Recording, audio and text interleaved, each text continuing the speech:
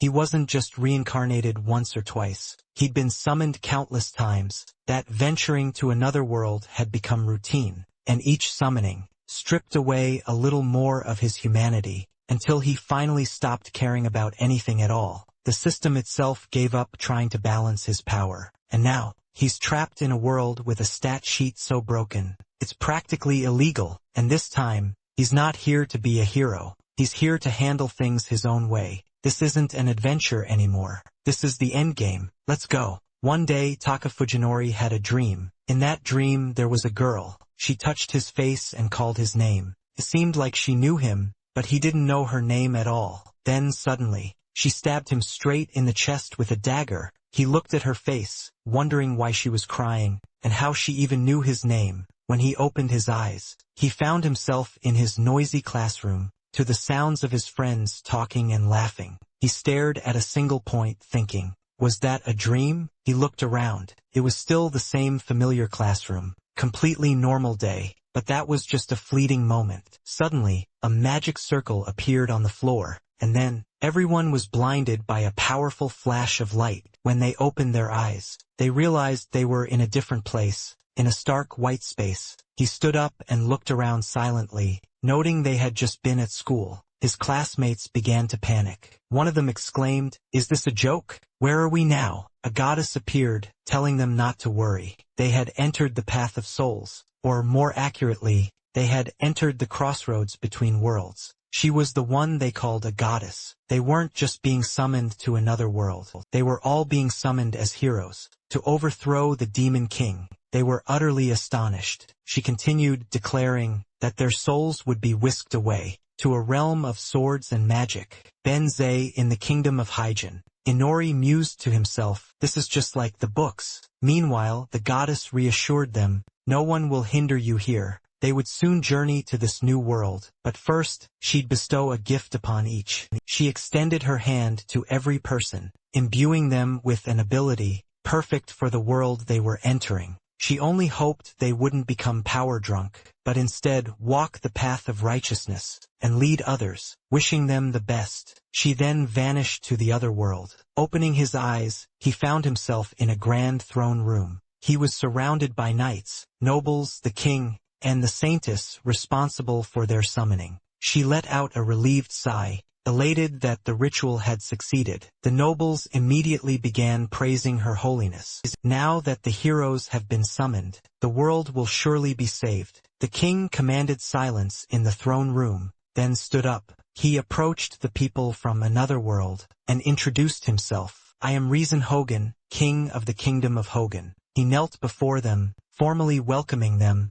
and pleaded with them to defeat the demon king. Inori appreciated his greeting. A classmate then turned to the king. Your Majesty, please rise. But first, I have one question. Will we ever be able to return to our own world? The king replied that the saintess, Isaiah, would answer this query. The saintess approached, and confirmed they would have a chance to return, but not just yet. In exactly 1 month, on the night of the next full moon, you will be able to return to your world. If you choose not to fight the demon king, you will have to stay in the castle for 1 month. The girls immediately began cheering, and he was already dreaming of a luxurious life. He figured this wasn't just a summoning, though. It felt more like a grand trip to another world. During this month, a girl asked, how much time will pass in our original world? The saintess quickly reassured them. They would return to the exact moment they were summoned. Time in their world wouldn't pass a single second. Hinori, however, sensed something was off. Everything sounded far too good, too smooth,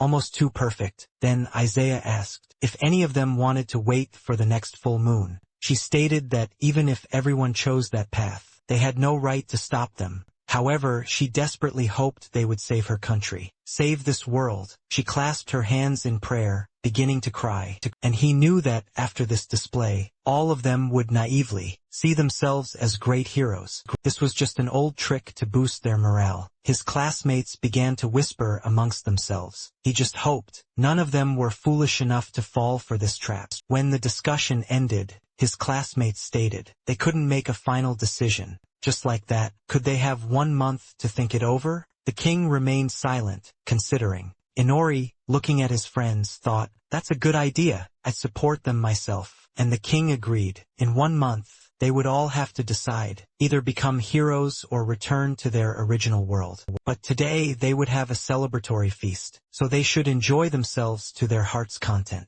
They were overjoyed, while he sighed and smiled, thinking how incredibly lucky he was to taste the delicacies of another world. On the very first day, he wanted to do something interesting, something that combined many ingredients at once. Suddenly, a magic circle appeared beneath his feet, just like the one back in the classroom. He touched his chin, confused, wondering if they were being transported to the dining table this way. Now he wondered about the magic's true capacity. Could he use it to snatch up all the mouth-watering food? He was eager to sample some exotic fantasy world cuisine. A classmate cried out to him, their voice filled with worry. They questioned why the magic circle only appeared beneath his feet. He stood there utterly dumbfounded. Then, just like that, he was whisked away to that very same space. The goddess greeted him and started her grand welcoming speech. But then, she noticed only one person stood before her. She paused mid-sentence. Inori then spoke. "Long time no see. Must have been a few minutes, right?" She pointed at him, a perplexed expression on her face, and suddenly realized he'd been here previously. This utterly baffled her. Such a thing shouldn't be possible.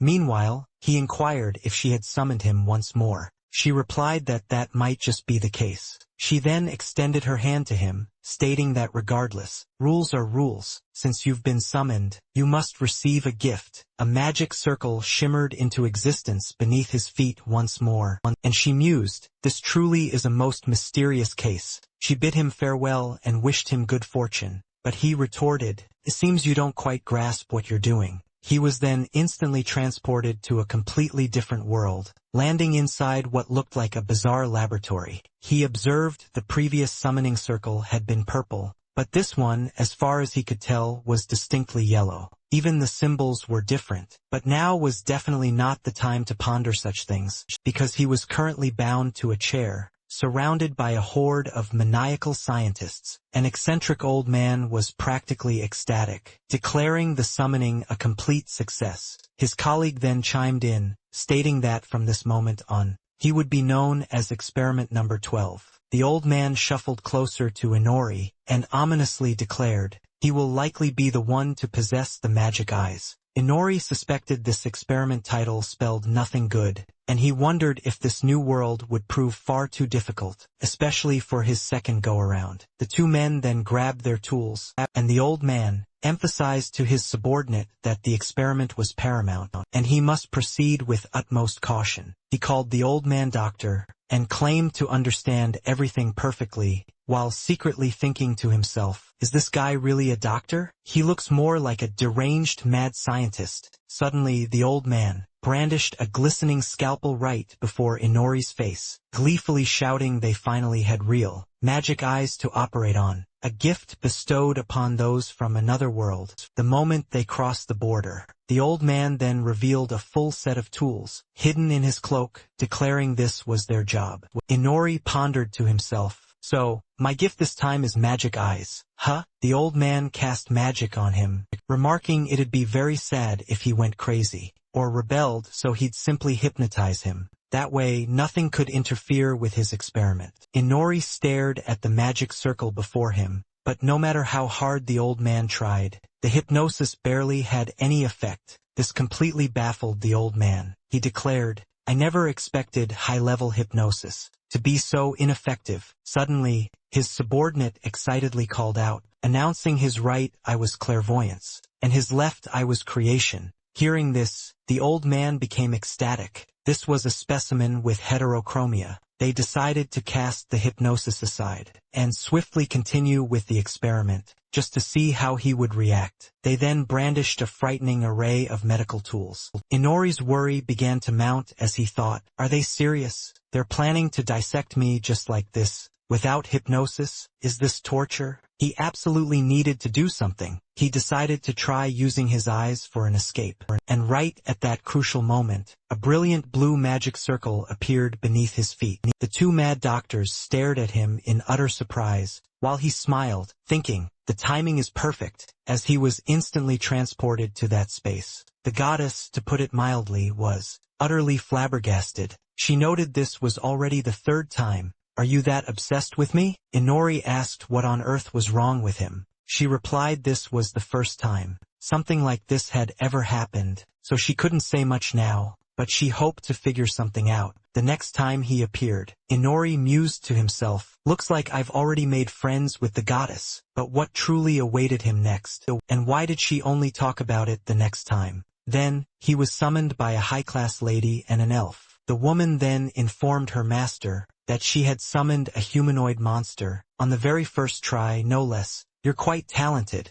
He didn't like being called that one bit. He was mistaken for a monster, and was almost forced to sign a slave contract. When the summoning circle suddenly reappeared, he returned to the goddess, who let out a long sigh and declared, "Don't you ever get tired of this?" He asked if she knew the reason for this bizarre phenomenon. She replied there wasn't much time, so she'd make it brief. Summoning selects those with strong souls. A strong soul is exactly what's needed to cross world borders. But your soul is just too strong. He looked at her blankly, stating he was no saint, and could hardly even be called a good person. And she replied that it didn't matter. Simply put, what mattered was inner strength. If his soul had been immediately anchored by a hero's contract in that world, then this wouldn't have happened. She held her hand out to him, granting him another ability. This time it was skill plunder. This time he was summoned by a beautiful girl, and as a result he received for gifts. He also tried to form a contract before being sent back to the goddess,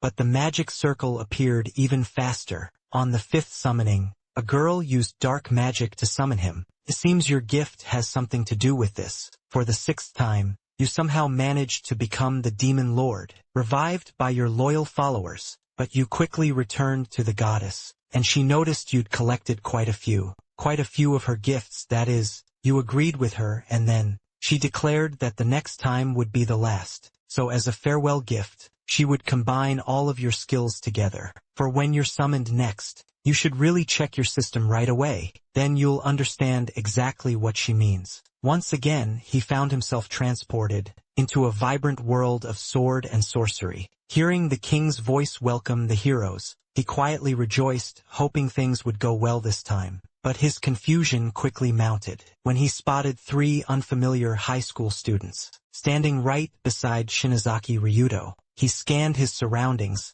unsure why they were even in the castle. Meanwhile, Karasawa Tamaki, spotting a familiar face, immediately rushed over to greet them. A girl named Isabi Aoi was also present, gazing at the 4 individuals. The king's brow furrowed in confusion, as there were only supposed to be 3 heroes. Hearing this, Inori mused to himself, "There are 4 of us here, and the other 3 already know each other?" He frowned, muttering, "Don't tell me I was just tacked onto this group to simply make up the numbers." Everyone immediately spun around when they heard him speak. The king then pointed at him, demanding, "What is the meaning of this? 3 heroes and 1 commoner?" He replied, "That's exactly it." The king, looking utterly puzzled, then asked what he meant by claiming he was thrown in with the others. It was then his daughter Amanda stepped forward. She turned to face the summoned heroes and inquired if they truly hailed from another world. She, the first princess of the realm,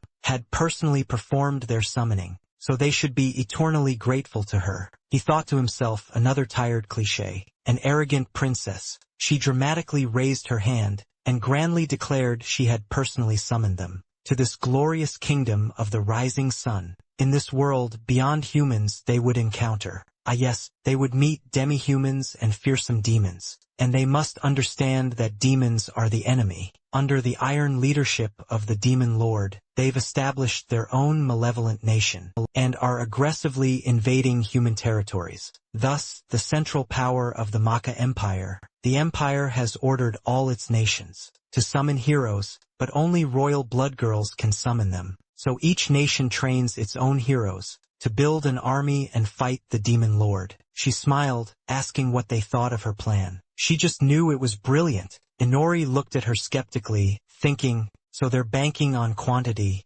not quality. They're hoping that at least 1 hero will succeed. That's their plan. The princess continued, saying the representatives of the kingdom of the rising sun, must stand proud and grow stronger to overthrow the demon lord. He pursed his lips, silently begging her to stop. He could barely stop himself from laughing. Every time he heard his country's name, Ryuto turned to Her Highness and asked for permission to ask a question. Could they return to their own world? She told him she'd be brief. There is no way back. This threw all three into a panic, while Amanda, confused, asked why they would even need to return. They should be grateful. They had everything they needed to become respected heroes of the kingdom. Inori felt uneasy, wondering what she meant. No way back. They should really take a page from the Haegun Kingdom's book. The king apologized for rushing things and asked them to touch a stone tablet. It would identify the blessing he had bestowed upon them.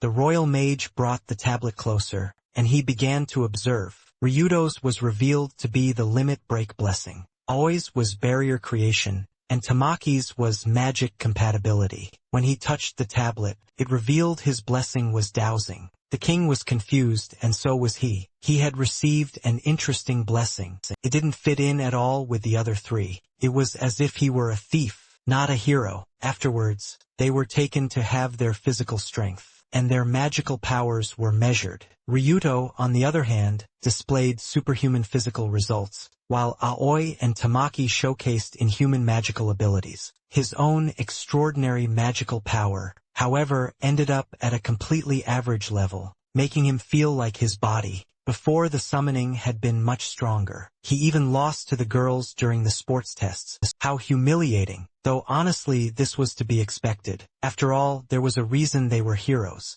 Afterward, everyone decided to gather in Ryuto's room to discuss their next steps. The moment Inori entered, he looked around and noticed this room was much larger than his own. Tamaki's voice cut through his thoughts. She asked Ryuto, what's he doing here? He's no hero. He doesn't have any power at all. Why did you call him here? Inori gave a wry smirk. She'd said it right to his face. Tamaki insisted she wasn't worried about him or anything. She was just curious. Inori immediately thought, oh, she's actually worried about me. A classic tsundere. Ryuto quickly told her not to say that. His detection skill is also incredibly useful. You know, and that's when Inori realized that not every hero felt the same way about him. Then Ryuto added, he agreed that he likely wouldn't be able to fight, but personally, he'd rather just be protected by Aoi's barrier. Aoi replied that she understood. Inori then pondered that the energetic Tamaki contrasted with the quiet Aoi.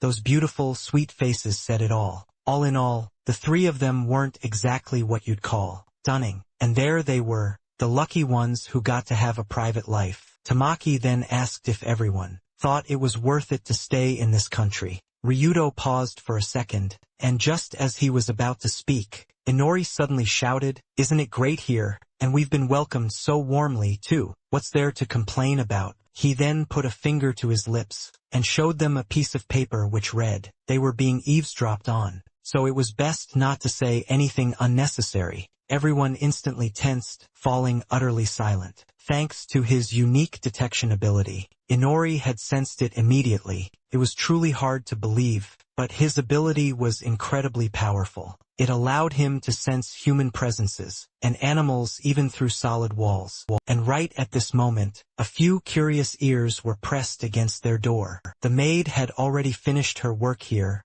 but for some reason, she'd returned. Or was it someone entirely different? He glanced down at his notebook, quickly jotting a new message, asking AWI to conjure a sound-blocking barrier. She nodded in response. She then stood in the room's center and erected a shimmering barrier that enveloped them. After a moment, she announced it was a success, but since she wasn't quite used to it, it wouldn't last very long. Ryuto smiled and thanked her, making her blush just a little. Meanwhile, Inori silently wished they'd take their flirting elsewhere. Tamaki wondered, why are they eavesdropping on us? Ryuto immediately grew serious and explained, I don't know if you've realized this, but our powers, they simply don't fit within this world's framework. How could they possibly know whether or not we decide to throw this entire country into utter chaos? That's why they're acting so secretly. Tamaki exclaimed in frustration, what are you even talking about? They're the ones who summoned us here.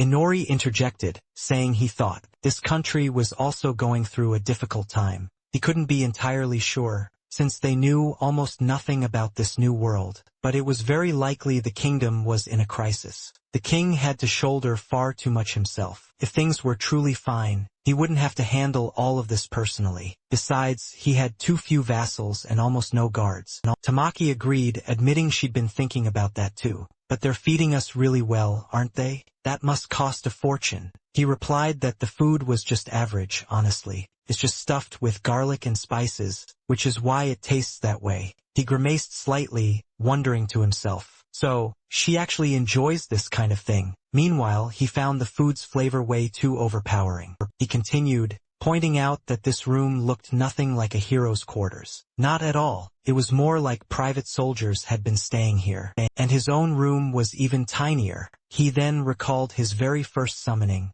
and figured that these three probably weren't getting summoned every single day. As for him, he had a baseline to compare this kingdom to. He declared that they should still seriously consider escaping this country. With his current power, they'd have a good shot at getting past the army and starting their journey home. They quietly considered his audacious proposal. Then Tamaki suggested that perhaps they were this country's very last hope, and they shouldn't let that hope simply vanish. Aoi pointed out they were explicitly told there was no way back. But what's to stop them from hiding the truth now? Inori then pointed out that blurting everything out at this very moment would be utterly foolish, and Ryuto readily agreed. They didn't possess enough power or knowledge yet, so they simply had to wait. Suddenly, Tamaki subtly moved closer to Inori, and noticed his left eye was unmistakably yellow. I completely forgot. He inwardly cursed. He immediately covered his eye, thinking that being this obvious would surely get him exposed. Seeing his intense reaction,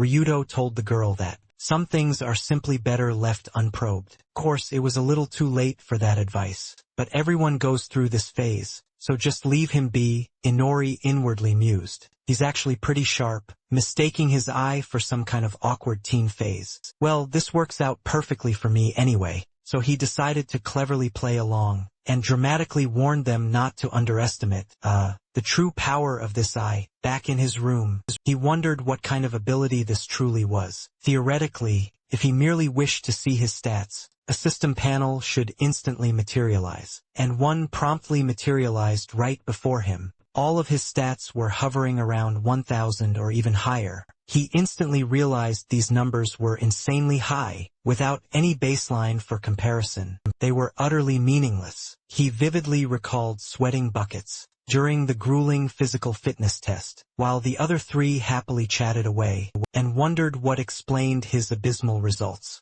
He decided to investigate his own skills first. On his right, he possesses a magic eye, one that sees through all things, and on his left a creation eye. He had accumulated quite a diverse set of skills, all thanks to being relentlessly summoned. However, the third time he was summoned, he was called a monster, and became a vampire because of it. Now, he suffers from the sun god's hatred effect. During the day, the stats of nocturnal races rejected by the god plummet to 1/10 of their normal power. Therefore, his abilities are severely limited during the day, which totally explains his poor test results. He had also foolishly exposed himself to the harsh sun for far too long. He had a splitting headache, and couldn't even stomach dinner, because of the overwhelming smell of garlic. Even with the two pretty girls right there, in reality what truly drew him was their delicious blood. He was so focused on using his reconnaissance skill, that he'd completely forgotten his subconscious instincts. He knew that having two different colored eyes, and being a vampire was still survivable. He could manage it somehow, but first, he needed to learn more about himself and his unique skills. He recalled all the countless times he'd been summoned to other worlds, and figured this place also had a whole skill system, a vast one, the ability to detect living creatures within his perception range, reconnaissance. He grabbed a heavy candlestick, and decided to use magic to craft a weapon. From scrap material, he quickly removed the candles. He only needed the sturdy iron holder. Then he used magic, and it transformed into a deadly dagger. Now, he decided to find out what his magic eye, the all-seeing one on his right, could truly do. accurate identification of moving objects, precise distance estimation, microscopic vision, dark vision, clairvoyance, dispelling illusions, precognition, eidetic memory, and even third-person perspective. A full set, this eye seemed capable of anything imaginable. It would be a long time before he fully grasped its potential. He decided to check the description of his left eye. His magic eye could transfer any magic circle it saw directly into his eye and activate it at any time. He didn't quite grasp the full implications and decided to mull it over later while practicing his magic. He also had a bunch of other skills too, like accelerated blood pumping and dark magic, weapon creation, and so on. He was particularly interested in the blood-sucking skill. If he drained most of a victim's blood, they would become a ghoul, and if he transfused his blood into a virgin, they would become his vampire thrall. But if they were no longer a virgin, they would only become a ghoul. If he poured his blood onto a ghoul after it died, it would become his underling. Furthermore, if he completely drained a victim's blood, their memories would be transferred to him. This made him give a wry smile, wondering just what kind of monster he was. Also, if he drained someone completely, he could steal all their skills. Even though he was weaker during the day, it was still too early to count him out. But first, he needed to get used to this world and his new body. A new day began. They gathered at the training grounds, and a woman walked towards them. The captain of the Night Order, of the Kingdom of the Rising Sun,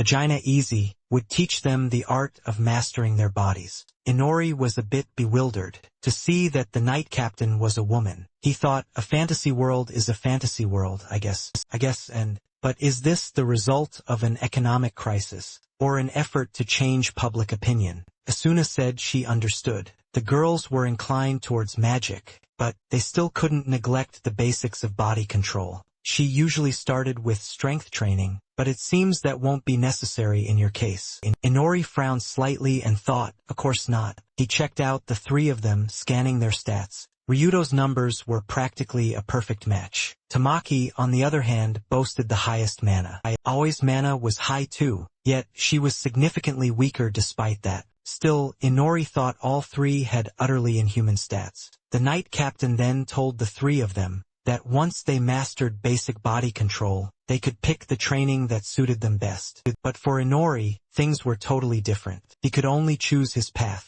after he reached the level of an average warrior. And so, his grueling training began. While he struggled through push-ups, the Knight Captain never left his side for a second, constantly pushing him to keep going. Our protagonist was truly having a terrible time. He was dead tired during the day, his head throbbing under the relentless sun. Arena had promised to supervise him closely and give him encouragement, but he felt his head was already spinning. Even if he yearned to escape, he just couldn't manage it. Suddenly, a princess's voice rang out. Inori immediately recognized that the Tazander girl from yesterday had arrived, but beside her was another girl entirely, someone he didn't know. He wondered, who is this? Is she a servant? Or does she just look like a princess? Or is she simply beautiful? Her expression sent a slight chill down his spine. Fake, doll-like smile. The Knight Captain addressed them both as princess, and asked what was wrong. The two princesses smiled, saying they simply came to watch the heroes train.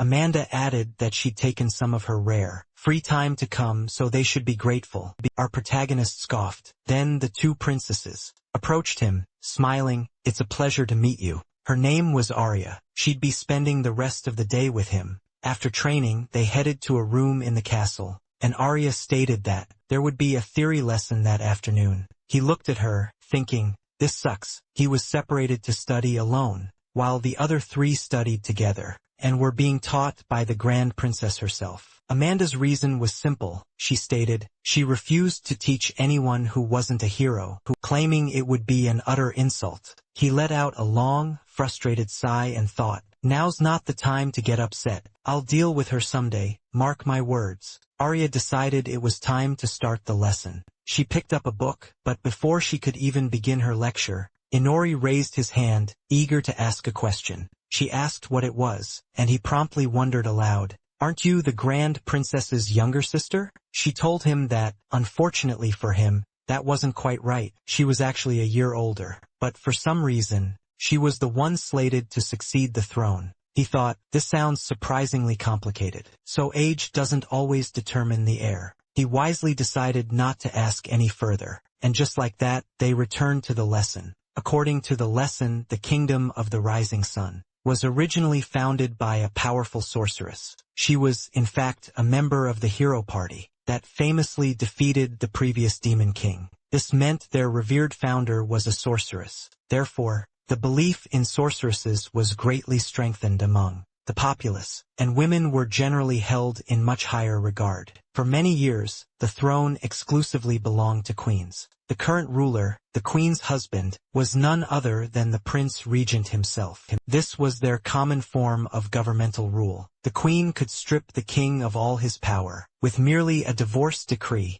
As a result of all this, the two princesses taught him the fundamental basics of the kingdom's history, and this world's magic. Before long, it was dark. He returned to his room, flipped through a book, lost in thought about how the principles of this world's magic, and the theoretical practice sessions that awaited him. Tomorrow, the practical lessons would begin the day after that. He had borrowed a grimoire on basic magic from the two princesses naturally. Asking to borrow it right after dozing off in her class was undeniably a bit rude, but that doll-like smile never once left her face. However, he was utterly sure she wasn't happy about it. He found an image of a magic circle within the book. Time to test what was impossible yesterday. He activated his magic construction eye. This eye was supposed to let him store any magic circles he saw, then activate them instantly, but nothing, absolutely nothing happened. He felt no sensation of a circle being stored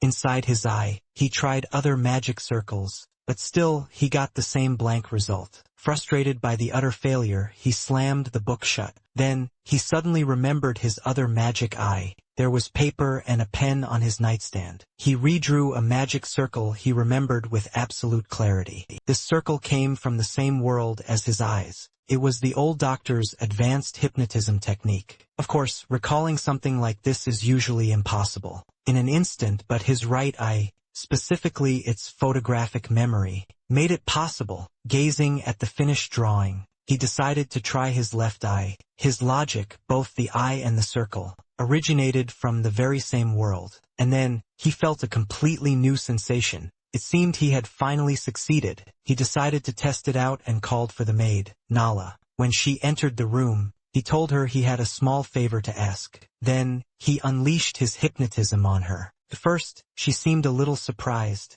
Then her eyes gradually became vacant. He waved his hand in front of her face, wondering if his plan had worked. To check, he decided to ask a few questions. The first, what color is your underwear? She gave an answer, and he used his second eye, clairvoyance, to confirm it was the truth. So, the elementary hypnotism worked. He thought, does this mean my left eye can't store magic circles from another world? That means right now, this eye only possesses the ability to hypnotize. That can't be right, he thought. He had been summoned so many times, and each time, a magic circle appeared at his feet. So, he should have remembered it, and if he transferred it to his left eye, he would be able to teleport himself. Just then, a magic circle shimmered into existence at his feet. An identical one appeared somewhere deep in the forest. And just like that, he was teleported to a forest, out on the fringes of the capital, a powerful technique merging his right eye's clairvoyance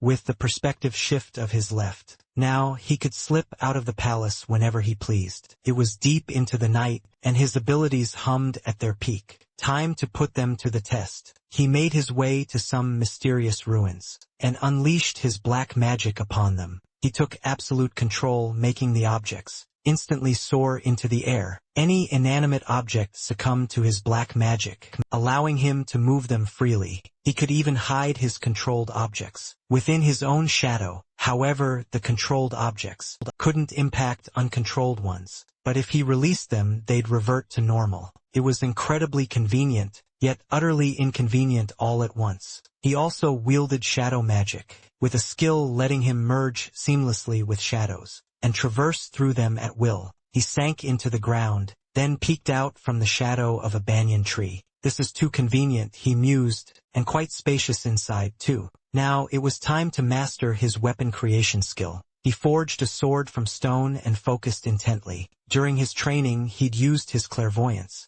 to memorize the hero's battle movements. Now, each night he returned to this very spot to endlessly repeat them. He swung the sword a few times, pushing his limits, and was soon gasping for air. Yet, despite his exhaustion, a wave of triumph washed over him. He looked up, and a system notification flashed before him. Swordsmanship skill level 1 acquired. That's where that feeling came from. It didn't happen right away, but he eventually succeeded. Time to level up. No sooner had the thought crossed his mind than a noise erupted behind him. Peering through the bushes, he spotted a colossal bird in a nearby clearing. It had just snagged a rabbit. First, he thought it was a demon and quickly activated appraisal. The system window popped up. It was a K2, a formidable species of demon bird. He couldn't help but wonder if they were always this powerful. To his surprise, he learned these birds were a common local commodity. Even the bed in his room was stuffed with their feathers. The people of this kingdom actually hunt these giant birds. He pondered what his next move should be. Maybe he should start by tackling simpler demons first. He tried appraising other demons lurking in the forest. But besides their intelligence, their other stats consistently hovered around 500 or 600. Some even outranked him. Either the demons here were unbelievably powerful, or he was simply far too weak. They were significantly stronger than he had ever anticipated. Of course, he could still win a one-on-one fight. But if they managed to surround him, he'd be utterly doomed unless he leveled up fast. He simply wouldn't be able to handle it. Meanwhile, as the two princesses wandered through the castle corridors, the knight captain suddenly blocked Arya's path. She sternly reminded Arya that even within the castle, she shouldn't be out this late at night without a proper escort. Arya smiled sweetly and asked if she could have a private word. Arya pointed out that the woman hadn't used magic tools while training Inori and the other heroes, a fact the knight captain confirmed. The three heroes are currently practicing with training weapons, while Inori focuses on physical conditioning, giving them anything more serious when they haven't yet mastered the very basics of body control is simply unacceptable. Arya cut her off, asking what's the big deal. They're going to use magic tools eventually, so why not just explain them from the very start? Aegina stared intently, and after a tense moment of silence, she conceded that Arya had a point. If they master them, they will become stronger. But if they rely solely on that power, from the very beginning all discipline will be lost. Personally, she believed it was far more crucial to remove all temptations from their sight and instead forge their bodies and minds. Maria clearly did not like those words, but she immediately forced a dazzling smile and declared the woman was absolutely right. There was no need to worry, especially with the strongest of them all working alongside them. Aegina's gaze held a fleeting sadness. Then she remarked how long it had been since she'd seen her genuine smile. The princess fell silent, then turned away, and declared her smile hadn't changed one bit. Aegina cautiously inquired what she thought of the future queen, and she glanced at Amanda's portrait, stating that naturally she was talented and possessed her own principles and beliefs. The people adore her, and she's certainly worthy of the throne. Aegina asked if she truly believed that. The princess retorted, asking what exactly she was talking about. One never knows where they might fall. Someday, the kingdom will someday deem your words an insult. Aegina replied that she understood. Then the princess departed. Aegina silently urged her not to worry about that. 2 weeks had passed since they were summoned to this world, and all three were training at a rapid pace. Ryuto had bonded with his sword, and was now being taught only swordsmanship techniques. Tamaki chose a magic staff, which, in theory, should help her focus her incantations. But in her case, the staff was no different from a regular club. It seems she's all muscle and no brain. Aoi is mastering archery and offensive role, with absolutely no defensive capabilities while aiming. But with her barriers, that's not an issue. A master of close combat, long-range firepower, and close-quarters destructive power. They provide fire support and protection at any moment. Now that's a balanced party. 3 days ago, Inori also began serious training. Not in swordsmanship, but in techniques for daggers and thrown weapons, stealth training and occasional trap disarming. As he understood it, they wanted to make him a scout, which made perfect sense. since that role, combined with his detection ability, was a perfect combo. As for his other abilities, he didn't need a babysitter to develop them. Every night he practiced in the forest, controlling a dagger in midair with dark magic. While waiting for the right moment, he severed the connection to the dagger, and embedding itself deep into a tree trunk. Watching this, he realized his daytime lessons were nearly impossible to apply in practice, and barely sticking in his head. This hatred from the sun god was truly grating on his nerves. Could he escape it by leveling up high enough? After practicing with the dagger, it was time to level up his shadow walk skill. He tracked the monster bird, and when it was distracted by its food, he immediately rushed out from his hiding spot and approached the demon along the shadows cast on the ground. The bird noticed him too late, so he quickly executed his plan. Using this weapon artifact, he manifested a rope of dark magic that instantly bound the demon. The bird shrieked, desperately trying to escape, and he looked it straight in the eyes. Using hypnosis, the demon's eyes flashed yellow. Success. He cautiously reached his hand toward the bird, and waited a few seconds. It didn't move. Then, he stabbed the demon with his dagger and killed it. Living creatures aren't affected by dark magic, but the undead can be easily moved and stored in the shadows. He tossed the bird into his shadow space. He dove in there himself, thinking that, based on his observations, there was no need to worry about the other demons here. He sank his fangs into the bird's neck, hoping that if he drained most of its blood, his vampiric bloodline would help him level up, or at least boost his stats. And then he went hunting again.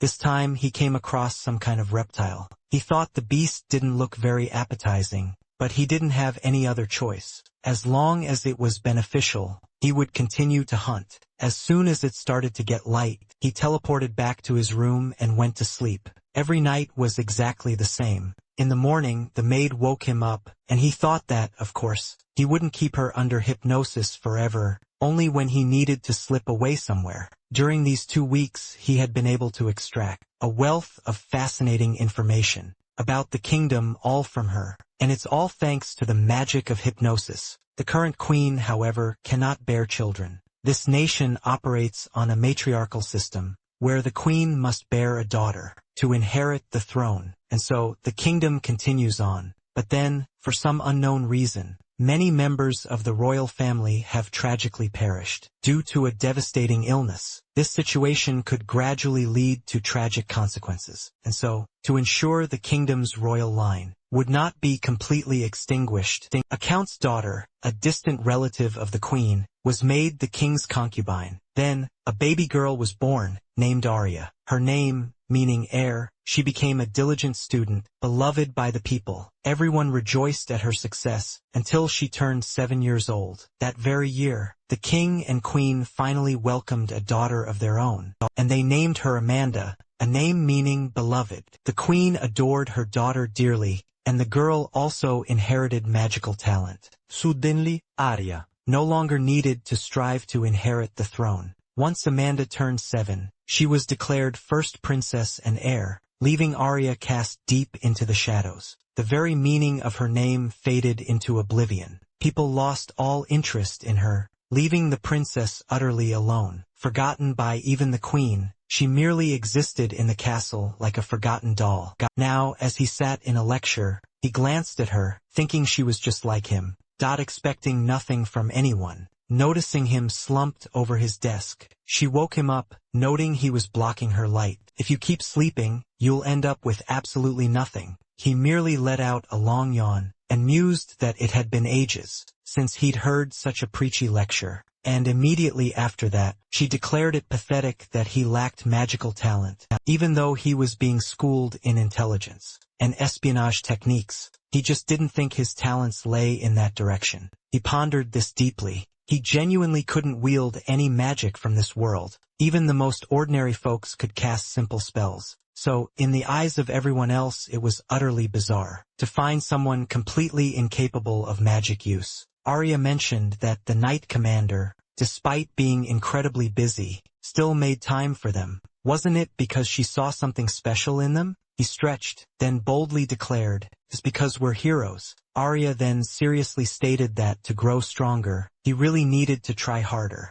He felt a pang of annoyance at her blunt attitude. Then she simply ordered him to follow. She led him to a tower, and they descended the stairs, finding themselves before a pair of colossal doors. With a burst of magic, she opened them, and stated, "Since the classrooms are crowded today, we'll just use this place. You're a hero, yet they call you a weakling. Do you enjoy hearing those words?" She turned to him and flatly declared, "I don't think so." He looked at her, surprised. Her past had left an indelible scar, locking away all her emotions. The kingdom's citizens had even started to call her the doll. But looking at her now, he couldn't possibly say that was true. As she dispelled her magic, a vast training hall materialized before them. Arya strode to the center of the room and continued, "If you don't put in the effort, you'll be kicked out of the castle. We have no obligation to feed those who don't work." He mentally noted she was playing her trump cards. Right away then asked, "So, using my detection ability doesn't count as work?"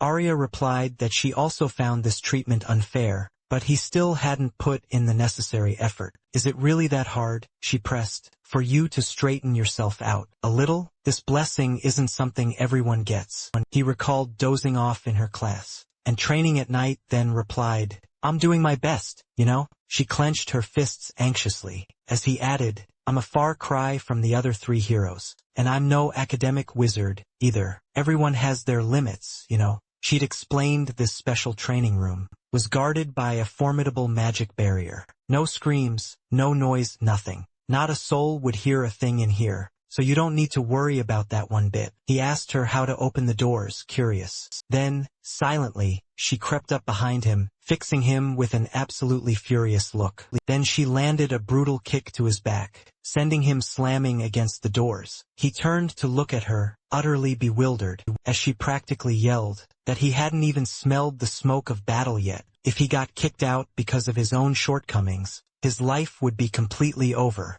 The moment he faced his first monster, "Even if you're not as impressive as them, work with what you've got and never give up." He looked at her, realizing she was no mere doll, but a truly noble girl. Then she cried out, "You have a chance to change yourself. Don't you dare give up." This made him smirk, then burst out laughing as he said, "You're truly a good person, you know." Her face instantly flushed crimson at his words, and he said he'd completely underestimated her. He never expected her to be so fiercely passionate. She suggested they stop getting on each other's nerves, and he told her not to worry about a thing. He loves life more than anyone, you see, just like her. She looked at him, surprised, and after a brief moment of silence, she said that perhaps she had underestimated him, too. For some reason, she felt he was unbelievably strong. He admitted that his expulsion was indeed true, but he would figure out what to do about it. He wasn't planning on leaving just yet, because his information gathering still wasn't complete. When the next training session came around, he decided he would find a way to prove the importance of his detection ability. But the problem was actual combat practice. In real dungeons hadn't been scheduled yet. The session ended, and as he caught his breath, he thought to himself that maybe he should ask the knight commander to persuade the queen herself. Maybe then his voice would finally be heard. Adriana led him to her office for a serious chat, and once he laid out his request, she immediately deemed it a tough challenge. He questioned if she doubted his capabilities. To achieve it, he confessed his lack of motivation for his daily training regimen, but she sharply cut him off mid-sentence, assuring him he was completely mistaken. She wasn't underestimating him in the slightest. Did he have any interest in joining the Knight Order? He was utterly taken aback by her unexpected offer. She added that his unique abilities would prove indispensable on the chaotic battlefield. They would serve him well in the role of a knight, whether venturing into dungeons or clashing with the Demon Lord.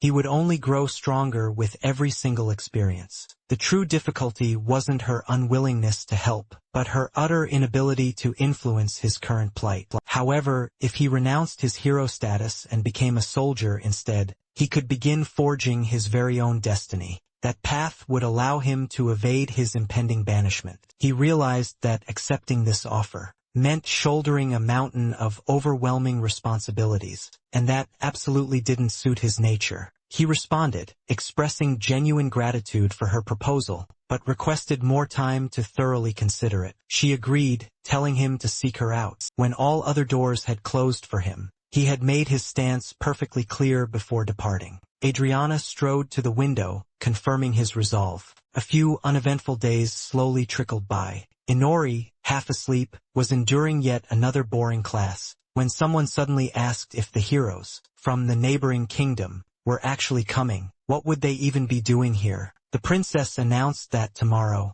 a grand meeting she would personally attend was scheduled, meaning no classes or training would take place. He was genuinely surprised by this sudden news. She then smiled and informed him he wouldn't be there either. He immediately wondered why. He instantly grasped the unfortunate reality of his situation. He was utterly redundant. The very next day, the esteemed guests from the neighboring country were welcomed with an extravagant, lavish ceremony. While Inori watched the entire celebration from a distant window, he couldn't help but think, bitterly, so much for their supposed financial crisis. Was there truly no space to even invite him? But honestly, who'd want to explain to the guests why another hero had suddenly appeared? Alongside the original three, there'd be an investigation for sure, and he absolutely didn't need any more trouble. Sighing heavily, he finally got out of bed, thinking he hated sitting on the sidelines, watching others have all the fun. So he used his all-seeing magic eye to scope out what was happening.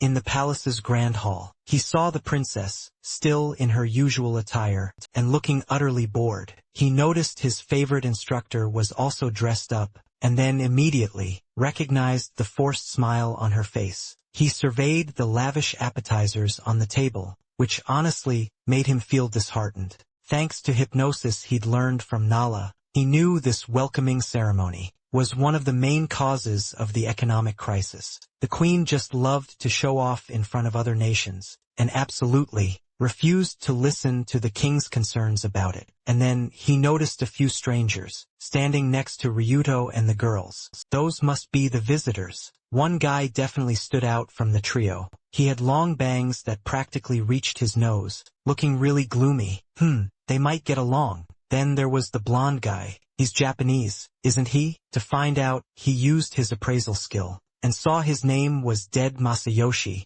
meaning justice. Isn't that name a bit too flashy for this guy? Seeing him start to yell at Ryuto, he wondered what he didn't like about him. He couldn't hear anything, though. Maybe he should try reading his lips? An angry Masayoshi ordered them to bring Inori here, immediately to challenge him to a match. Later, when the party was finally over, he was summoned to meet the heroes. As soon as Masayoshi saw him, he immediately challenged him to a duel, surprising absolutely everyone present. Even his own comrades felt a little embarrassed. Inori then asked for the reason, and he replied that he wanted to prove to the goddess that he was completely unworthy. Inori then asked which goddess he was referring to. He scoffed, telling Inori not to play dumb. You were there too, weren't you? In that white void where you met her? Inori questioned what that had to do with their match. He proudly announced he'd actually proposed to her. Then he suddenly grabbed Inori's shirt and yelled right into his face. She said she'd consider it. If I defeat you.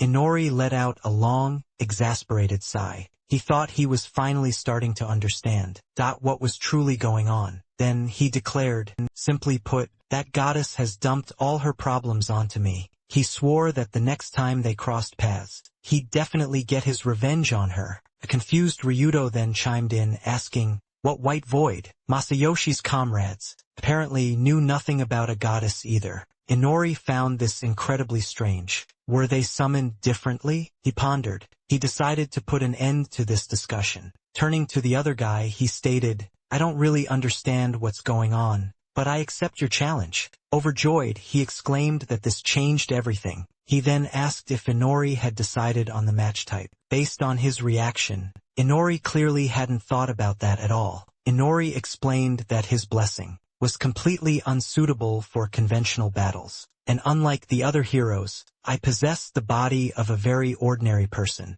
A simple, one-on-one duel is clearly not suitable for us. However, if you're the type of hero, who enjoys tormenting the weak, then that's a different story entirely. Masayoshi roared that he'd accept any condition. All the heroes were surprised to see him agree so quickly, as this only benefited Inori. Inori suggested there must be a dungeon near the capital, where the knights train. The winner, will be the one to defeat the first floor boss first. Masayoshi smiled confidently and enthusiastically agreed. Meanwhile, Ryuto whispered to Inori, "Are you sure about this? This isn't just reconnaissance, is it? So, how do you plan to beat the boss with those abilities?" He confidently replied that everything would be just fine. Turns out, he already had a plan up his sleeve. He then agreed to a duel set for the very next day. But after the match, the queen immediately summoned him. And it was because he'd suffered a humiliating defeat. She immediately began to berate him. "You voluntarily changed the duel's venue.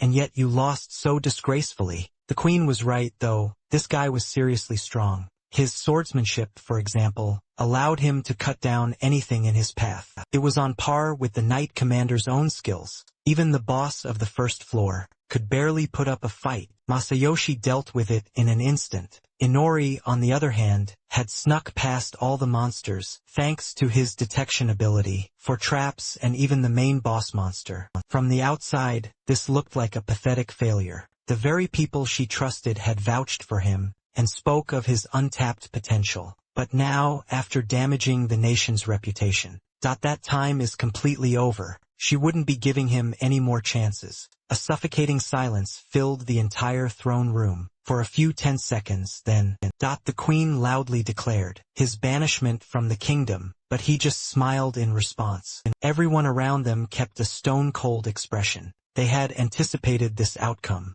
The queen asked him if he had any objections, and he replied that he did. "My objection? Damaging the country's reputation. What was that about?" She reminded him that he did, in fact, lose the match, and he agreed with her, but the only thing at stake was dignity. She didn't understand what he was saying, and he explained he was talking about the dignity, of being the goddess's man. There was an agreement that this match would be kept secret from everyone but them. First of all, he was no hero. He was someone who hadn't even been publicly introduced to the people of the country. So clearly, he wasn't the one who shamed the kingdom. For Her Majesty, this match was nothing more than a simple farce. However, that didn't mean he would just sit back and take it. After he spoke, guards entered the throne room. They placed 2 sacks overflowing with gold, coins and precious gems at his feet. He announced he'd brought back a little souvenir from the dungeon. Seeing such a huge amount of gold, the queen and princess's jaws dropped in amazement. Inori then stated that this was treasure from the first floor.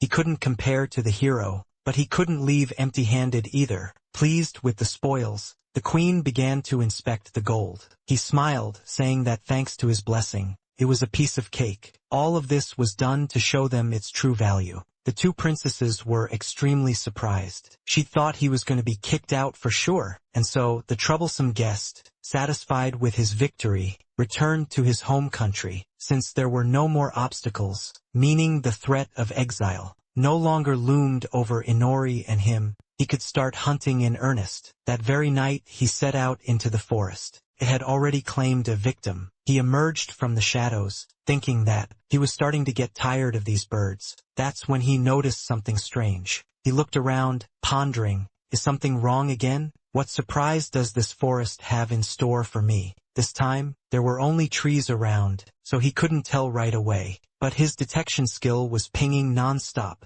He stroked his chin thoughtfully, and then realized this was no longer about his detection skill. Something else would help him here. He used his all-seeing demon eye to dispel any illusions, and saw a magical dome in front of him. Now he understood the source of that piercing sensation. Was his detection skill working so poorly because he got it from this world? Absolutely no form of protection could ever work against the all-seeing demon eye anyway. He couldn't help but wonder what lay within. Probably demons even stronger than those pesky birds. He decided to pop in for a quick look right now. After all, he could always escape whenever he wanted. Just at that very moment, a pack of wolves was stealthily prowling nearby. They immediately sensed his intrusion. The moment he stepped inside the barrier, he instantly heard a suspicious rustling of leaves. Suddenly, a few gray wolves burst from the bushes, charging at him. He instantly melted into the shadows. He thought excitedly that he'd never faced a whole pack like this before. He manifested black threads directly from his shadow, quickly dispatching the wolves with ease. Once it was all over, he touched a wound on his face, wincing in pain, thinking that even a single one had been incredibly strong. And yet, there was a whole pack here, but he still managed to handle every single one. After discreetly hiding the wolves' bodies in his shadow space, he began to sink into the shadows himself. He mused that if things continued to go well, he wouldn't need those birds anymore, but just in case he'd need to bring one back to check. And with that thought, he went deeper until he reached a lake. In the middle of it, an island stood, crowned with a giant tree. He glanced over, hesitant to venture any further, feeling like a final boss was just about to make its grand appearance. He decided to pretend he hadn't noticed a thing, and bravely took a step forward. Instantly, a colossal wolf leaped out of the forest and viciously attacked him. The young man recoiled back, utterly startled. He saw that his arm was practically shredded, and he was utterly astonished. He had certainly expected some kind of monster to attack, but definitely not like this, not right after. The colossal wolf attacked again. It swatted him aside with its massive claws, sending him crashing violently into a nearby tree trunk. After recovering, he glared at his enemy and thought, what the hell just happened? His appraisal skill instantly revealed that before him was a Fenrir, a legendary wolf-type magical beast. So it's not a demon, he thought. He glanced down at his arm and thought, is this just a mini-boss? What should I do now? Should I hide in the shadows? But it would just be waiting for me at the exit. Just then, Fenrir lunged to attack. As it got terrifyingly close, he panicked. He told himself to think fast. Just as the wolf pounced, he was gone. Turns out, he'd managed to fly into the air.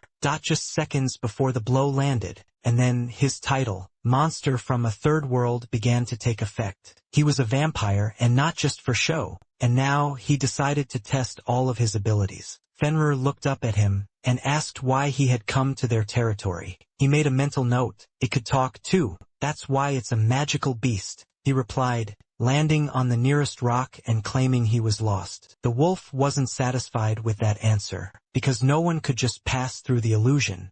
Like that, it said, I understand. You were curious about what was inside the illusion. Which wasn't just created for no reason. Fenrir said this meant he was an intruder, who had killed its kind. Therefore, you will not leave here alive. He sized it up with a thoughtful gaze and asked, and how important is this place to you? Fenrir said, I'll give you something to ponder in the afterlife, and I'm very happy, that I can now tell you everything. The wolf explained that they had once made a pact with a witch in this land, so we protect this place, and eliminate any demon considered a threat, including curious people like you. Don't resist. Death will come gently, otherwise you'll end up like your arm. But when it saw what had happened to his arm, it immediately fell silent, confused. While it was rambling on, Inori had managed to heal all his wounds, without it even noticing. He immediately realized it was thanks to his vampire abilities. And he said, I didn't expect my recovery to be this powerful. Fenrir gritted its teeth, wary, realizing he was clearly not human. Then it lunged at him, screaming that he wouldn't escape from here. Anyway, he hadn't anticipated such a sharp attack. He instantly dodged to the side, just moments before the wolf's powerful jaws could snap shut. It was all thanks to his right eye, which could perfectly foresee its attack. But at this rate, things were looking tough. He flew higher, thinking that even with flight, it would be incredibly hard to get past this cliff. As he tried to glide down to the forest's edge, he suddenly plummeted in altitude. Fenrir turned back, eyes fixed on him, from the top of the cliff. Then Inori spotted something shiny flying straight toward him at high speed. He quickly threw his arm over his face to defend himself as these razor-sharp projectiles shredded the surrounding trees. Turned out Fenrir had launched clusters of razor-sharp fur straight at him. He cried out in agony, as several clusters still lodged themselves deep in his body. Before he could even catch his breath, Fenrir materialized right in front of him. With a deafening roar, dodging the blow, Inori realized hypnosis wouldn't work on it either. It was far too aggressive. What was he supposed to do? Seeing the massive waterfall ahead, he realized he'd truly run into a dead end. This sent a jolt of extreme worry through him. Meanwhile, the wolf was looming right above him. It whipped its tail, launching more sharp clusters of fur his way. They punched gaping holes through his wings, making Fenrir grin malevolently as it lunged forward to take his life. He waited for it to get closer, then pulled giant wooden stakes from the shadows. Fenrir was utterly taken by surprise. It barely managed to dodge, and Inori remarked it was a good thing. He'd prepared all these things for self-defense. However, victory was still a long way off. His wounds began to heal again. The wolf bared its fangs threateningly. He desperately wanted to teleport right now using a magic circle, but his left eye was currently set to hypnosis mode. To change the effect, however, he needed to look at the teleportation circle with his left eye. Therefore, he desperately needed to find a way to buy time. He pulled out the knives he had prepared from his shadow space, thinking to himself, I just have to stab it. He then swung his arm, hurling the knives straight at Fenrir, who was casually strolling right toward him, saying it was getting quite curious about his next move. The knives simply harmlessly bounced off its fur. Inori grew anxious, and as the wolf finally pounced, he dodged swiftly to the side, pulled out more knives, and sprinted for his life. The knives merely bounced off its body once again. That stuff can't kill me, it declared, then whipped its tail, launching sharp needles right at him. He instantly threw his hands up in front of him, and when a needle painfully struck his abdomen, he had a sudden, stark realization. Trying to protect his entire body was utterly useless. Only his heart and legs truly mattered. The wolf, absolutely enraged, cursed him loudly for being so incredibly stubborn.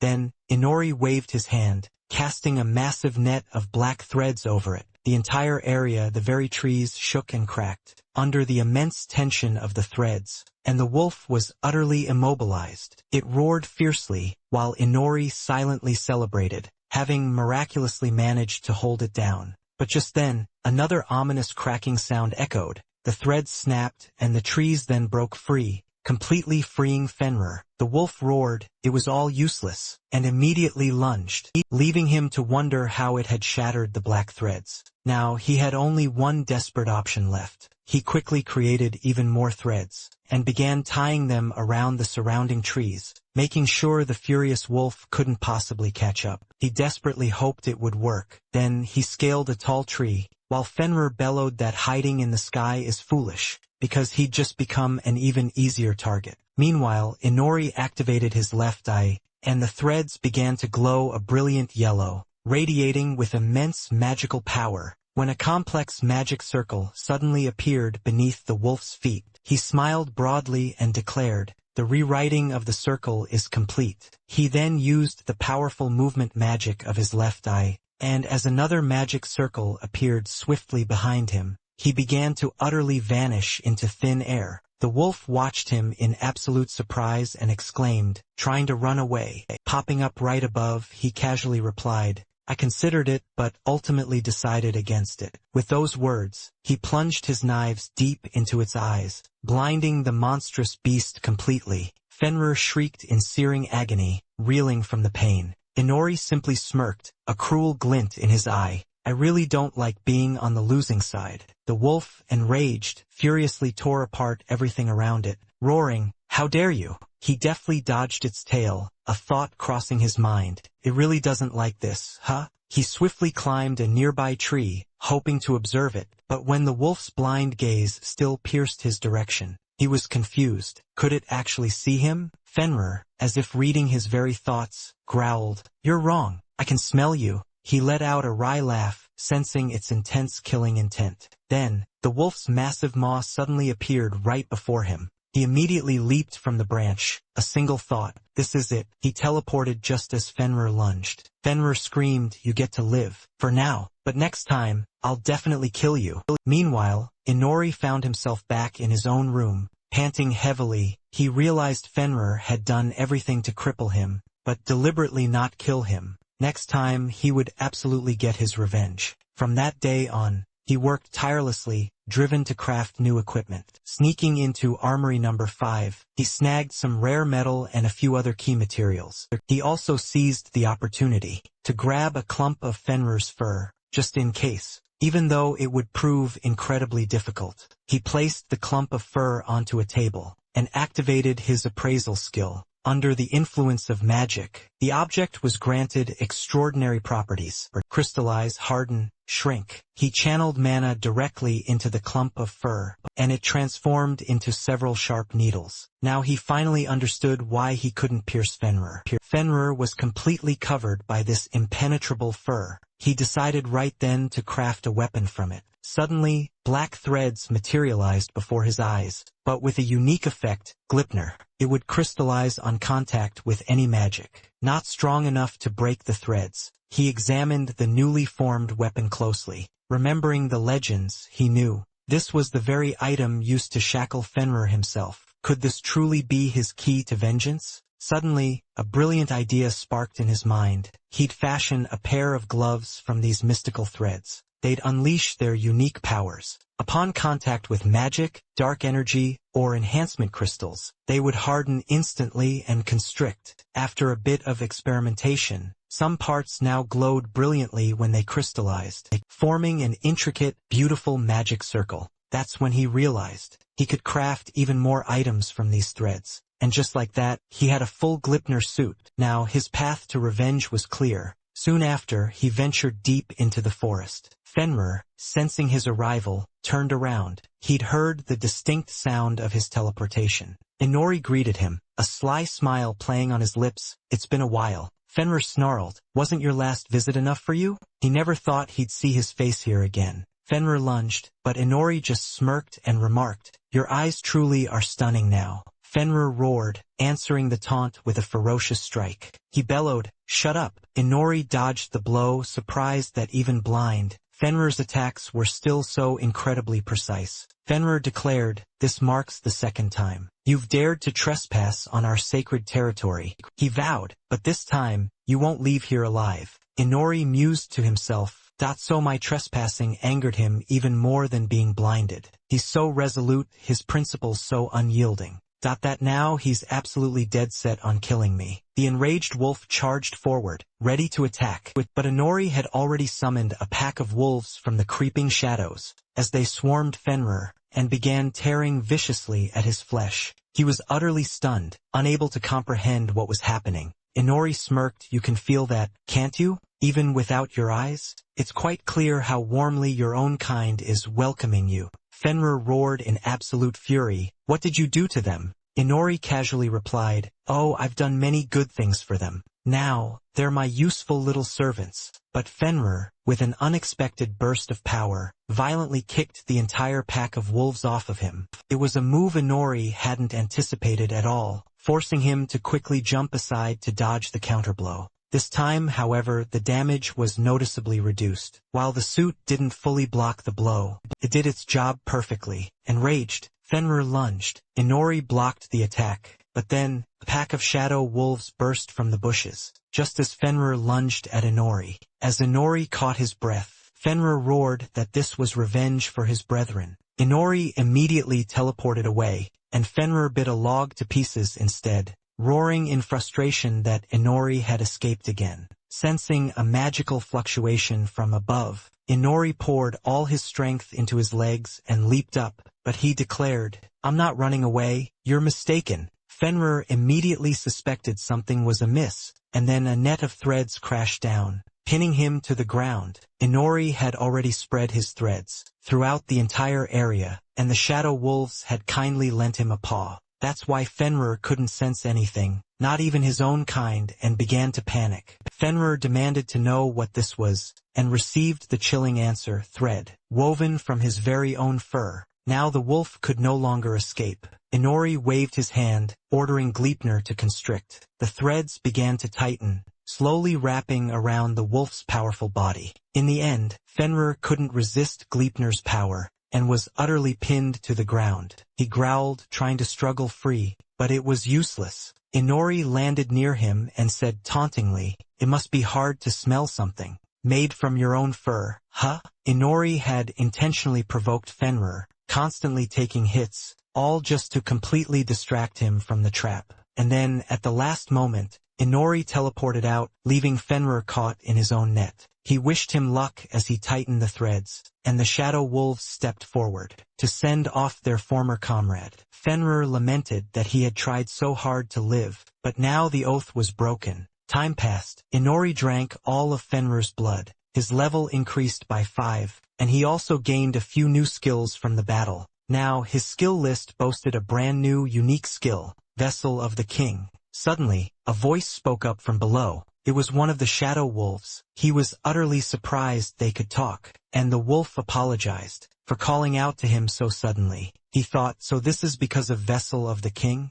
Are they my subordinates now? He wondered what it wanted, and it asked if he had the ability to turn their former master into a subordinate just like them. Inori looked at Fenrir, and the wolf said that his master had protected this land until his death, fighting to protect them. They also wanted him to serve alongside them. He promised the wolf he would try, and the wolf thanked him. He then let out a long sigh, thinking, there probably won't be any consequences from this. He felt extremely tired afterward. He returned home and ate with the other heroes. During the meal, they started talking about the princesses. Ryudo said he'd been thinking about it, but it seems the princesses don't get along very well. Tamaki said it's more like the two princesses are too hard to approach, and Aoi gave a strained laugh, agreeing with them. Now she wondered why that was. Ryuto said that it's not like they hate each other's guts. The two princesses still glance at the grand princess. From time to time,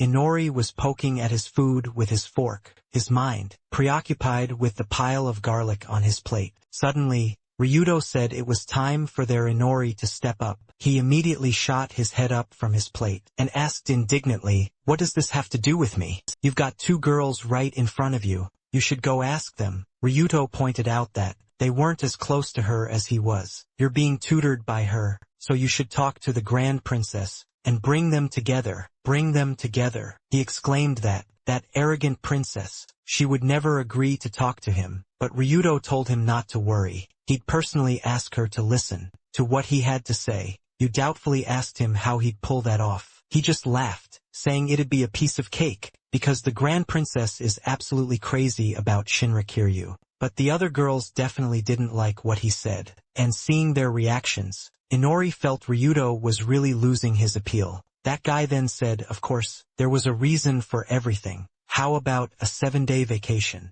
He'd personally ask the grand princess about it himself. Inori agreed in a flash, and soon enough it was time to meet the princess. He knocked on the door, thinking he might have agreed too easily. But what now? The arrogant princess then told him to hurry and come in, saying Ryudo had already told her all about him. He stepped into the room, thinking that once he closed that door, there'd be absolutely no turning back. Amanda then said she was giving him a chance to speak with her, so he should be grateful as he glanced around this room, and thought that, unlike the others, this room looked truly luxurious, but totally lacked any sort of stylistic unity. Noticing his pensive look, she smirked and asked if he was struck completely dumb. Of course, after all, the room was filled with lavish things he had never even dreamed of before. He pointed to a very noticeable vase, and asked if she actually liked it. She confirmed this, boasting it was a gift from the Queen Mother, and that royals from all over the world didn't actually need to buy anything for themselves. Remember that. He decided to get straight to the point, to get out of here as soon as humanly possible,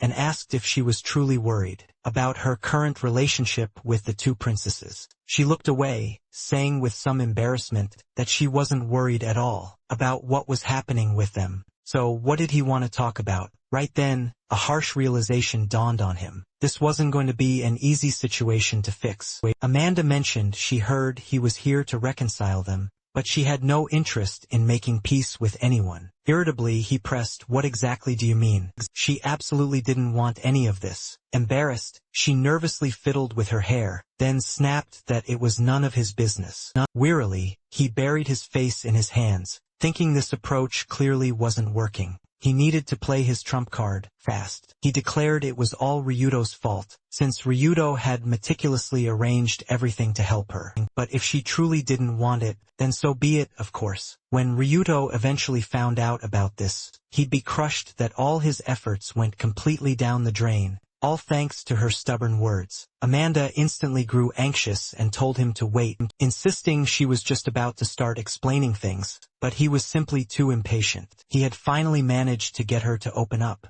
To distract herself a little, she began to nervously brush her hair, and revealed that things used to be very different. They used to be much, much closer. Her little sister was such a bright, cheerful kid, who would lovingly brush her hair and play with her. Wherever she went, her sister would eagerly follow. But at some point, they slowly started to drift apart. Then, when she turned 7, the title of Grand Princess was bestowed upon her. She was also told her sister wasn't the Queen Mother's biological child. From then on, everything began to become different. She had to study tirelessly every single day, and at some point, she truly realized how wonderful and kind her younger sister, the second princess, truly was. She dreamed of spending time with her sister, just like they used to, but the adults around them simply wouldn't allow it. And so, a deep, unbridgeable chasm formed between them. She looked down sadly, then sharply turned her face away from Inori,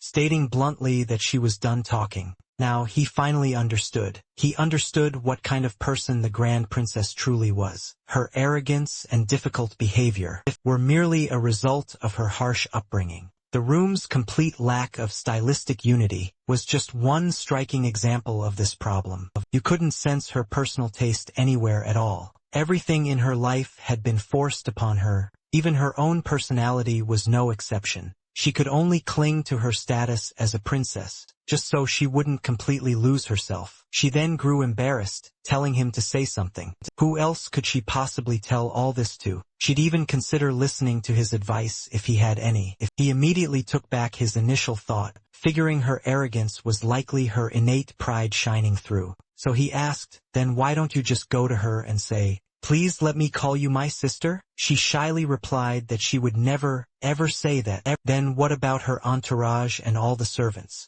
What would they possibly think of her? He smirked and asked, "In this country, are the servants truly more important than the princess herself? Aren't you the one who decides? You're the Grand Princess, after all." She worried that such decisions could only cause her trouble. But, he said, "Your sister is stronger than you think." Amanda seemed to consider this very sincerely. She then embarrassedly said she could handle everything herself, and absolutely didn't need his advice. He should be grateful she even listened to him. After that, he left her room and returned to his own. He told Nala everything, and she honestly admitted that she wasn't too thrilled about the idea herself, but she would discuss it with the princess. He silently noted that this wasn't exactly the most agreeable answer. Well, I guess that's to be expected from a maid serving 2 princesses. The next day, Nala came to his room bright and early that morning to deliver a message from both princesses. He seemed to have just woken up, greeting her, and asking what message she was talking about. She just smiled and said that things were different this time. She added that today's lesson would be very special.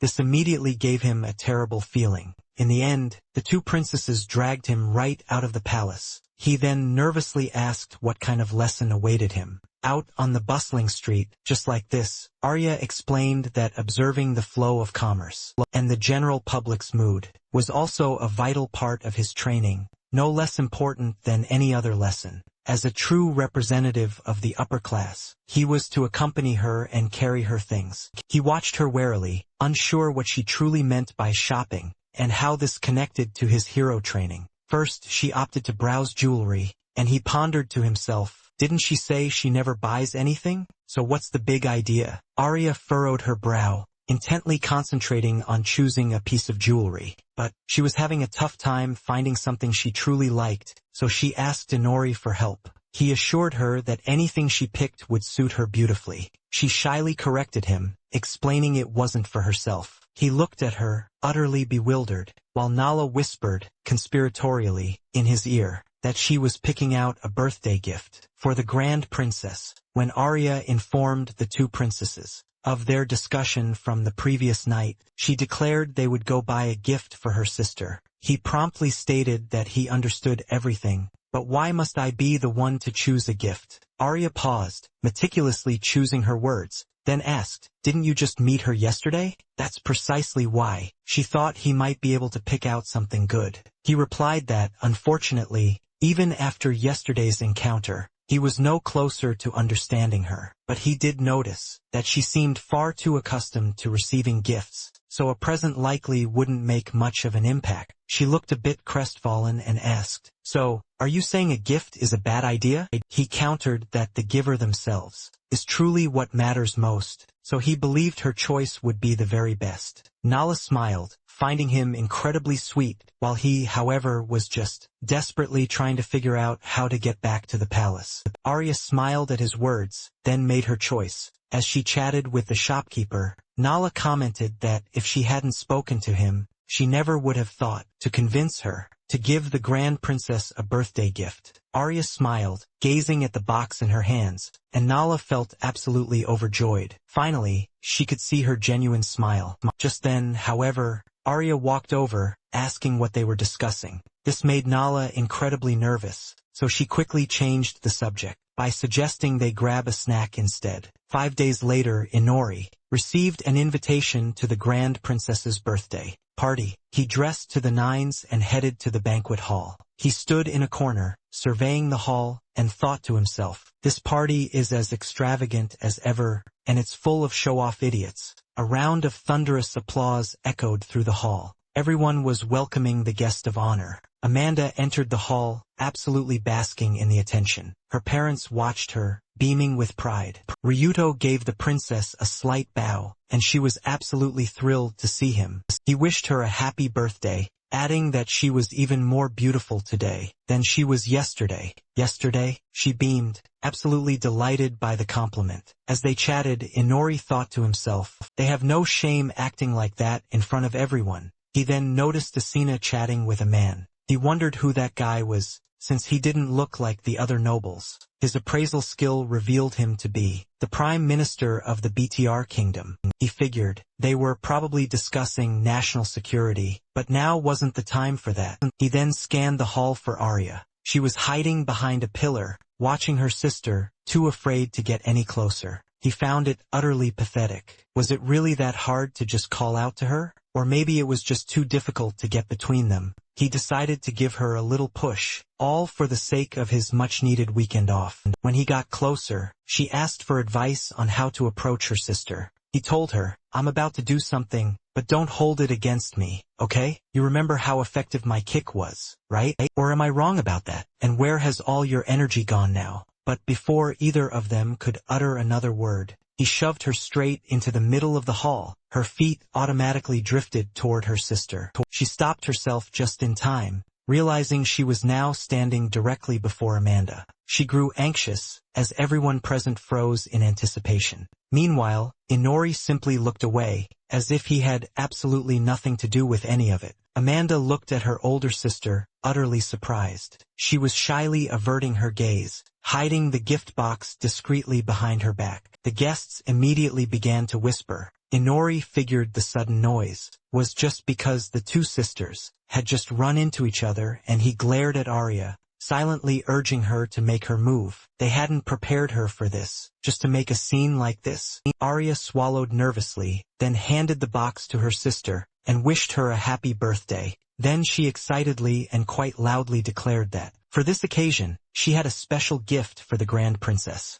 Amanda hesitantly took the box, opened it, and stared at the beautiful jewelry in surprise. She excitedly asked Arya to put them in her hair, right then and there. This took Arya by surprise at first, but when Amanda simply said, please, she began to do so with a smile. The gift she had chosen for her was a beautiful pair of hair clips. She gently wove them into her sister's hair, and Amanda shyly turned to ask, how do they look? Arya smiled, and said that the clips looked absolutely beautiful. Amanda beamed and thanked her profusely. Then all the guests burst into applause. Everyone was truly happy about the reunion of the two sisters. Then Amanda asked her sister for one more gift. She hesitated for a second, looking incredibly embarrassed, and then asked if she could just call her sister. Would she be okay with that? Arya looked at her, utterly surprised, remembering their cherished childhood friendship, with tears welling up in her eyes. She beamed, saying she'd be thrilled to be called that. Amanda simply couldn't believe her ears. She practically leaped into her sister's arms, overjoyed they could finally spend time together, just like the old days. Watching them, Inori thought, mission accomplished, but then something else caught his eye. The king and queen were weeping as well, overjoyed for their daughters. Ryudo stepped up to him, apologizing for leaving him to handle everything, all by himself, but glad he'd shown up. Inori simply said it was all good, and that he was already brainstorming some proper compensation for his troubles. Ryudo chuckled, promising to consider it, and added how truly grateful he was. He'd found it painful to see them struggle, and was glad they could finally reconcile. He watched them with a gentle smile, and quietly muttered, "I'm truly happy." Then he wondered if he was being a bit too soft. He was about to boast about his heroic deed, but Inori had already started walking away, muttering he needed some fresh air. He stepped out onto the grand balcony. Just as he was watching the sunset,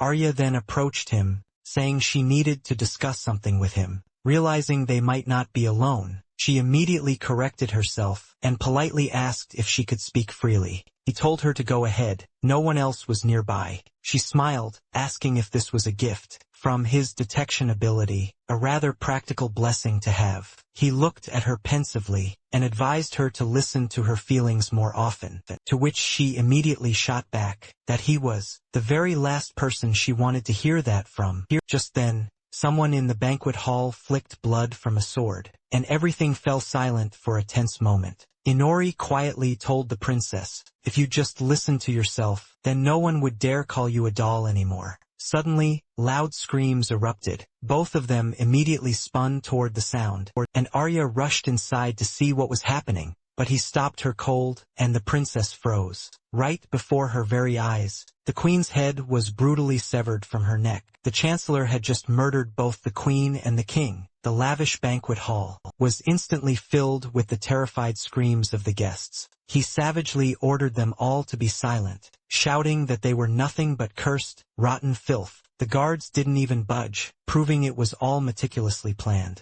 The assassins screamed, accusing them of not even trying to stop the country's inevitable collapse. A queen who squandered the treasury on her petty whims, and a king who deliberately turned a blind eye to all this chaos. But now that they have both fallen, the next ruler will be none other than the true heir of the royal bloodline. Aegina then coolly walked toward him, and he formally declared that she would become the new queen. Inori, seething, anxiously ground his teeth. He then saw Amanda, frozen, standing in the middle of the hall, right next to her mother's severed head. She stared, utterly horrified, at her mother's lifeless face. Then, a surge of pure fury, she unleashed all of her magical power, and roared in absolute fury that he had completely gone insane. She swiftly raised her hand, preparing to unleash a devastating magical attack upon him, but Aegina instantly materialized directly in front of her, and with a lightning-fast swing of her deadly sword, she brutally stole that chance away. The blade sliced off a lock of her hair and a piece of her arm. Her decorative hairpin clattered uselessly to the cold floor, and the heroes cried out her name in utter alarm. Ryudo immediately tried to rush to her rescue, but the knight commander sternly ordered him to stand down, warning that if they dared to attack, the same fate awaited them all. The chancellor then shrieked that they were all children of the cursed witch, her people, blindly following her every whim, and foolishly allowing the summoning of these so-called heroes. They had committed an unforgivable sin, a sin that could only be cleansed by death itself. Amanda looked down at her fallen hairpin on the cold floor, and began to weep, agonizingly thinking of her sister. And then, without hesitation, Aegina executed her. As the chancellor triumphantly screamed that she would finally see the witch in the afterlife. As her head fell, Arya's face twisted in an unadulterated horror. Her mouth hung open, utterly agape. Inori realized she was about to scream her sister's name to the heavens, and immediately clamped a hand over her mouth. She choked back a cry, a muffled groan escaping instead. He tensely whispered for her to be silent, or they'd be discovered. He cast a wary glance at Igiana, wondering if this was a coup. The knights surrounding her stood ready, prepared to carry out her every order. The chancellor boomed, ordering them to act. Send them all to their beloved witch. They will pay for their sins. Horrified, the nobles frantically scrambled for the exits, but the knights swiftly caught them, cutting them down. They reveled in the brutal slaughter. The chancellor spread his arms wide. He gazed up at the splattering blood, and then he listed all their sins: embezzlement, bribery, indifference to wastefulness, and lust for power. They had ruined this country. Therefore, they all deserve to die. Arya gasped, utterly horrified by the sight. Inori urgently told her to calm down, because if you move now, they will kill you immediately. You have only two choices: die a pointless death here, or escape and survive. As the brutal massacre continued, Ryudo approached Amanda's lifeless body and knelt. He yelled, "No one deserves to die like this." The chancellor scoffed, "All the nobles here deserve to die for neglecting our country." Ryudo yelled back, "That's no reason to kill them." The chancellor, after a moment's thought, declared, "If you had seen what we've seen, you wouldn't be saying that. One day, this country will show you its true face." He then ordered Igiana to arrest the heroes, and that woman advanced on Ryudo. "Don't resist," she warned, "unless you want to see hell." He immediately rose, activating his innate gift. With it, he summoned the legendary Sword of Light. He then unleashed a powerful strike at his master, but even that devastating blow couldn't injure her. The barrier she created with her blade absorbed all the incoming damage. She simply remarked that attack was pretty good, both in terms of power and reaction speed. He tensed, gritting his teeth in frustration. He channeled more power and attacked once more. She swiftly parried his every relentless blow. The grand hall slowly began to collapse. As their clashing swords struck a vital pillar, Aoi's eyes widened, noticing it begin to fall, and immediately raised a barrier above herself. Tamaki urged her that they had to help Ryudo, but Aoi insisted it would be useless. "There are simply too many soldiers here." Tamaki cursed, pointing out they didn't even have weapons. Meanwhile, Ayana fixed her gaze on the hero, who was panting after their brief exchange, and declared that they had decided to fight after all. What a pity, because now they wouldn't escape. She swung her sword, and Ryudo struggled to block the attack. As she taunted, "What will you do next?" He could fight until he collapsed, but he still couldn't possibly defeat her. Just surrender. She would round them all up, and then go find the two princesses. Meanwhile, Arya was openly weeping, and Inori decided it was time to take action. He apologized for stopping her grief, but if they stayed here any longer, they'd share the same grim fate as the others. "It's your choice. Surrender here and die, or escape and survive." He clenched his fist, asking if she was going to surrender again, just like back then. Arya thought of her sister, stared for a moment, then confidently declared that she wouldn't give up, and would live on for Amanda's sake, until the day she died. No one had the right to order her around. He looked at her, surprised, then smiled, called out her name, and told her that, in that case, they just had to escape. Meanwhile, the brutal battle raged on. Ryudo's sword couldn't withstand the immense pressure from Asuna, and shattered, leaving him utterly stunned. She declared, "It's over," and landed a powerful kick to his stomach. The brutal kick sent him flying through the air, and it was so incredibly powerful that he was knocked out instantly. Seeing this, a worried Tamaki cried out his name. When he didn't move, she realized the situation was dire. "We have to run. If we don't, we'll be done for too. But first, we have to save him." Just then, Arena suddenly appeared beside them, and with a single, devastating sword strike, she shattered their barrier, leaving them utterly defenseless. She then ordered the knights to seize them immediately. The knights violently threw the girls to the floor, causing Arya to cry out in pain, but Tamaki immediately stood up to protect her friend. Arena, furious, ordered her subordinates to drag them to the dungeon. Then, she glanced at Ryuto with a worried expression, wondering if she'd dragged the fight on for too long. Meanwhile, the princess and Inori began their desperate escape. Asuna thought that it didn't matter anymore. The outcome would be the same either way. She didn't think she could escape on her own. Not for very long, anyway. As Inori led the princess down the hallway, he was continuously using his gift, and starting to get utterly exhausted. He told her they couldn't go right. They had to go left. They dashed past the knights, and she thought that he located the guards so easily. It was as if he'd had special training for this. He called to her asking if she could use magic. She told him she only knew the most basic magic spells. He then grabbed her hand firmly and said that 3 guards would appear around that corner in about 10 seconds. He told her to handle them. Somehow, she looked at him, utterly confused, and asked, "Isn't running away an option?" He replied that it would be too much trouble now. They had nowhere else to run. She swallowed nervously, began to chant, and asked, "There are only 3 of them?" He warned her there were only 2 seconds left, and with perfect timing,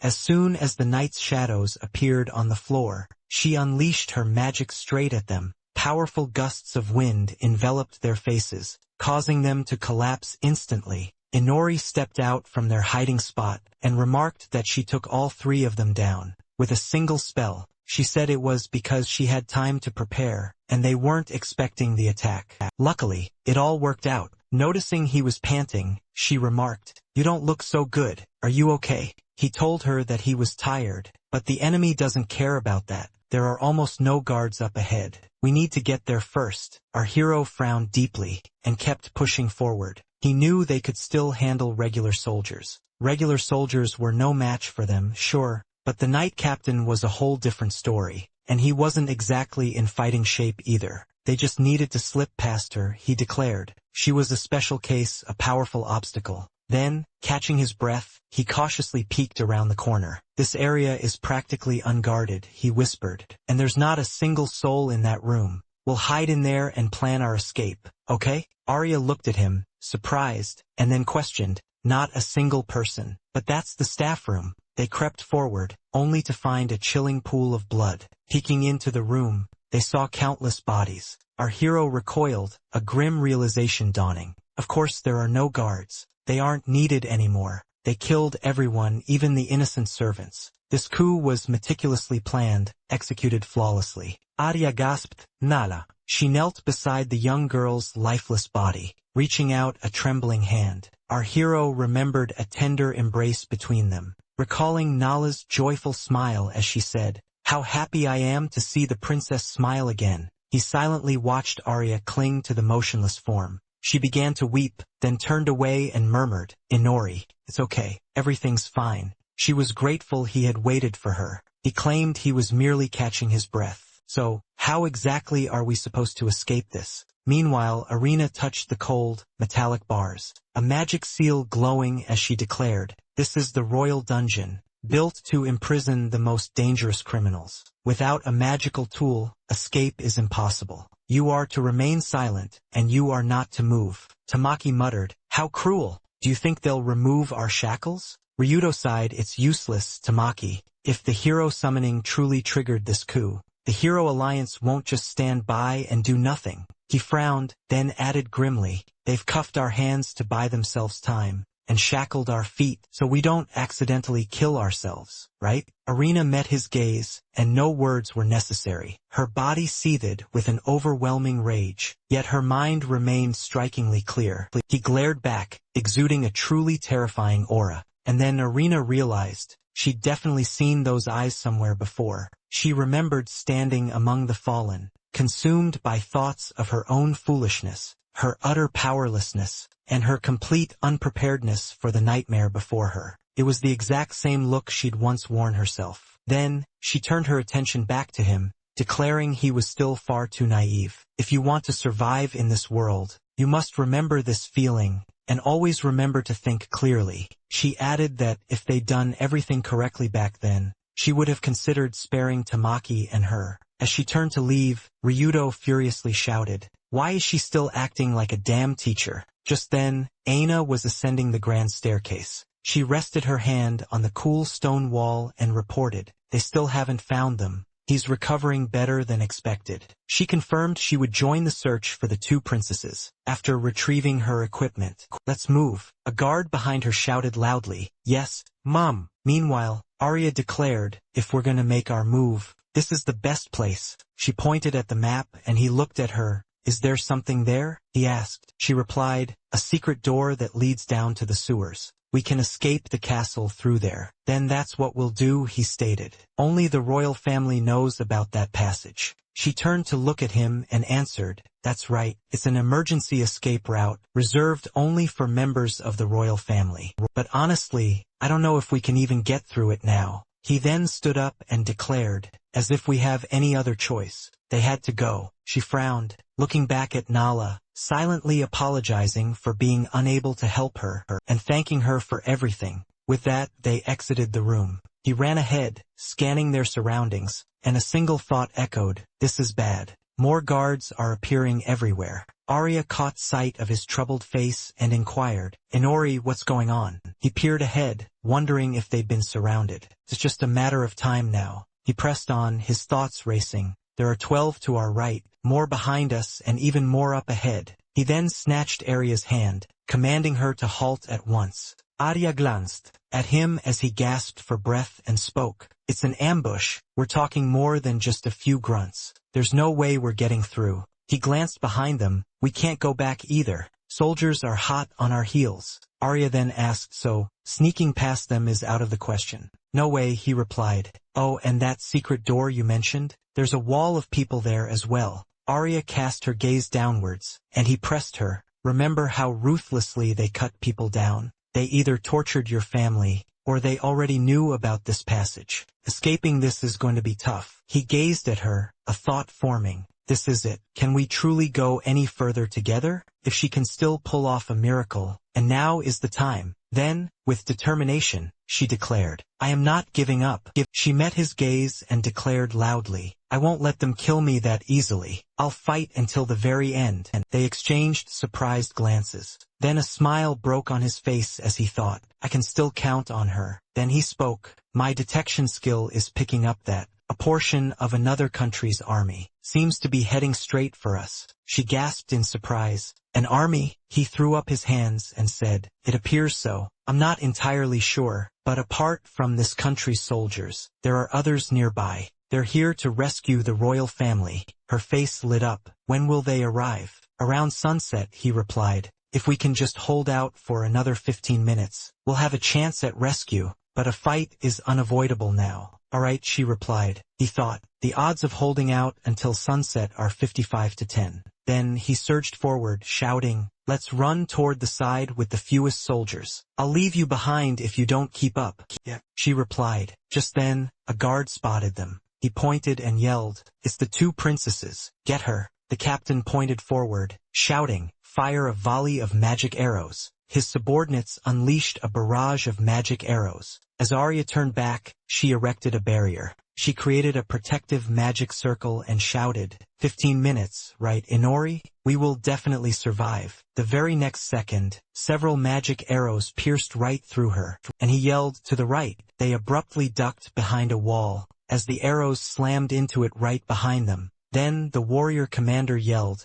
they're getting away. Surround them. He thought, they're faster than I expected. We need to get further away. He shouted, more soldiers on the left. How do we stop them? Arya yelled, the left. Then she created a magical barrier, completely blocking the entire passage. The guards stopped short in surprise and yelled, what, a barrier? But their commander ordered, don't hesitate, break through it. Then, a soldier swung his weapon, shattering the barrier into tiny fragments. He glanced back and thought, we're barely managing to avoid being surrounded. They continued to run quickly forward, and reached a room. He looked out the window, thinking it's almost sunset. Just then, Arya cried out in surprise, a dead end. He looked at her, and apologized, explaining there were too many soldiers, and all the other paths were completely blocked. 3 minutes until sunset. They had to hold out to the last man. Then, they turned as they heard a guard shout, here they come. The commander ordered, fire a volley of magic arrows. Arya quickly conjured a barrier before them, yelling,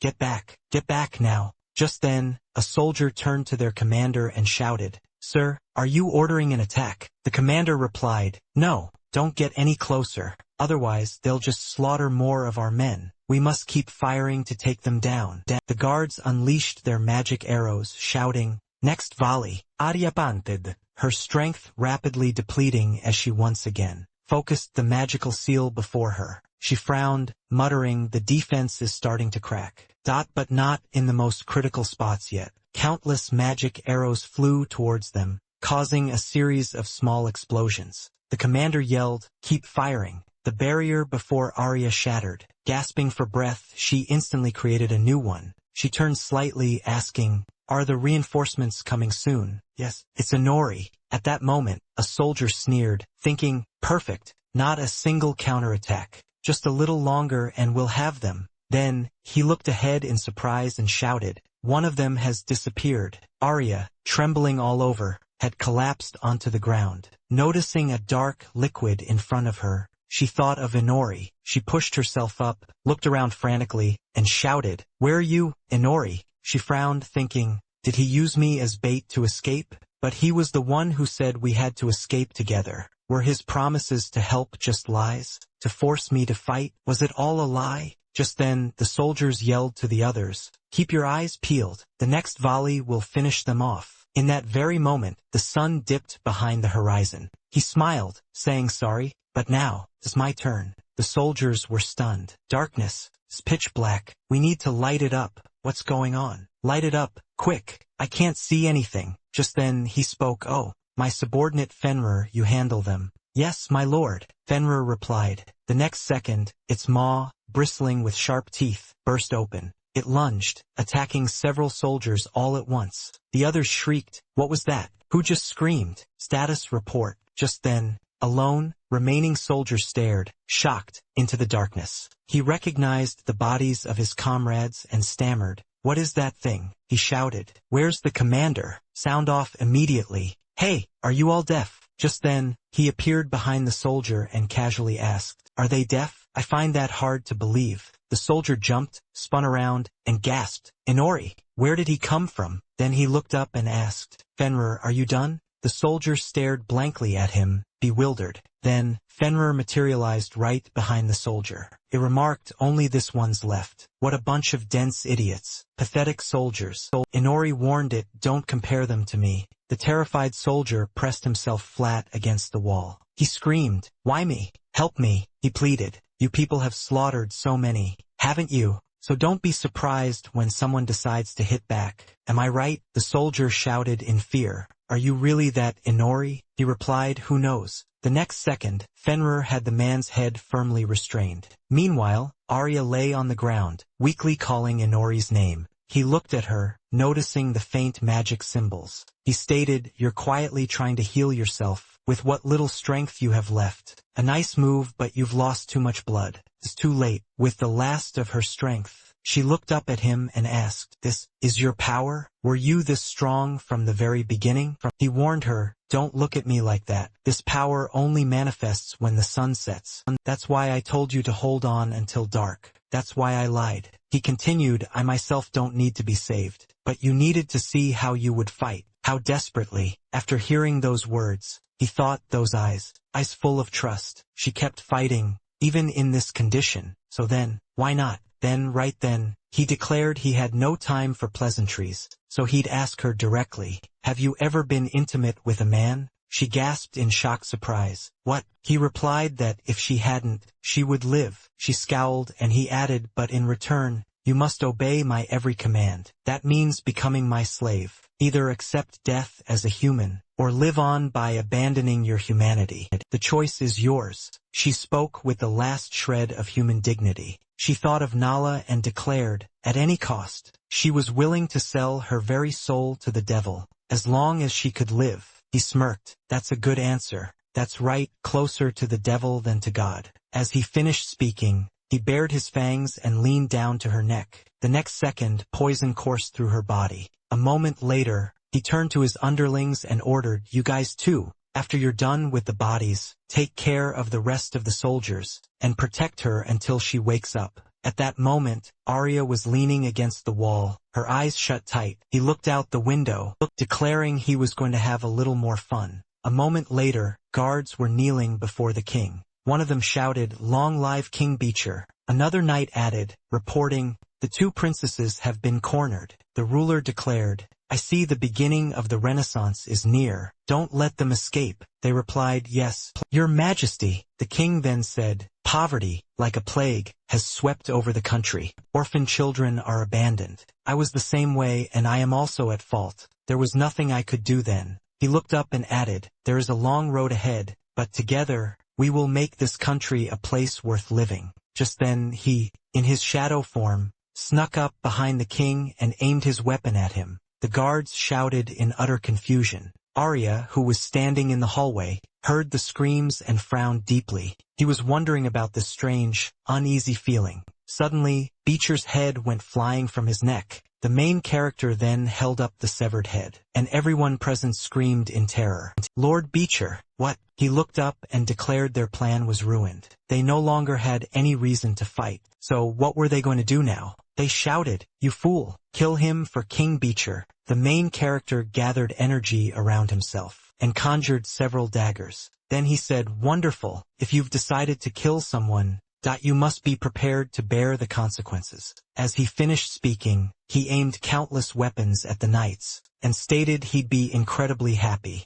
if they were willing to fight to the bitter end. Screams of pain echoed everywhere. At that very moment, Miranda looked to her side and yelled, did you hear that? Alice looked at her and shouted, yes, someone just screamed. They all rushed forward, and she added, it's coming from the Grand Hall. Let's go. Then Maria stopped short in surprise. She saw the main character standing in the absolute center, releasing dark energy. He turned to look at her and said, and you ladies, if I'm not mistaken, you're the combat squad, under the direct command of Captain Asina, correct? Maria frowned and yelled, Inori, was this all you're doing? He asked, if I answer your question, will you all fight me seriously? Just then, Elf, gritting her teeth in pure anger, looked at him, grabbed her weapon, and charged forward. Seeing this, Maria shouted. The next second, she plunged her weapon deep into the main character. Tears streamed down her cheeks, surprising him with such intense emotion. Did he accidentally kill her lover or something? At that moment, in Elf's eyes, the man standing before her wasn't the main character, but a different guy. He said, well, this is rather rude. As he finished, he plunged several blades into the girl's body. Maria screamed in shock. What? Did you seriously think that was a draw? No. She then yelled, Miranda, get ready. He's dangerous. Take him down. They all channeled energy into their bodies, while Maria stared at the main character, thinking Elf had just stabbed him, and he didn't even blink. She couldn't grasp what was controlling him. But he can't live without a head. Just then, the main character activated appraisal to analyze Maria's weapon. He thought, a magic tool, huh? This doesn't look like the typical gear issued to regular soldiers at all. Then he glanced down at his feet, which were already being covered by ice. Miranda unleashed her energy at him, yelling, take this! Alice channeled energy into her hand and shouted, he's mine! She unleashed a powerful blast of energy,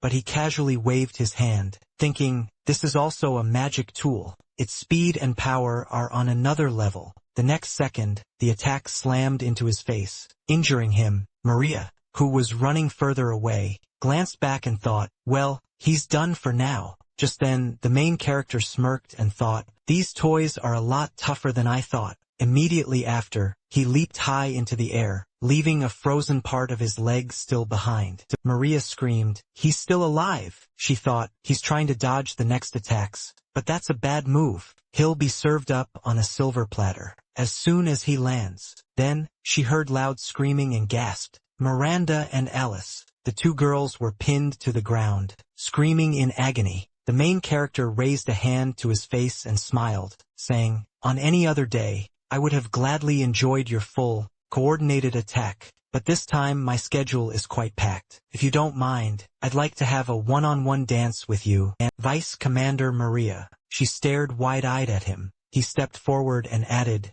talk about a warm-up before a death match with Arena. Maria declared, a battle with Captain Arena. Oh, you've got some nerve. He unleashed a skill on her, then mused, you're the absolute strongest one among them, aren't you? It'd be far easier to fight if you'd only forget about the rest. But no, you're still clinging to them. Why? She clicked her tongue in annoyance. Then, she pushed off the ground, charged at him, demanding, shut your mouth. She swung her weapon at him, roaring, "Don't talk like you know anything." She shattered his dagger, and he pulled another from a mass of shadows. To launch a counterattack, she frowned, thinking, he's got talent, but could they really stand a chance against her? She remembered the scene, where Asuna placed a hand on her shoulder, and said, "Listen up, everyone. You have to meet Maria. I hope you'll all get along." The other girls looked at her, and immediately gathered around. Elpham grabbed her and cheered, "Is she going to be with us? We're short on people here. Do you know the rules?" Miranda asked what books she liked. Alice happily introduced herself. Back in the present, she frowned and shouted, "How dare you look down on my comrades? I will never forgive you." He looked at her cheerfully and shouted back, "That's a different story, great spirit. You have to keep that up." Just then, he pointed the defeated Nia towards her, thinking, "Good, you have to fight me." The next second, he was surprised to see her fly to his side. She slid her sword under the magic threads, and lifted it up, shouting, "Come on, get up, they will avenge Elf." Then she looked at the male lead and thought, "I'm not alone. I have an army. I have them, a squad of female warriors." Just then, Alice bit her on the neck, grabbing her head, making her scream in shock. "Alice!" Just then, Miranda bit her on the side, making her shriek in utter shock. "Miranda," the male lead declared, "my apologies, but some have already turned into ghouls." She let out another terrified scream. The male lead confessed he truly enjoyed their fight, but ideally he would have preferred a longer warm-up. But alas, he sighed, strolling towards the exit. Waving goodbye, he told them, "Do whatever you want." At that moment, the transformed girls stood beside Maria,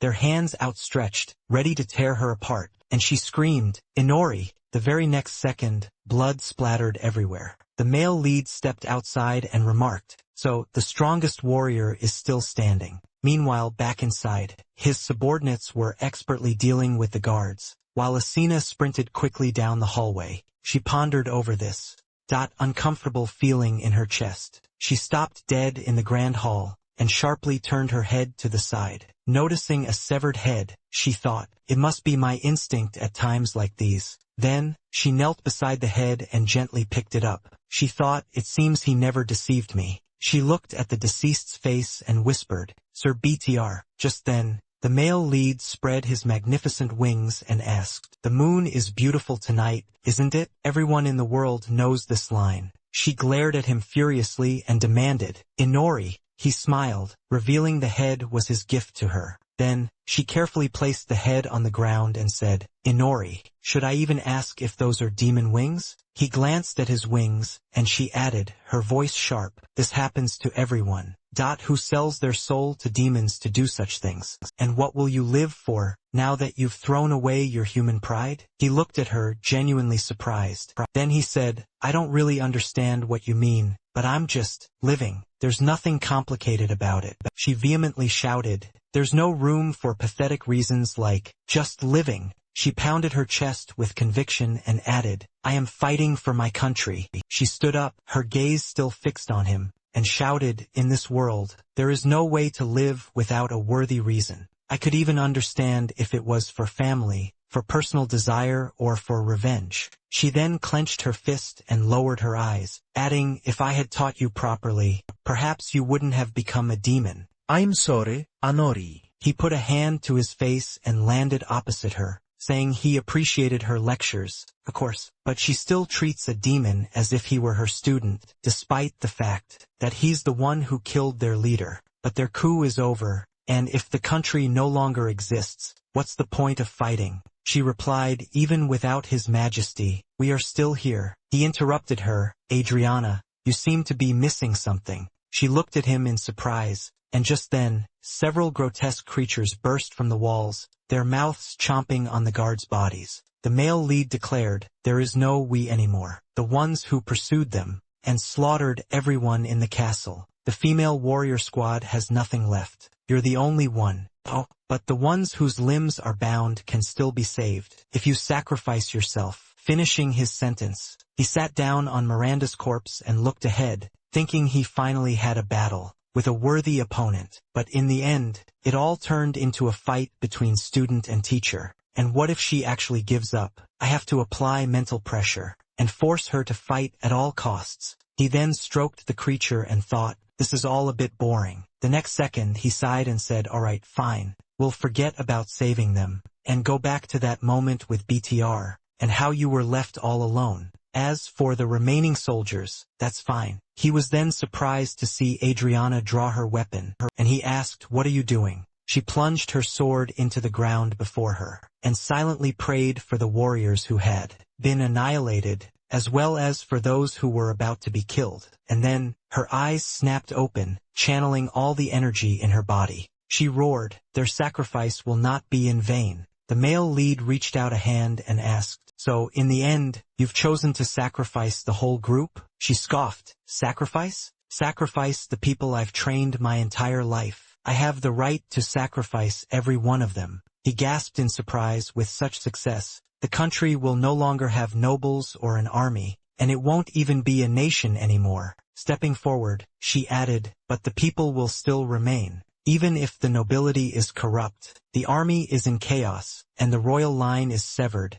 None of that matters as long as the people exist. I will fight for my country. That is my reason for living." And then, an aura enveloped her entire body. Meanwhile, the male lead laughed maniacally. She questioned, "Why are you so happy?" He covered his smile with his hand, and said, "I'm sorry, Captain. I had underestimated her, and I apologize for my ignorance. But regardless, it's not good to lie and deceive. I'll be honest." Just then, the dark shackles fell from the hands of the transformed guards. The male lead stated, "They're all a far cry from what they once were. These bodies can't become vampires, and they can't be saved. All her comrades have been dead for a long time." Just then, the ghouls advanced, and he pointed at her, declaring that to them, she was nothing but fresh meat. Adriana lowered her gaze and said, "Enora, you can't be saved either." She drew her weapon, with light radiating from it in all directions. She declared, "My enemy." The protagonist spread his wings and flew backward. Gritting his teeth, Adriana began to swing her sword, knocking away everyone around her. He frowned, thinking, "Oh, this is far more serious than I thought." So this is Adriana's trump card. In her hand, she held an ancient artifact. He summoned a few daggers to his side and thought, yet all these ghouls swarming in at once. Can't even scratch a single wall. But that look in her eyes. That's exactly what I wanted to see. Their eyes met as he spread his arms wide and gathered his weapons above him. He shouted, "Captain Adriana, I am your true enemy." He prepared to unleash his entire arsenal. She watched him in silence as the guard's arms reached out for her. Then, she swung her weapon with brutal force, severing every reaching limb. The protagonist grinned brightly and yelled, "Your old comrades are still here. Have you forgotten? They're watching to see how far you can go." Just then, a squad of female warriors advanced on her. She turned to face them, remembered their smiles, and unleashed a powerful strike. She cut down everyone in her path, then landed a few more blows on his subordinates, and wondered if they were watching. Why isn't he attacking if he just stands there? I'll have to make the first move. The protagonist thought, that's understandable enough, but it's best to avoid a sneak attack from behind. Her power hasn't diminished at all, and I can't face her head-on. Not long before, Arya had asked in surprise, "Why is Captain Arena so strong?" She had turned away from the chessboard and said, thoughtfully, she was never a timid person to begin with, but when she was appointed captain, and was given an ancient weapon by the queen, she became even more determined. The protagonist asked, "An ancient weapon?" She replied that, if she wasn't mistaken, it was a sword, whose sharpness could be enhanced by any type of magic. Back in the present, Arena continued her assault, slicing the guards into tiny pieces. The protagonist aimed his weapons at her, but she easily shattered his daggers. The protagonist frowned and yelled, "Even daggers imbued with black magic are turned to dust. Does this sword's sharpness have no limit?" In that moment, he looked at the sword in her hand and thought, this thing can slice through anything. Arena glanced forward, thinking, a magic circle? Compressed air hammer. A devastating blow slammed into the wall. He thought in surprise, what? The attack grazed his wing and he thought, a sudden switch to magic. Arena looked at him and said, he won't be flying anymore. Now what's next? He began to slide down, desperately trying to slow his descent. He plunged a dagger into the wall. He thought, at this rate, she'll close in on me in no time. He aimed his weapons right at her, But she just kept swinging her sword. She parried every attack. He thought, stop her now, and suddenly swiped upwards. At that moment he leaped high into the air, dodging her attack and circling above her. He thought he had her, but then, surprised,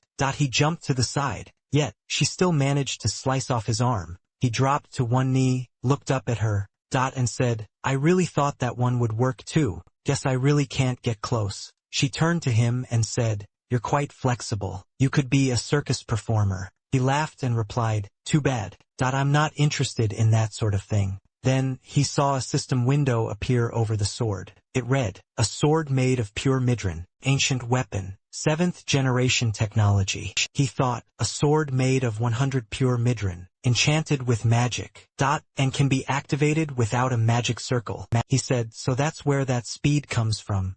As he realized the weapon was made of midran, and countered demons. She noticed how quickly he caught on. Did the two princesses tell you? Surprising, you're quite the diligent one. He replied, I'm honored. She stepped forward. Just then, the protagonist controlled a dagger, launching it up from the ground, aimed for her, but she easily blocked it with her sword. She continued to advance and said, I see you have quite a few tricks. But what then? He looked up at her and asked, can I ask you something? She inquired. What is it? He replied, answer me this, it's about your reaction speed. That incredible power that lets you instantly react to attacks. Even from your blind spots, you cover the area around you with a thin layer of magic. But I know you can sense anyone who tries to get close. Am I right? She replied. Detect? Yes, you're right, Inori. The protagonist sighed and admitted, compared to an ability like that, my own detection skills are nothing.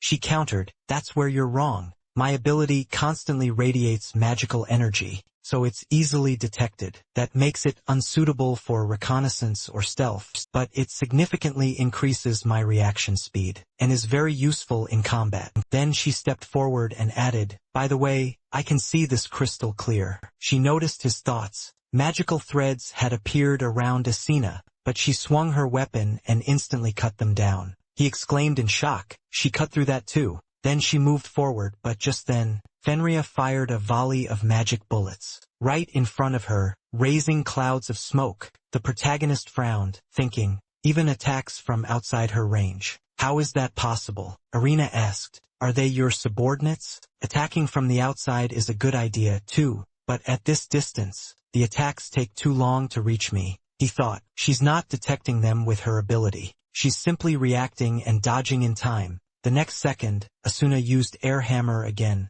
aiming straight for the ceiling. Fenrir managed to jump aside. The protagonist turned back and shouted, don't get too close, but keep attacking. Don't let her rest for a single second. The next second he lunged forward, pointing several knives at Arena as he shouted, you're good, but how much longer can you last? She shattered several of his weapons. With a single devastating swing of her sword, he turned slightly. He wondered if he should just drag this out until she ran out of mana. No, she'd been fighting for so long, yet hadn't slowed down for even a second. It was unbelievable. He'd run out of knives and ghouls soon enough. I have to think there must be a way, he muttered. An energy field that let her detect every attack. Limitless stamina to deal with countless enemies. An ancient weapon that could even slice through Grabnia. And reflexes so fast that ranged attacks were useless. He slid to a stop, wondering how to get close enough to land a short-range attack. But it had to be outside of her reach. What wouldn't he risk for her? There's no turning back now. The only way is forward. Just then, Arena deflected a few more attacks, turned to him, and asked, did you think I was too busy defending myself to block your attacks? Then she yelled, how naive, Inori. If you think I've shown all my cards, think again. With that, she charged at him, using a barrier to block his path from the side. She sliced off his arm and said, Sover Inori. She thought all that was left was to cut off his head with her sword, pure mithril, so he couldn't regenerate. But just then, the protagonist smiled and shouted, no, it's not over yet, Arena. At that very moment, Fenrir's toothy maw emerged from Arena's shadow and clamped down on her leg. Arena stared, grinding her teeth. The protagonist added, the only thing that could get close to you, without being detected, was your own shadow. She was still furious, thinking, so what, I'll just take his head first. Inori can't defend himself with one arm. It's time to end this. Then she looked at the protagonist and thought in surprise, what? She realized his arm had grown back. He yelled that she had celebrated too soon. She frowned and thought with frustration, hold on, that's the wrong sword. It had to be the one forged from pure mithril. The protagonist then moved closer to her, and she thought, completely taken aback. He's stopping, he yelled. Do you remember my eye? He then unleashed a hypnosis magic circle, aiming it right at her, but in the very next second, she shattered it with her sword. He merely laughed, thinking to himself, this damn sword can slice through even a magic circle. He then thought, Fenrir, fall back. They stopped, facing each other down. Fenrir began to slink from the shadows, aiming its fearsome maw right at her leg, but she just brandished her weapon and asked, what now? The protagonist replied, who knows? He countered. Then why do you look so happy? She asked. Because I'm having fun. Isn't it obvious? You're having fun too, aren't you? She simply replied, who knows? They exchanged smiles, and then he roared, bring it on, Arena. He launched a flurry of attacks her way, but she swung her weapon, cutting them all down. He thought, time to end this. He adjusted his gauntlet, creating a shimmering magic circle behind Arena. She whirled around, a thought flashing through her mind. Another circle? Not today. Just then, the protagonist materialized behind her, making her yell in surprise. What? He thought, perfect. She was completely distracted by that circle. If I can grab her arm before she attacks, I can catch her completely off guard. He then seized her arm and opened his mouth wide, ready to bite. Arena gritted her teeth, a grim thought forming. This is bad. With my leg bitten, I can't dodge, and the mithril sword in my other hand won't reach in time. I'll have to risk it. Weaponora. She focused a surge of powerful energy into her hand and aimed her weapon directly at the protagonist. He looked at her sword in utter surprise and thought, is she releasing her weapon's aura directly into her own arm? In that critical instant, the blade slashed clean across the protagonist's, severing his head clean from his shoulder and neck. Arena, he thought. She gritted her teeth, thinking, Inori. The protagonist's body and head crashed to the ground, landing in two separate places the very next second. Fenrir lunged at Arena, mouth gaping wide, but she spun around instantly and cut it down with a powerful swing of her sword. She knelt by the protagonist's severed head, panting, and whispered, farewell, Inori. A while later, as night fully descended, all the knights had been utterly annihilated, lying in pools of blood across the ground. Arena stood defiant amidst the carnage, her entire body drenched in crimson. She looked up at the sky, thinking, I can't remember the last time I fought, to my absolute last breath, but it's too early to retreat. This is no time to relax. There are still two princesses left. Suddenly, Arena was ambushed. Blood splattered violently everywhere, as she reeled, stunned by the sudden, sharp pain, and in that very moment she realized the head wasn't the most important part of the protagonist's body. Inori had used his magic, and from a headless state, his body sprang up and attacked Arena.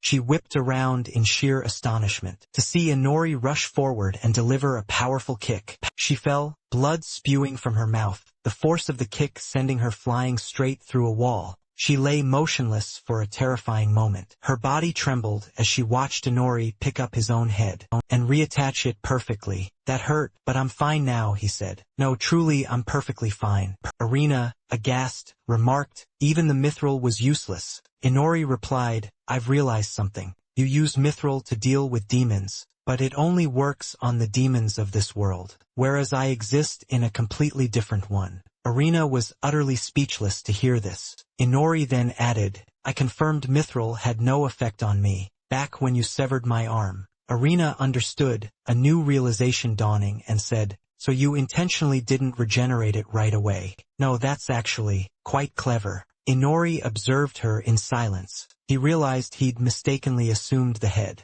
wasn't a vampire's most critical vulnerability. During his intense clash with Fenrir, he'd clearly suffered multiple blows to his spine, yet his body remained unparalyzed, and he continued battling as if nothing had fazed him. Now he finally understood. A vampire's true vital point is undeniably the heart. He had suspected as much, of course, but he'd never had a proper chance to test it. Arena grudgingly conceded her defeat, her expression somber as she slowly bowed her head. Inori then offered his apologies, saying he was sorry for actually making it out alive. After all, he didn't have much experience in one-on-one duels. Arena had clearly noticed that during their fight, and Inori remarked that it was completely understandable, as he fought as if every blow were his last stand. Arena chuckled, admitting she'd definitely noticed that too. Then, Inori abruptly averted his gaze. He turned back to face her, and declared he would gladly accept all of her power, figuring she'd be bored to death simply as his subordinate, especially as an undead. With that, he leaned in menacingly close, baring his fangs, and bit down hard. Then, he bid her farewell, effectively finishing her off. A moment later, as Inori began his descent down the stairs, the others heard his approaching footsteps. Inori approached the prison bars, declaring that Ryudo looked utterly pathetic. Ryudo stared back, absolutely stunned that Inori had come for them. Inori replied, "Yeah, I happen to have a magic item that can open this cage." The girls were utterly surprised to see him safe and sound, as they'd been so incredibly worried. Inori bluntly told them to worry about themselves first. Such kind-hearted people, he mused. Ryudo couldn't take it anymore and absolutely screamed, "What in the hell are you doing?" Inori activated his mystic eyes, looking directly at the frozen Tamaki. He calmly told her, "Calm down. I won't do anything bad." Ryudo only grew even more furious, but Inori commanded him to come closer. And then suddenly Ryudo froze too. His entire body trembled violently as he yelled, "What is this?" He wondered, frozen in place. Inori was shocked Ryudo was still conscious. He pondered this puzzle. His spell should have worked by now. Could it be this technique relies on the victim's mental fortitude? He then placed a hand on Tamaki's head, and as always asked for a small favor. "Could you all clean this place up? I need you to deliver something to the people of this country. So listen carefully, Ryudo." Ryudo, stunned, asked, "You're making us clean up?" Inori continued, explaining that too much had happened in the castle. He wanted to be considered dead. So he handed his staff to Tamaki, telling her to use it to burn the entire palace to the ground, leave no corpses behind. She asked in return, "Do we really have to burn down the whole palace? Am I even capable of doing something like that?" And so, Inori decided to let her in on a secret. "For some reason, you've been unconsciously suppressing your own power. If you free yourself from that limit, you'll be able to do it without a problem." Then he turned to AWI, and asked her to create a barrier around them, so they wouldn't get caught up in the blaze. AWI calmly replied that she understood. Meanwhile, Ryudo, witnessing all of this unfold, screamed, "Stop, you're going to burn down the palace." As Tamaki channeled the staff's magical power, she admitted Inori was right. She could feel how incredibly easy this would be, and she wouldn't leave a single piece of the palace remaining. Ryudo screamed that if she burned the castle, he and all the survivors would be done for, but before he could finish, Inori took control of Tamaki, who calmly stated, "Everything is fine, and I will give it a try." Ryudo screamed for her to stop, but he was powerless to change anything. Tamaki was then transported inside the palace walls. Once there, she truly did blow the palace apart from the inside out. Every corner of the building erupted into a violent blaze. Inori watched from a distance, pondering this, of course. He had told her to remove her limiters, but with power like this, even from inside the barrier you could feel the heat. What a blessing. Suddenly, our protagonist glanced over at a terrified Ryudo, and asked if he could designate him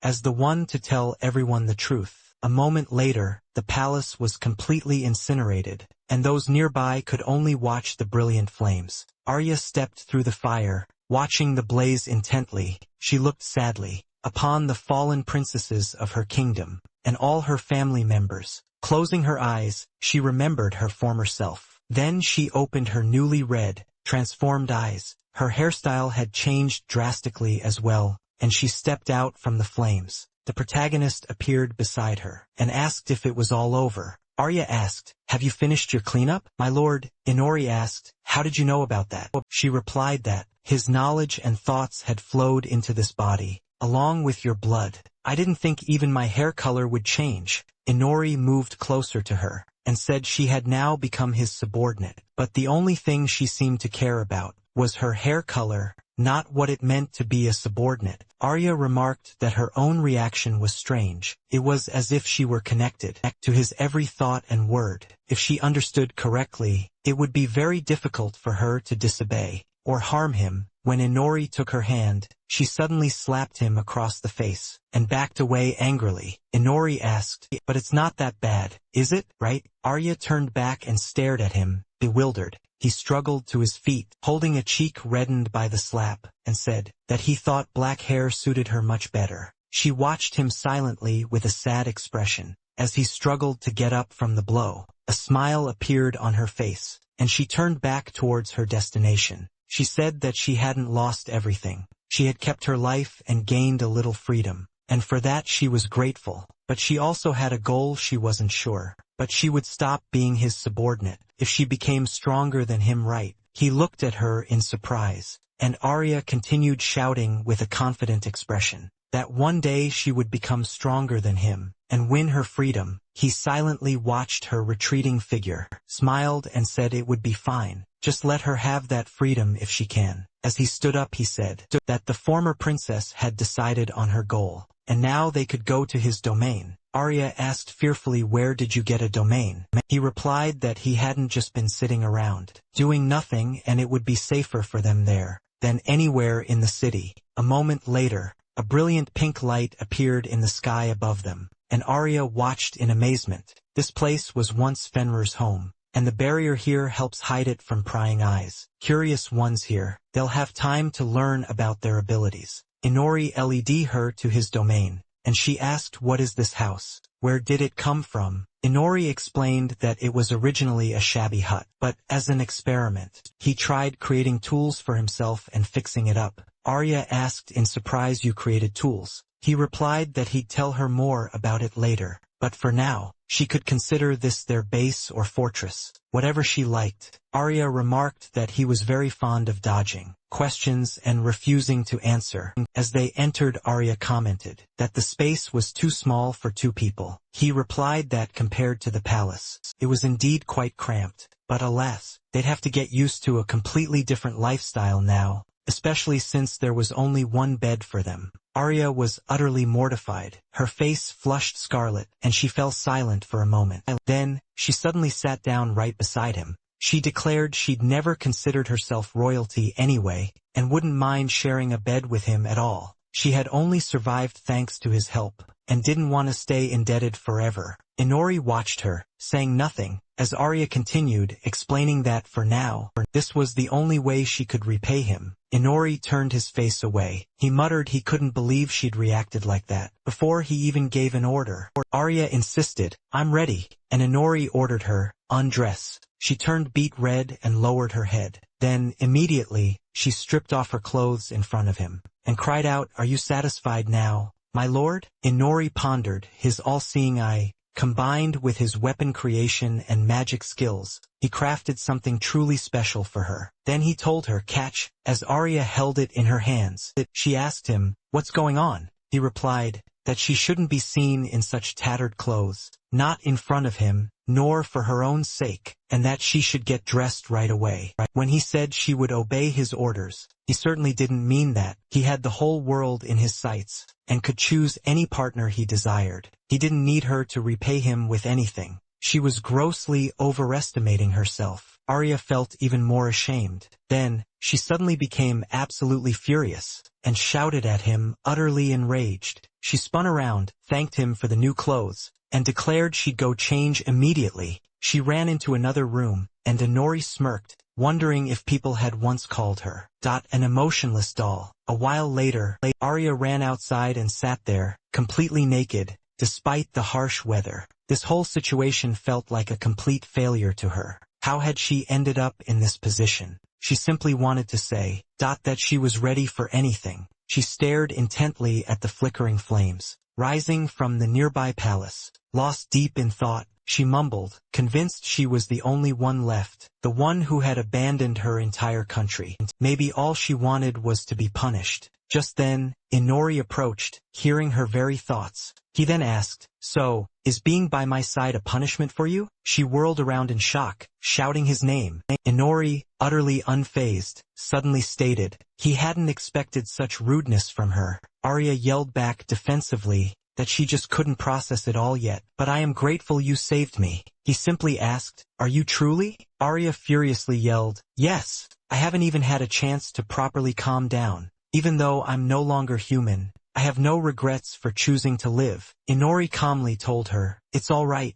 He only had one thing he needed to check, and required her help. Arya was absolutely delighted by this, shouting she'd help in any way she possibly could. Inori opened his system window, and revealed he had acquired some new skills from the castle's previous inhabitants. However, there were some skills he couldn't level up by himself. Arya wondered if he needed her help with those skills. Inori confirmed, then casually added that she'd have to help with romantic techniques. Arya asked, utterly terrified, "What are you talking about?" Inori replied he wanted to test if touching someone's chest would help him level up certain skills. Arya furiously shrieked at him to stop. Inori then asked, "So, just touching you like this is worse than being together in a romantic setting?" Arya screamed back that just touching is already completely abnormal, and that it shouldn't be like that. Inori then questioned her. "Then why did you say you'd help with anything?" Arya pointed a trembling finger at him and shrieked, "You're a demon!"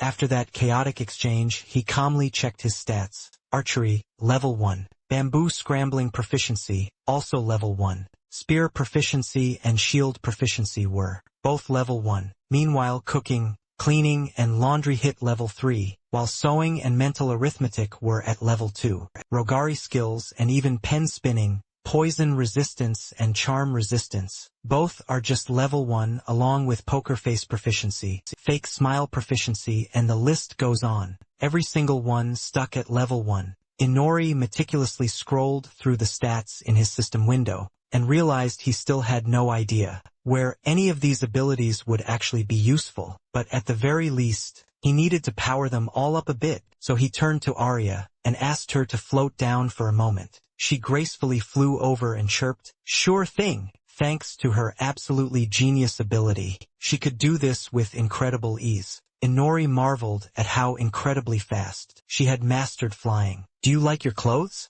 I can change them if you need." Arya just smiled and reassured him everything was fine. The clothes were perfectly light and loose. Inori silently observed her, wondering how she could float so effortlessly under the relentless, scorching sun, while he was forced to huddle in the shade. Had the sun god's wrath somehow decided to spare her? Let her try to pull out that sword, he decided. He offered it to her, and Arya examined it inquisitively, then simply replied, "Okay." Taking it, she held it high and exclaimed, "It's beautiful." Magical light immediately radiated from it. "Did you make this yourself?" Inori explained it was the Eisen sword, formerly known as the Invincible Longsword, but he had imbued it with dark magic. Arya was utterly stunned, letting out a small shriek upon hearing this, and Inori calmly continued, saying, "The sword is now called the Absolute Dark Longsword, or something like that, or to put it simply, it's just a dark sword."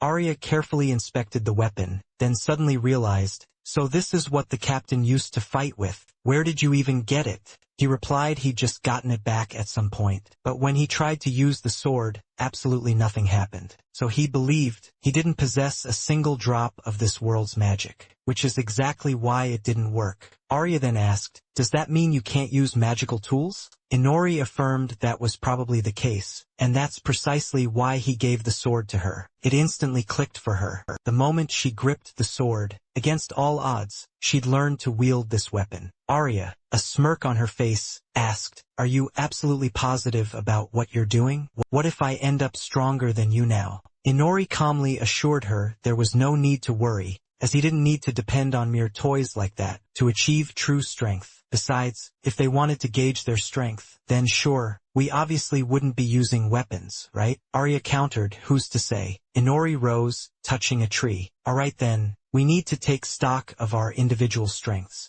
Unlike me, you can utilize this world's magic and magical tools. However, you can't level up your skills as I do." Arya chimed in, "And unlike you, I can't use magic or magical tools, but I can enhance my skills and raise my level. So who's stronger, or shall we just debate it? Inori replied, ultimately, it's probably still me. That's because my strength grows steadily over time. Arya laughed. So what does that actually mean? Inori turned back, questioning, what on earth are you talking about? Arya simply pointed to the fangs in her mouth. Inori then stated, I see. So, she could become stronger simply by drinking blood. And apparently, she didn't merely possess wings. Arya was absolutely thrilled, and shared that she had recently tried drinking blood, and it appeared to make her feel much stronger. Inori questioned mockingly, but who was your precious first kiss with? What sort of demon was it? It was a huge bird. Arya just stared at him in silent confusion, and they quietly continued on their way. Inori stated that they had seemingly sorted out their situation and could move forward. Arya asked if he had truly waited for her to free herself entirely. Suddenly, a figure appeared right behind her and stated this was precisely what a main character would always wait for. It was Fenry, who stated that if he had been revived sooner, he could have easily finished them off. Inori turned to him, calmly telling him not to worry, as he'd decided to sacrifice his own body parts, just to distract Agina. He just hadn't expected the damage to be this severe. Arya gazed at Fenry with an overwhelmingly affectionate look, exclaiming, who is this adorable little furball? Inori explained that this was the guardian spirit of the forest. Fenry seemed absolutely precious to Arya, and she wrapped her arms tightly around the fluffy creature. Suddenly, Fenry yelped in extreme discomfort, yelling at her to stop and let him go. Inori mentioned this was just his current temporary form, and that he used to be a ferocious magical beast. Fenry immediately vanished, burrowing deep underground.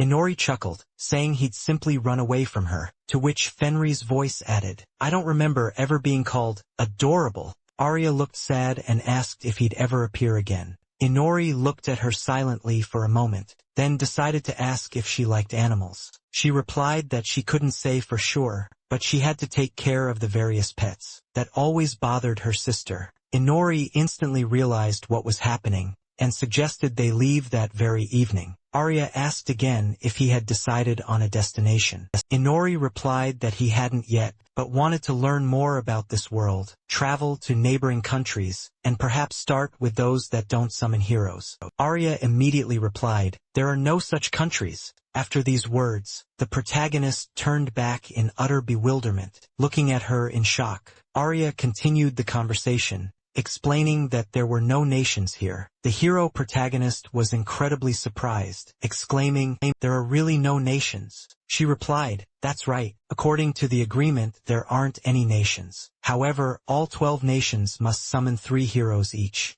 Inori tried desperately to process this thought, wondering if that wasn't an incredibly high number. Arya didn't answer. Elsewhere in this world, 33 heroes were already present across 11 other nations. He recalled the appearances of various heroes from the neighboring country, and a realization struck him as he looked up at the sky. So they were mages, beastmen, elves, the dwarves, and dragonkin. Sometime later, a terrible battle unfolded. The chaos was recorded through the eyes of one creature. Dot, along with a few of her trusted aides. She had bravely joined the fray. She was clashing against the current demon king, Noha. He closed his eyes, as someone cried out, our demon king, Lord Snowa. Sometime later, when the weather turned clear and sunny, Arya stepped out into a bustling public square. One of the vendors she recognized. Dot approached and kindly offered her some bread. He wanted to express his thanks, because she had helped him tremendously in the past, so he insisted on treating her to this bread. Arya asked if he was truly sure, as the guild had already paid her.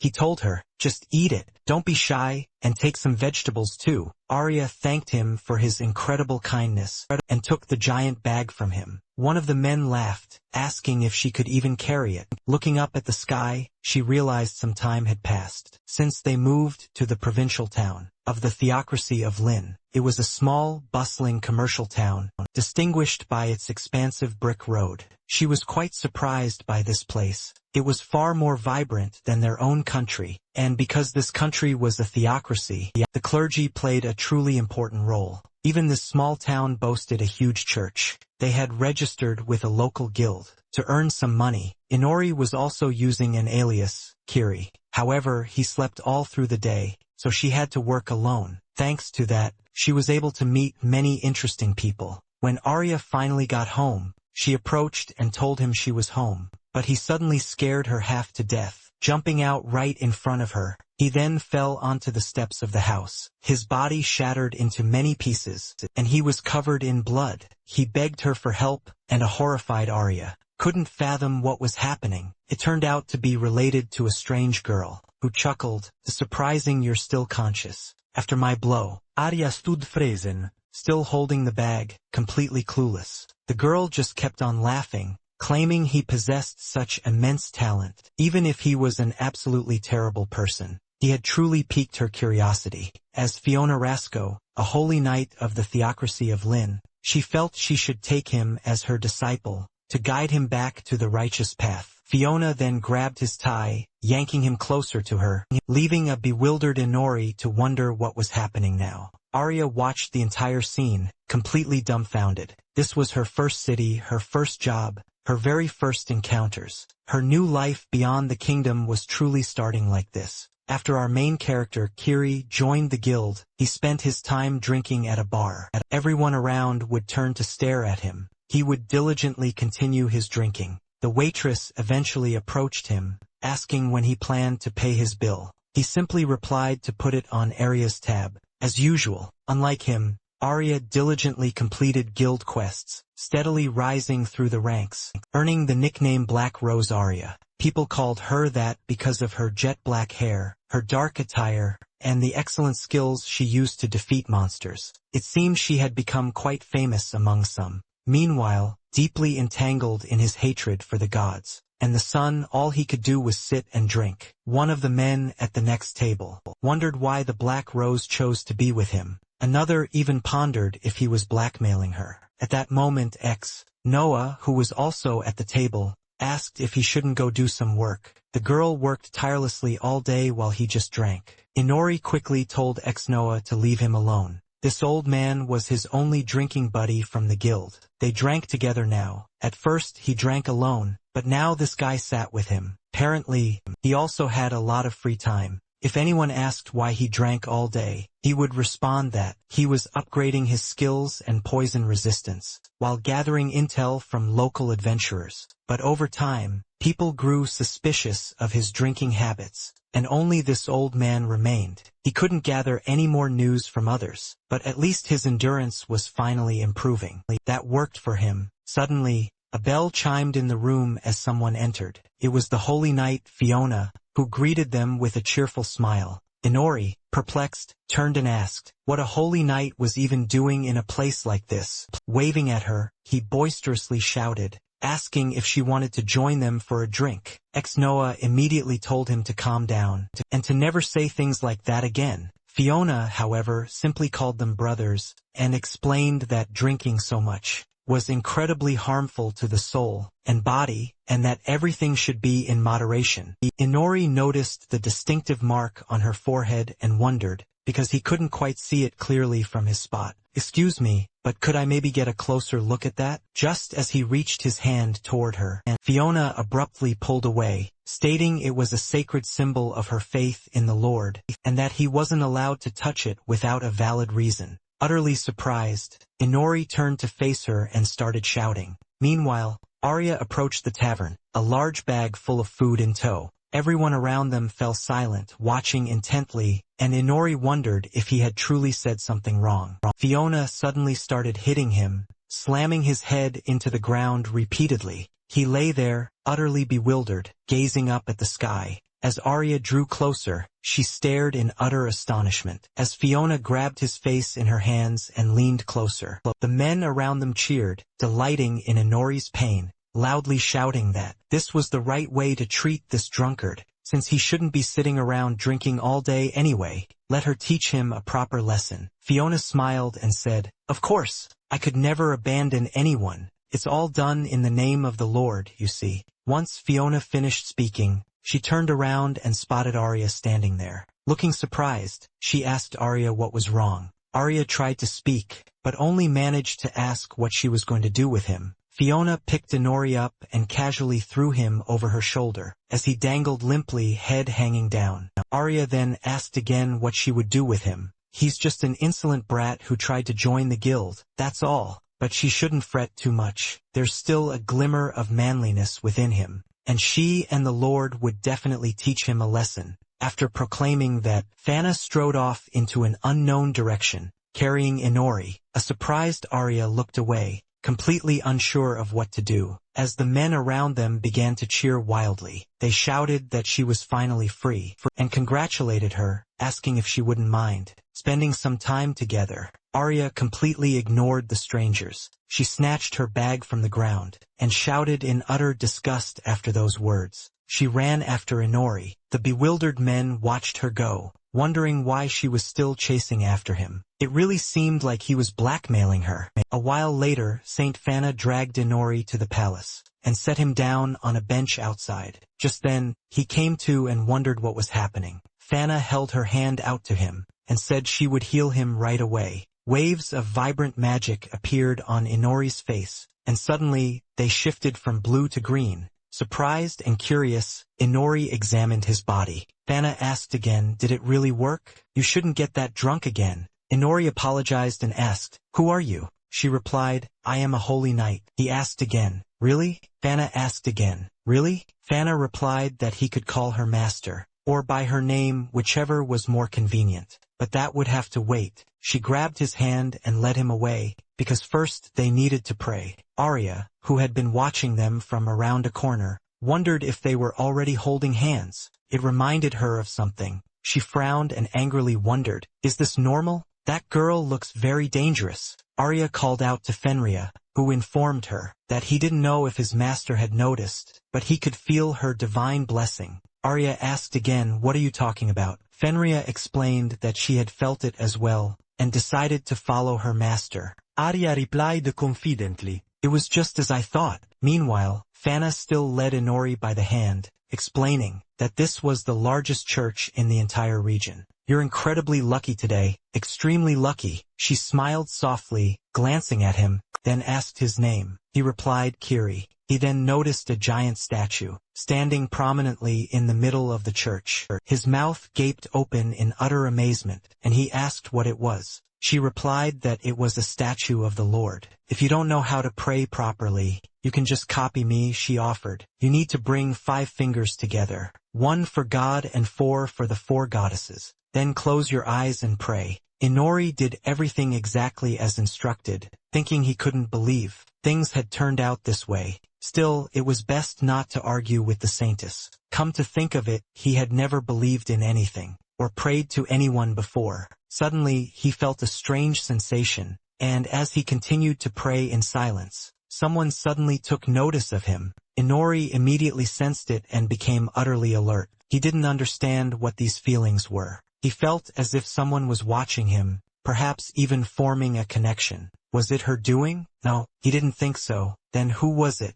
His detection skill couldn't pick up a single thing. It wasn't magic from this world, or even a physical phenomenon. He felt as if someone was seeing right through to his very soul. He gritted his teeth in seething anger, silently wondering what kind of bastard dared to touch him without permission. Whoever it was, they had to leave him alone. Suddenly, a brilliant flash of light appeared in the room, right above Inori, who was still silently pretending to pray. Fana looked at him in surprise, and said she didn't expect him to pray with such wholehearted devotion. You have to agree with me. She beamed, that there's nothing more wonderful than praying. She was glad his mind was now clear, and urged him to press onward. Inori quietly gazed up at the statue one last time, scrutinizing it intently, but that mystical connection was gone. Yet, he was now captivated by this mysterious power. He vowed to return here someday. Meanwhile, halfway across the globe,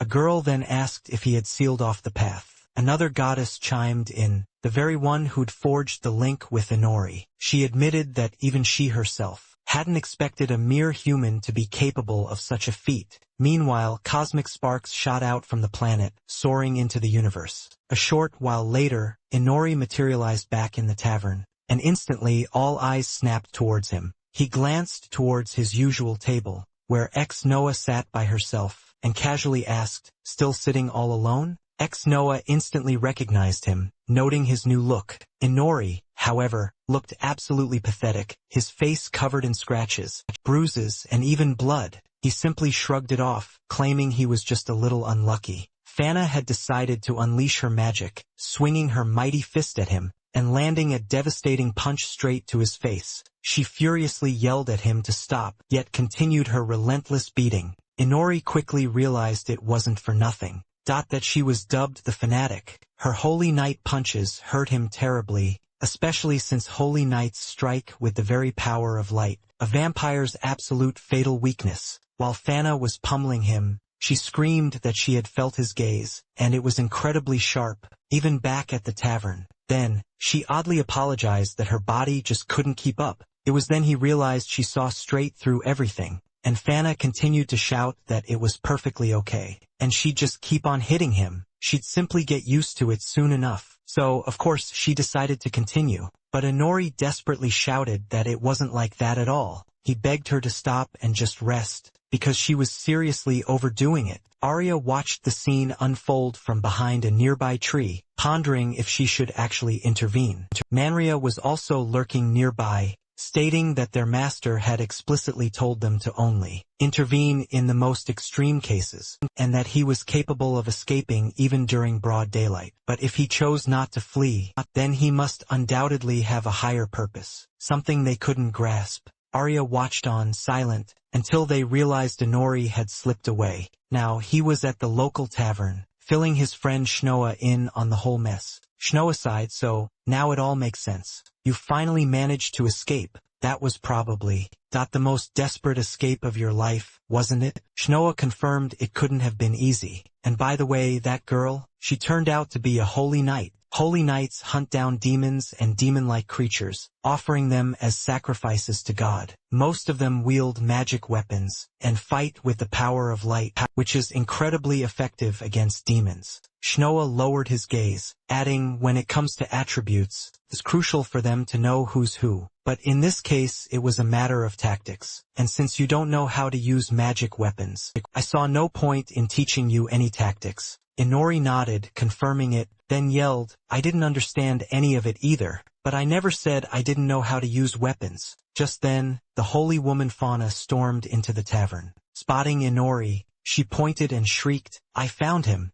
You run pretty fast. Have you had enough rest? It's time for us to get back to training." Inori screamed in pain, crying out to Shnoa for help. Fauna immediately grabbed him by the hair, dragged him away, asking, "What will we do this time?" Shnoa didn't lift a finger to help, and Inori kept screaming, "Aren't we friends?" Shnoa just sat there, alone, doing absolutely nothing. A moment later, Fauna dragged Inori into the forest, and promptly tossed him to the ground. They just kept hitting him like that, in their so-called training session. He was utterly frustrated that he couldn't fight back against her during the day. But if he didn't come up with something, he'd be beaten to a pulp. For now, he suggested they go to the church again. Fauna was overjoyed and kept repeating, "I never expected him to ask to go to the church on his own. My training had clearly borne fruit." Inori also feigned happiness, cheerfully agreeing with his master. He mused about how he'd cleverly dodged training,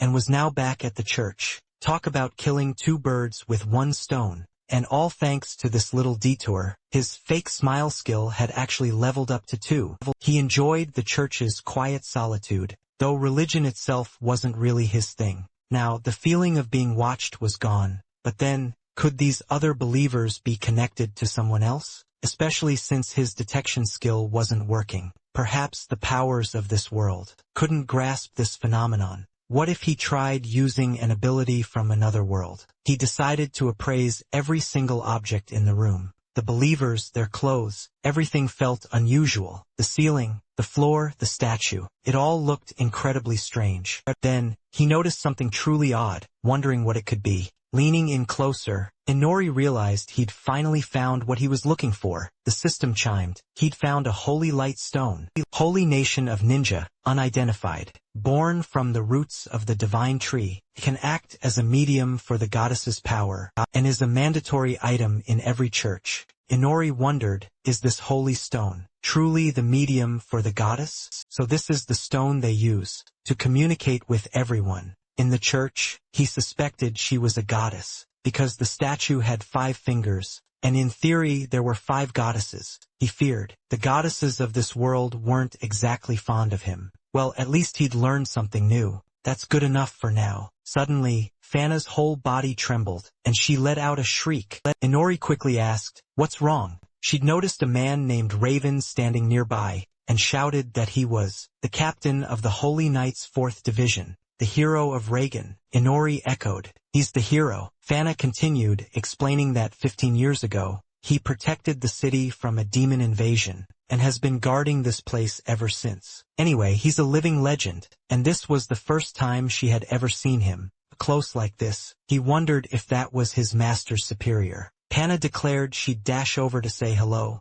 then excuse herself and told him he could go on ahead. They'd just meet up again later. Inori replied that it was totally fine, and stood there, observing the entire situation. The hero of Reagan. He couldn't possibly be stronger than Asuna, but Inori decided to appraise him anyway, just to be sure. Suddenly, Raven stared right at him with a chilling gaze. Inori instantly realized Raven might have noticed him. Had he actually sensed the appraisal, or was it just his imagination? But he had clearly sensed something. It'll be dangerous if you try that again. While Raven was still trying to figure out what happened, the Saintess approached and called his name. Raven ignored her. He noticed the distinct scent of his own bloodline, lingering in the room as Inori made his exit. Raven's eyes followed him. Suddenly, a loud explosion rang out from outside, sending dirt and rocks flying everywhere. Arya sat on the roof, watching everything unfold. She wondered if Inori had been training non-stop. Since that day, she felt bored,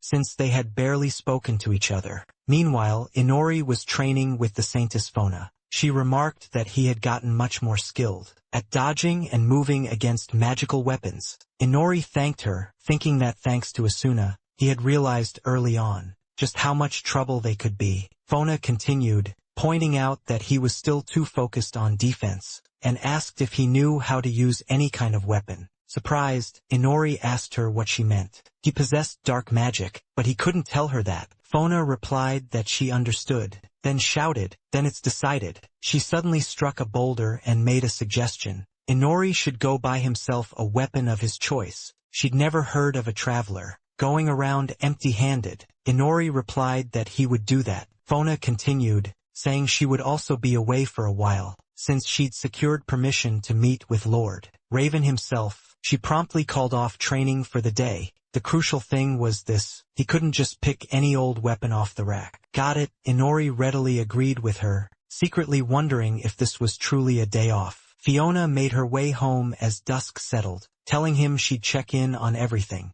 the day after tomorrow. Meanwhile, Arya was still sitting on the roof when Inori suddenly approached her. He asked, "Do you enjoy watching me train that much? Have you figured out a way to beat me yet?" Arya simply replied that she hadn't. Inori looked at her quietly and said, "That's okay. Fenrir and I took turns, and it didn't do any good either." He sat down next to her on the roof, and after a month of awkward silence, Arya asked if he needed anything else from her. He asked, "Are you free tomorrow? My master told me to find a weapon, so I was hoping you'd come with me." Arya was surprised by the offer, and just stared quietly. As Inori explained, he didn't know what to buy, or where to buy it in this city. "Since you're a local, you know your way around. But if you're busy, I can manage on my own." Arya was absolutely thrilled by the offer, and shouted decisively that she would go with him. She didn't have any requests from the Adventurers Guild, so she was free tomorrow. Inori was happy about this, and Arya said that without her, he wouldn't be able to do anything, and would have probably gotten lost a long time ago.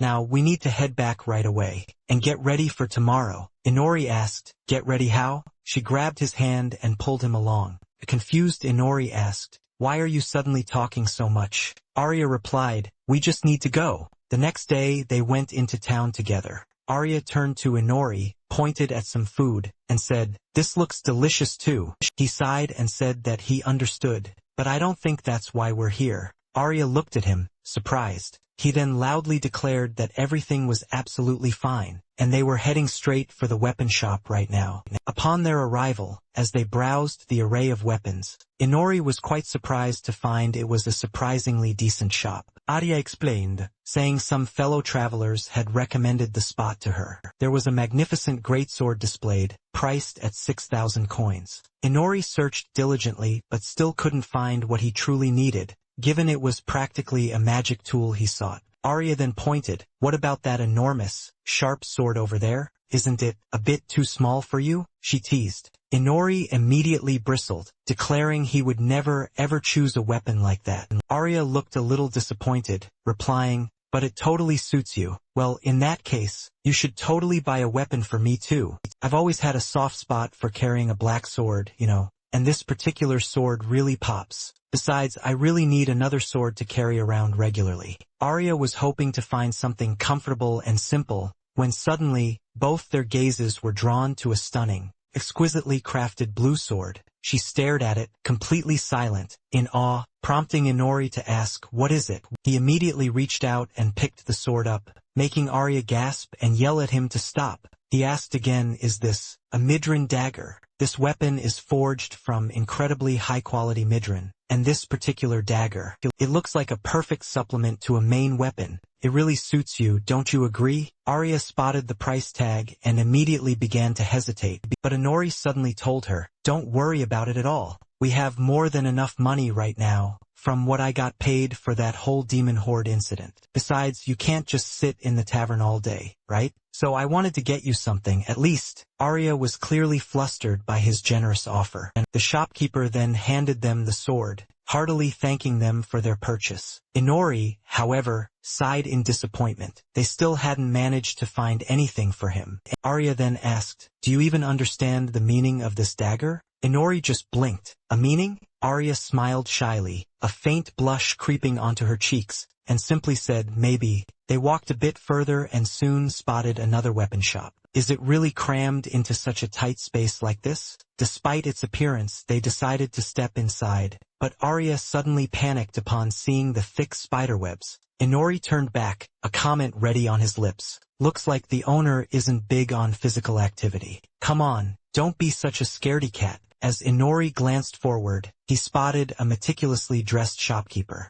The man stood opposite them, offering a polite greeting. He then announced that all their items were custom-made, promising to craft a truly one-of-a-kind piece, exclusively for them. Inori listened intently to the shopkeeper's pitch, then posed a question: could they also create non-magical weapons? The shopkeeper assured him it was absolutely no problem. They would pull out all the stops to exceed every customer's expectations. Inori activated his magic eye, then asked if he could place an order immediately. This seemed a little too hasty for Arya, but the shopkeeper simply nodded, exclaiming, "Of course." He then invited them to follow him to a much more suitable location, as he'd need to learn about Inori's personal habits and physical specifications. Inori inquired if Arya could join them. The shopkeeper readily agreed, and Inori then asked, "By the way, don't you think a cleaner entrance would bring in more customers? There are quite a few spiders out front." The man simply acknowledged that he knew.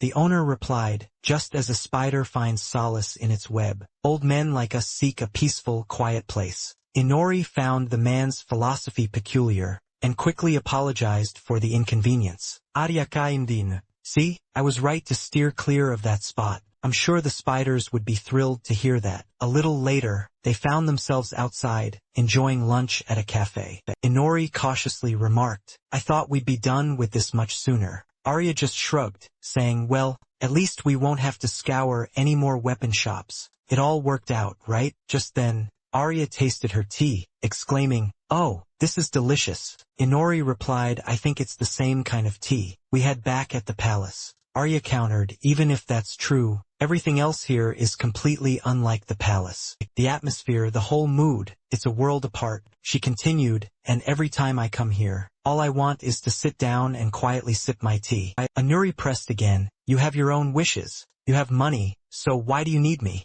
Arya, fueled by anger, shouted back, because I need someone to talk to, because it's important. They then enjoyed a hearty lunch, and Arya wondered why he'd picked that specific shop so suddenly. He explained he'd thoroughly assessed both the shop and its owner. All the merchandise was undeniably high quality, so he concluded the old man was trustworthy, although he had plenty to learn as a merchant. After all, the building was crawling with cobwebs, and spiders right at the entrance, and that's certainly not something you see every day. Just then, Fona appeared, exclaiming in surprise, "You actually bought a weapon." She approached, having clearly overheard their conversation, because she'd been looking for him. Inori asked, "What about your meeting?" Fona replied that the meeting had just wrapped up, and I was on my way home when I noticed you. Hitting on girls again, are we? Arya blushed furiously and shouted, "We're teammates." Fiona effortlessly vaulted over the fence and asked, "Do you really think so?" One of the guards standing nearby pleaded with her, "Please don't jump over the fence. The ladder is there for a reason." Fiona laughed heartily and apologized. He then stated that as followers of God, they should set an example for everyone. He presumed this was Sir Kiri. He'd been ordered to keep an eye on Fona, and told them to call him Matt. Inori challenged, "Why are you following my master? Did she do something wrong?" Fana explained that the church is incredibly strict, so they're suspicious of her relationship with Inori, even though she'd told them repeatedly. They're simply master and student. Holy knights have incredibly strict precepts, and must maintain their purity. Simply put, they have to be virgins. Inori's jaw dropped in utter shock, while Fona merely rolled her eyes. Matt suddenly remarked that when the beautiful black rose, Arya and that scoundrel Inori appeared, rumors about them spread like wildfire through the city. "That sounds awful," Inori exclaimed, but Matt kept on being Fana's disciple, and living off the Black Rose's earnings, which was quite curious, as she even had to apologize for it. Inori looked at him quizzically, as Matt suddenly pulled out a special card, and declared, "This is the Black Rose fan club card, number 5. He desperately wanted to know the secret. "How did you manage to win this girl over?" He suddenly bowed and begged, "Please, teach me your ways." Fiona yelled, "You've forgotten your own words. You're one of the holy knights yourself." There were a lot of sweets on the table, and Fiona decided to have a snack. Meanwhile, Matt was chatting with Inori at the next table. Arya remarked, "Men make such good friends. They find common ground so quickly." Fona turned to her and asked, "Your name is Black Rose Arya, right? Are you really friends with that drunkard?" Arya answered, "Yes." Fona looked away, then asked, "So why is there a Joseph Mithril on your table?" Arya didn't know what to say, and an awkward silence fell over them. Fiona said, "That dagger has a special meaning. It's synonymous with a marriage proposal." "He's not so bad." Arya blushed and looked away. Then Fiona stood up and said, "If he knew and meant it that way, then of course. But anyway," she turned to Matt and said, "We have to go. The cafe is about to close." Matt shouted, "Is it that late already? This is no good. I'll report in detail that they're just a teacher and student." Fona said she was happy to talk to Arya, and Arya smiled in response. They left in an unknown direction, and Inori had shared his thoughts on what a strange day they'd had. Matt started to think that Inori's female guest was still a mystery, even after meeting her in person. When they got back to their street, Arya waved and said she still had a few things to do, so she would be gone for a bit. Inori asked her about it, since she'd already told him she was free today. As he put the key in the door, he let out a weary sigh. Then, a sudden, unsettling feeling washed over him. He silently glanced forward. The strange girl's voice declared he'd finally noticed her, praising his sharp perception. Inori channeled his magic, wondering if that voice was truly just in his mind. The girl then asked if he'd like to step inside. Inori took a step only to discover the girl perched casually on the windowsill, gazing outside. She greeted him, introducing herself as Flax, and expressed her absolute delight in meeting him. Inori fixated on her, silent. He then questioned her about the voice in his head. She rose gracefully from her perch, replying that he had sensed her presence, even before he opened the door, but that he was unfamiliar with spirit magic. Inori pressed her, demanding to know its meaning. Flax revealed she'd heard rumors about the town's enigmatic car guy and was incredibly curious. If he wished, she could personally demonstrate what spirit magic truly was, and she'd do it using her own body. As Flax seized his hand, urging him closer, Inori tumbled onto the bed right alongside her. She then climbed right on top of him,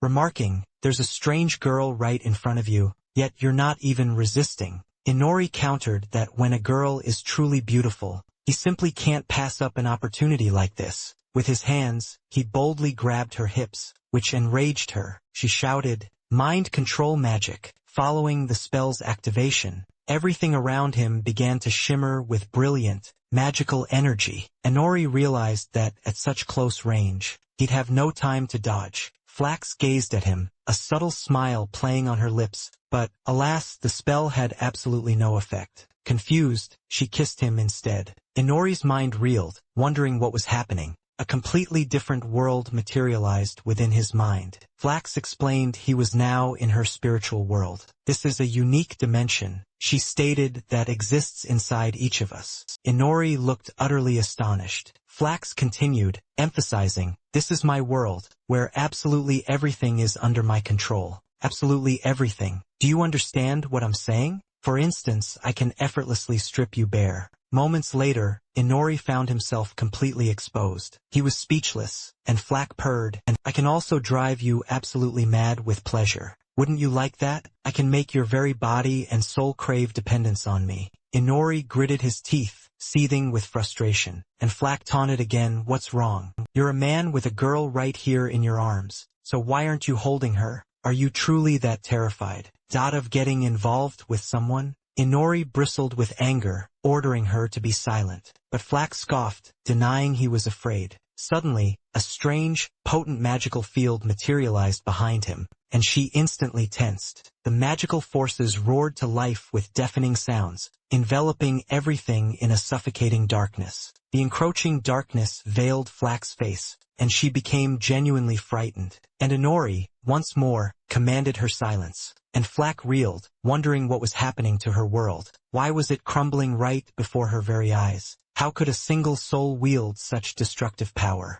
Inori starkly reminded her, "You once boasted you controlled everything in this world, didn't you? What a startling coincidence, because I'm also quite adept at controlling things." At that very moment, Arya approached the house. Noticing the door was ominously unlocked. As she pushed it open, she yawned, announcing, "I'm home." She then mused to herself that leaving the door wide open probably wasn't the best idea. But before she could even finish that thought, she saw a girl brazenly sitting atop Inori, and they were passionately kissing. When he suddenly realized Arya had returned home, she instantly grew wary, recalling the knife's chilling curse. If she were ever betrayed, she could stab him to death. A moment later, Flack shot up, then collapsed onto the floor. Inori had used his magic to violently hurl her off him. This caused a shimmering spirit to erupt from her mouth. She plummeted to the floor, soaking wet, and gasped that the goddess had given her a sacred mission. To seduce him, she had even planned to approach him,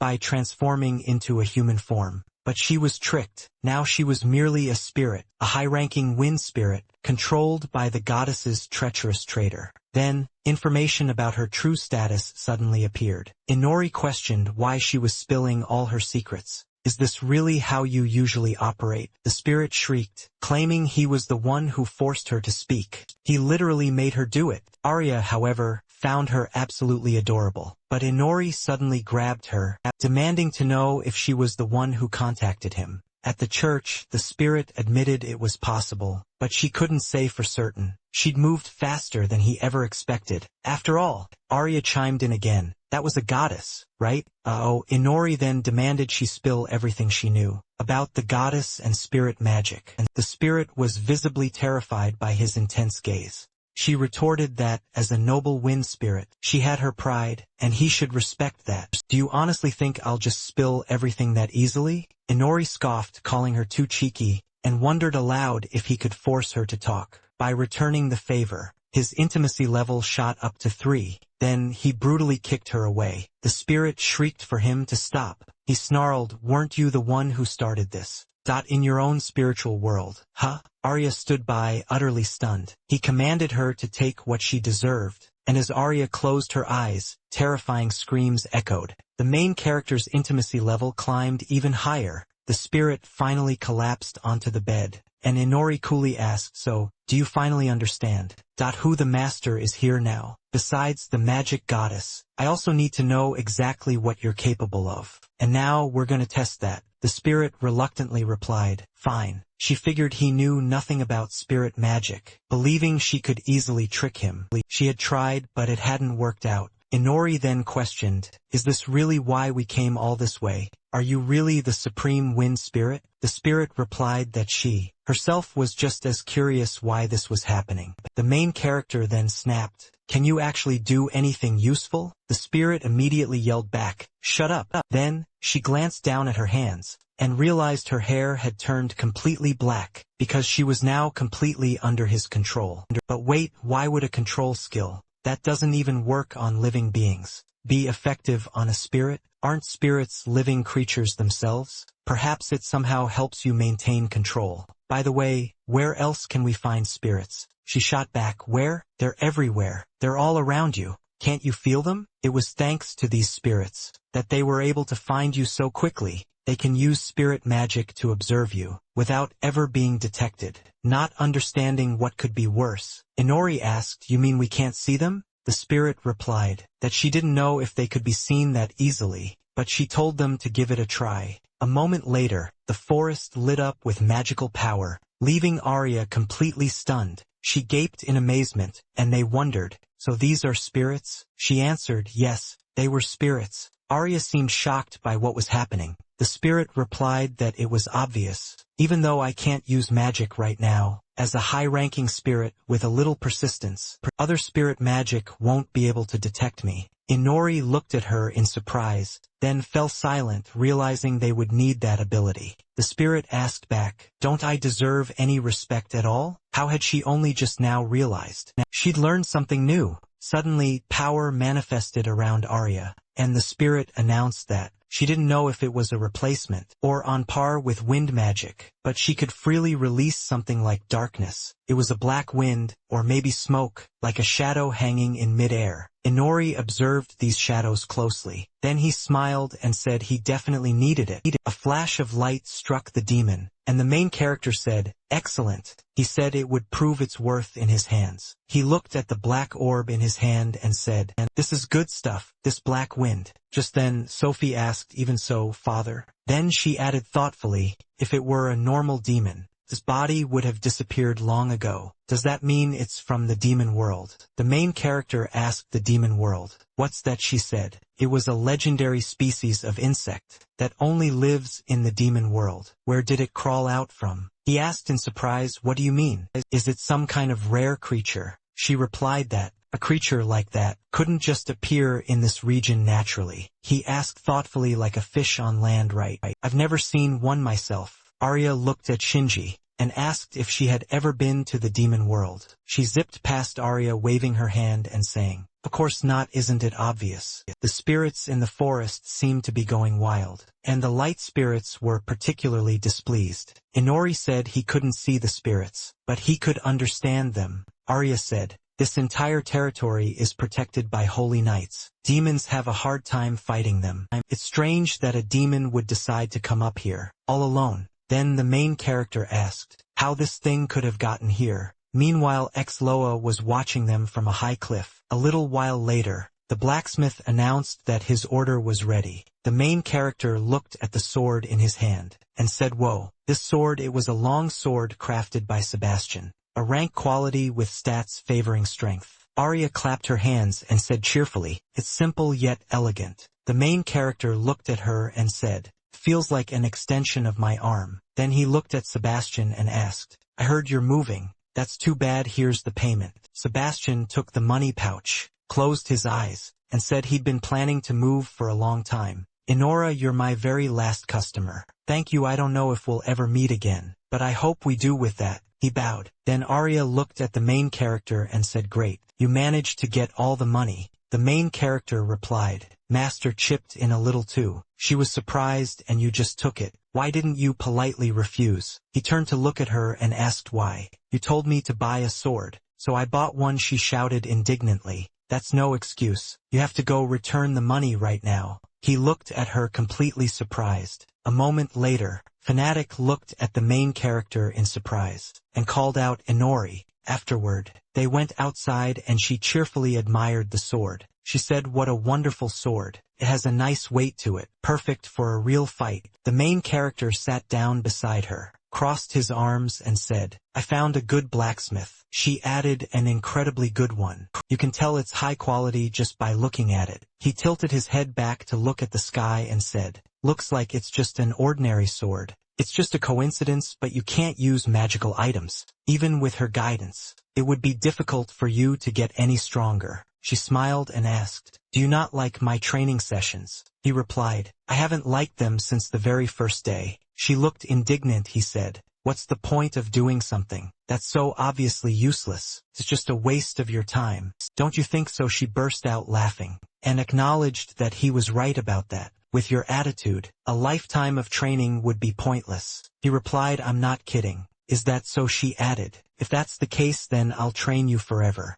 until you finally get stronger. If there's one thing I'm most confident in, it's my faith." Then she looked at him. He closed his eyes and said, "So stubborn. Fine. Then it's time to put in a little more useless effort." "Really wonderful?" she asked a moment later. The main character looked at the girl, who was blushing from the alcohol, and asked, "What about this one?" Raven replied, "Passion hidden deep within. Cold eyes, lovely lips that have never known the taste of a man. That is pure innocence." Then the main character looked at another girl, and asked, "What about that one?" He replied, "A firm body like an impenetrable wall. To men without a doubt, that's innocence." Then the main character laughed loudly and shouted, "You can see right through them. Excellent." Raven adjusted his mask and replied, "Of course a man of the church must know how to judge a person's purity." Then the main character thought, "A mask lately. He started spending time with me at the bar. Occasionally, if he drinks too much, he might let something unnecessary slip. I hope they haven't had too much to drink. However, as long as he's paying, I don't want to worry about it too much." Then he pointed forward and asked, "What about her?" Raven looked at Arya and replied, "Elegant yet powerful. I can sense a beauty intertwined with true pain, and deep inside there's not just purity. There's something wicked in there. Is she innocent or not? What a difficult choice." She looked at them with a strained smile. A moment later, bumps appeared on the two guys' heads and Arya said, "I heard someone was talking way too loudly about other people. You two understand? That's right, you two are about to get banned from here." You know that they knelt, bowed their heads and said, "We beg your forgiveness." Then Arya turned to the other customers in the bar, and bowed an apology. She assured them this wouldn't happen again. The main character looked at Raven and asked, "By the way, why are you sitting with me? Isn't your mission to watch over Fanatic?" He whispered that he needed to better define their relationship. "Besides, she's busy taking an exam at the church right now." The main character asked, "An exam? What was that?" he asked again. "She didn't tell you. The holy knights are flocking to the city. For the promotion exam, knights often fail and die. So to waste precious time meeting a man who isn't part of the church, it's only natural for the church to become suspicious." The MC whispered, "So she came to the city for an exam." Then he looked at Raven and asked, "How is she doing?" He replied, "I heard she's taking the final test, which was set by Sir Raven himself. So yes, she's doing well." "Wow," he exclaimed. At that moment Arya looked at them and wondered, "Do I mean nothing to them?" The next second the bell on the door rang and Noah walked in hidden under his hood. The main character looked at him and said, "My friend, you've come at just the right time. You have to give us a hand." He replied, "You made this mess. You clean it up." The main character sighed and said, "This old geezer," he asked, "Are you kidding me?" Just then Raven apologized, saying he had to leave for the day. Then he stood up, looked at Arya, and said he would make it up to her later. She looked at him in surprise, as the main character asked where he was going. He should be apologizing to her.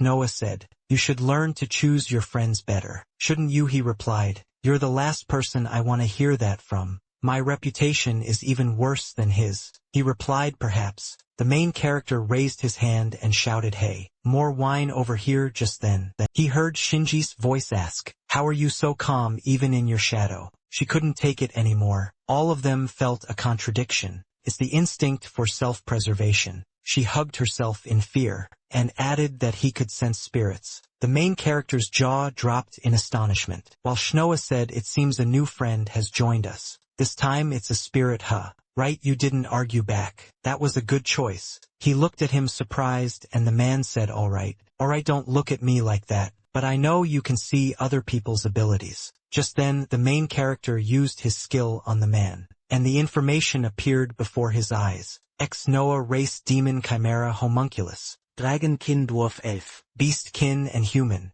Level 1 6.66 talents Demon King. Punishment of the Six Gods status current Demon King. Former Demon King reincarnated from an ordinary worker. Subject of absolute divine punishment etc. The current Demon King ex-Noah. The main character thought in amazement. At that moment Arya looked at him in surprise. And then ex-Noah suggested they leave. "It's too crowded here, wouldn't you agree?" Arya looked at Inori flustered. He lowered his gaze and said fine. "Wherever you want," Arya shouted Inori. "I'll go with everyone," but he ordered her not to come. She gasped in surprise. He added, "I'll go alone. What about the forest?" Ex-Noah asked. "It's outside the city," he replied. "Anywhere is fine." Arya watched them go, thinking Inori. A while later, they stopped in the forest and Shnoa said, "This is a good spot, all right. Just relax." After speaking, he looked at the main character, who was silently looking back at him. The current Demon King then added, "Although relaxing in this situation is a bit absurd." He then unleashed a powerful wave of energy, and Shin Fi emerged from behind the main character. She let out a scream and Noah said he didn't want the evil spirit eavesdropping. "I almost forgot she was inside you, so I had to force her out." Finally it's just the two of us," he said, taking off his hood. "What do you think I thought? Ears? Is he a beastkin? No horns? Long ears, long hair?" He said, "It looks like a total mess, doesn't it?" Noah looked back and replied, "I know, I'm sick of this appearance myself. He's even got a tail, so now I'm some kind of chimera homunculus. Isn't that what you were thinking? I was originally a demon, but I was reincarnated into this body." The main character looked at him completely bewildered. "Are you the same?" he asked. "That's right, isn't it? I've already lived through 2 worlds. This will be my 3rd life. In my first world I was born a demon. A former Demon King who possessed extraordinary power, and the ability to do whatever I pleased. Anyone who stood in my way, I killed and killed and killed, and so I became the reigning king. I had everything: fine wine, women, money. I laughed in the face of that world. After I was done with my own kind, I began to slaughter the other races one by one. The humans sent heroes to stop me, but they all failed. I annihilated the dwarves and seized their wealth. I burned down the forests of those troublesome elves, ate the flesh of the beastkin, and poured poison into the lakes of the dragonkin. I was free and happy. My laughter knew no bounds. It seemed I would continue pursuing that happiness, right up until the very end." The main character asked, "So you died?" He looked at him and replied, "I realized I had never met anyone who could kill me. I lived for a very, very long time, and when I finally died, I immediately found myself in a blank white space, where I met God." The MC wondered, a white space and God, could he be talking about the very same goddess who brought me here? The Demon King said, "This god called herself the god of this world. So it really was her," the main character thought. Noya continued, she said, "I had gone too far. My memories, magic power, talents. She took everything from me, and forced me to reincarnate into an abandoned world." "An abandoned world?" the main character asked. "I'm sorry," he replied. He pointed at the main character and added, "That's what they call the world you came from, and they call it that for a reason, because that world has been abandoned by God. I lost everything and nothing special happened to me. I was born with the most ordinary looks, into the most ordinary of families. I had no special features or merits, so I was rarely praised, but I continued to try my best. I was determined to work hard, and began to earn a living. I learned to bow my head when necessary. More or less I married a coworker, a very plain-looking girl, and we had a son who had my face. He was a little luckier than me. Sometimes my wife and I would argue, when we didn't have enough money, but on the whole it was a completely normal life, and I was truly happy, sitting on the Demon King's throne. I thought I had everything, I lived joyfully, laughing arrogantly in the face of that world. But in reality, I didn't even know what happiness truly was. Took me 2 entire lifetimes to find it. That's why this time I want to make someone else happy. Who the main character asked. He replied, it's not that I want to make everyone happy, but I will keep going for as long as this body allows. He flexed his bicep and the MC asked, continue killing. Of course not, he replied. He said, my race is Chimera, an artificial being, right? Representatives from 6 different races were sacrificed to summon me to this world. Beastkin, dwarves, elves, dragonkin. This body combines all 6 races, and it is those same 6 races that have divided this world into 6 parts, never once stopping their wars for control. The main character asked, are there really that many races in this world? He crossed his arms and said, and you see, you still don't know much about this world. You yourself have noticed how people avoid you, haven't you? It's true. You're even more hated than he is. God intentionally created this world in a way that the different races could never get along. The main character looked at him puzzled, and he added that for someone like you, from another world, it's hard to understand just through words. But once you travel the world, you'll see war breaking out everywhere, discrimination against the mixed-blooded, oppression between races. He asked, and you want to help them? The Demon King took a drag from his cigar, blew out the smoke, and said that he wants to destroy this twisted world. I need your help. He said that at first he planned to destroy it himself, but then he met you and changed his mind. The main character asked, so you decided to threaten me into helping you? He apologized, that wasn't my intention. Rather, I'll give you complete freedom, but in exchange for your cooperation, I'm willing to offer an advance payment. Knowledge of this world. The main character was surprised. An advance payment, he replied. I'll destroy everything, even if it's not part of your plan. In the end, any action I take will help you achieve your goal. Trampling on the lives and fates of others. That's how you exist. Then the main character sighed and said, you're so selfish, but I'll agree anyway. You will, won't you? Excellent, he asked. The main character smiled and added, but only if you provide much more knowledge. Loa said, you're a greedy one, aren't you? Very well. He replied that he'd been on pins and needles ever since summoning him here. This must be his karma. Not long before that, Arya reached her hand out toward the main character and the Demon King. A moment later, she sat down at the base of a tree and thought, I'm not going with them, am I? That's right, she had never seen him so tense. She thought she could finally be of help to him, but that order was a reminder that, no matter how far he goes, she would be left here. She buried her head in her knees, and just then, a few demons were crawling down the tree trunk, lunging straight for her at that moment. Fanatic asked, why are you just sitting there? She attacked the monsters in a flash. Arya looked at her bewildered, then thanked her. She replied, you shouldn't have. This is no place to be sitting under a tree. She apologized again. Fanatic smiled and said, I don't get how the Black Rose couldn't sense those demons approaching. Is something bothering you? Is it about Inori? She replied that it was nothing. Fanatic sighed and said both Inori and Arya. The next second she pointed her hammer at her and shattered the tree behind her. Arya leaped back and screamed, why? Why would you suddenly do that? She replied, I wanted to see your true abilities. Now that we're acquainted, besides you looked so depressed, this should at least cheer you up. She screamed that it was none of her business. Right after that, Fanatic attacked again. Arya ducked back, dodging the blow. Fanatic smiled and said, reflexes. Not bad. Arya shouted in fury, are you trying to kill me? She replied, you should hear me out. When I was little, I used to wonder if God really existed. She looked on in surprise, as Arya said that she didn't believe in God. My mother was a believer and never missed a prayer, but she never forced me to pray. One day a horde of demons attacked our village. My mother fled with me but died protecting me. The demons surrounded me, and when I was ready to say goodbye to this life, I started praying with all my heart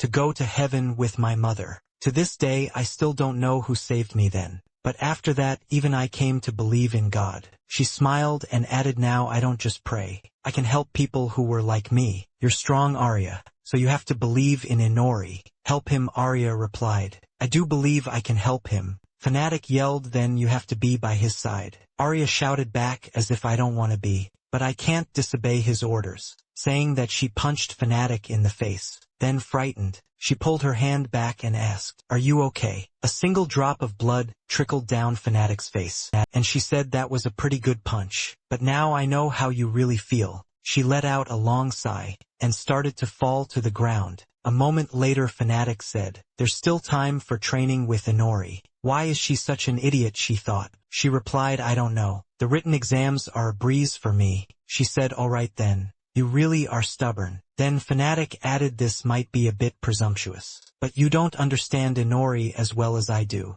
Arya smiled, looking at the girl lying in her lap, and said, "I was right to think a clumsy girl like you would only solve things with brute force. But I'm grateful to you, Fanatic."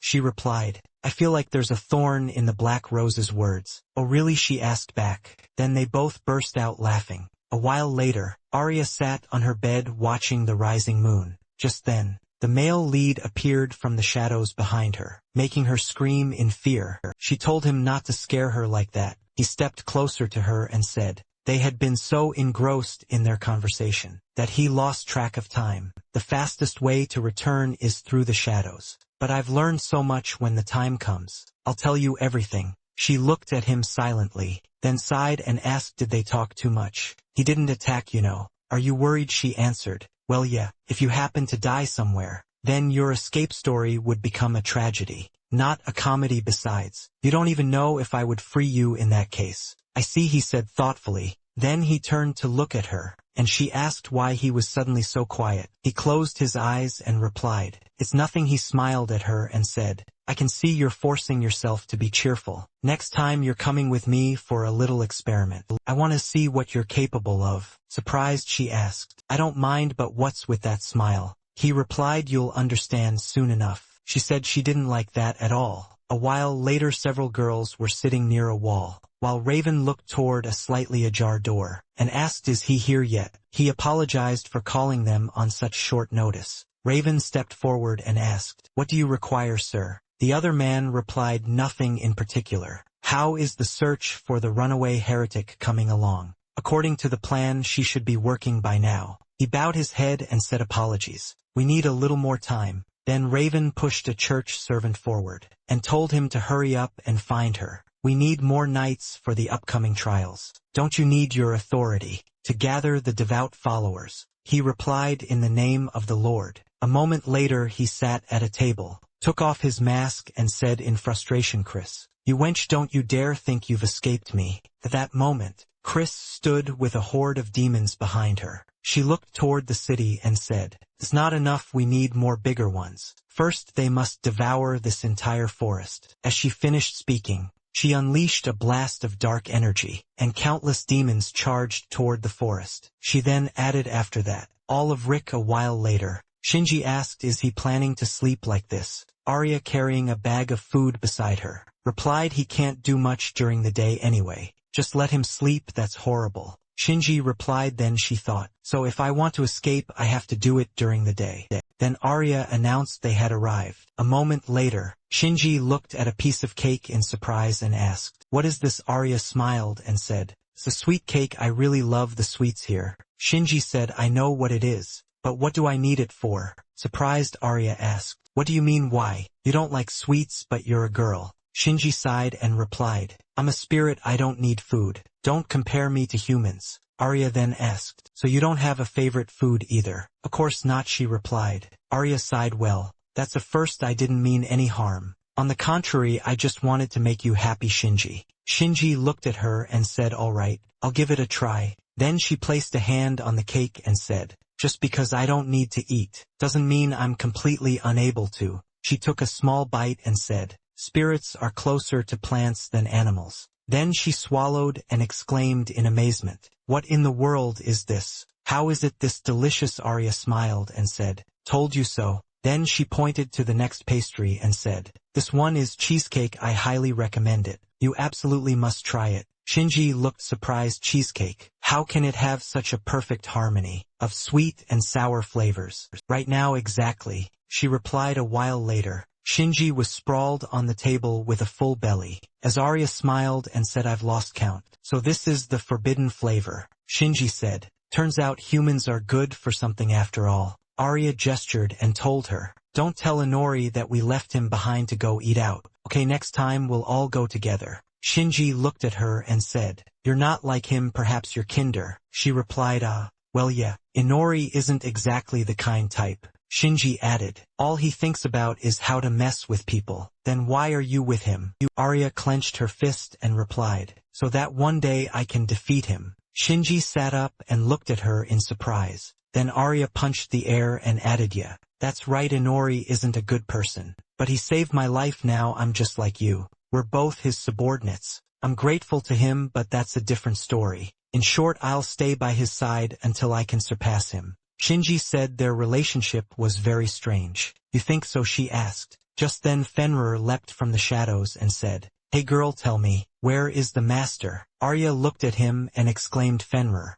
Surprised, Shinji asked, "Who?" Arya said, "We know each other, Fenrir." Fenrir scoffed, and told her not to address him like that. "My rank is higher than yours." Shinji asked, "Higher? What a cute little doggy." He replied that he would eat her soul later. Then Arya said he should be in bed, but maybe he's sleeping in his own shadow. If he wasn't found in the room, then that must be it, he said. "Alright then, I will go with you to the forest." She was surprised. "To the forest?" He replied, "More like to the place that used to be a forest." A moment later they arrived at a barren wasteland, and Arya exclaimed in shock, "It's gone, even the trees." Frenia said that this wasn't an isolated incident. "The question is, who is behind this?" Shinji placed a hand on his chest and said, "There's not a single trace of the low-level spirits. Left humans couldn't do something like this." The next second Arya spread her wings, flew into the air and said, "All right, it's time to find out what happened here." Shinji flew up beside her and shouted, "What? They didn't leave, and what do you mean you can fly?" She replied, "The more you know, the more you can do." Fenrir ran after them,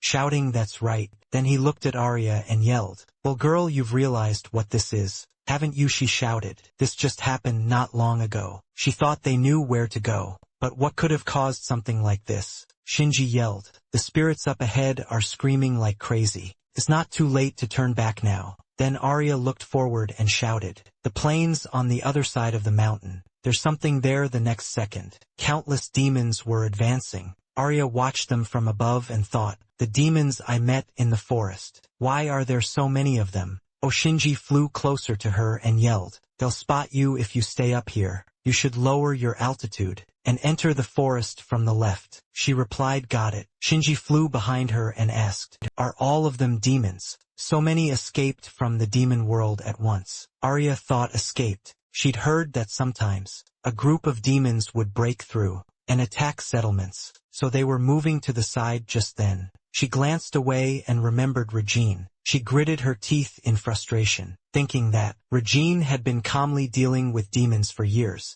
But now neither the church nor the guild was ready. They attacked at the most inconvenient time. Shinji asked, "Shouldn't we wake him up first? The situation doesn't look good." Arya asked if they could go back now and find Inori. Fenrir yelled that he could, but what was she planning to do? She gritted her teeth and thought, "I doubt Inori will help Regine. He isn't ready to show his hand yet." If she reported this in time, would the guild even help? If she contacted Fnatic, would the church intervene? "I won't make it in time." She turned back and shouted, "I'll handle this myself." She wants to fight. Then Fenrir added, "I can sense how strong they are. These aren't ordinary demons. You can't defeat them." But she charged forward. Reaching for her weapon, she thought, "I'm not the same person I was before. I will fight." Just then, one of the demons stopped and looked at them. Shinji shouted in fear, "We've been spotted." The next second, the demon opened its mouth wide and lunged at Arya. She furrowed her brow thinking,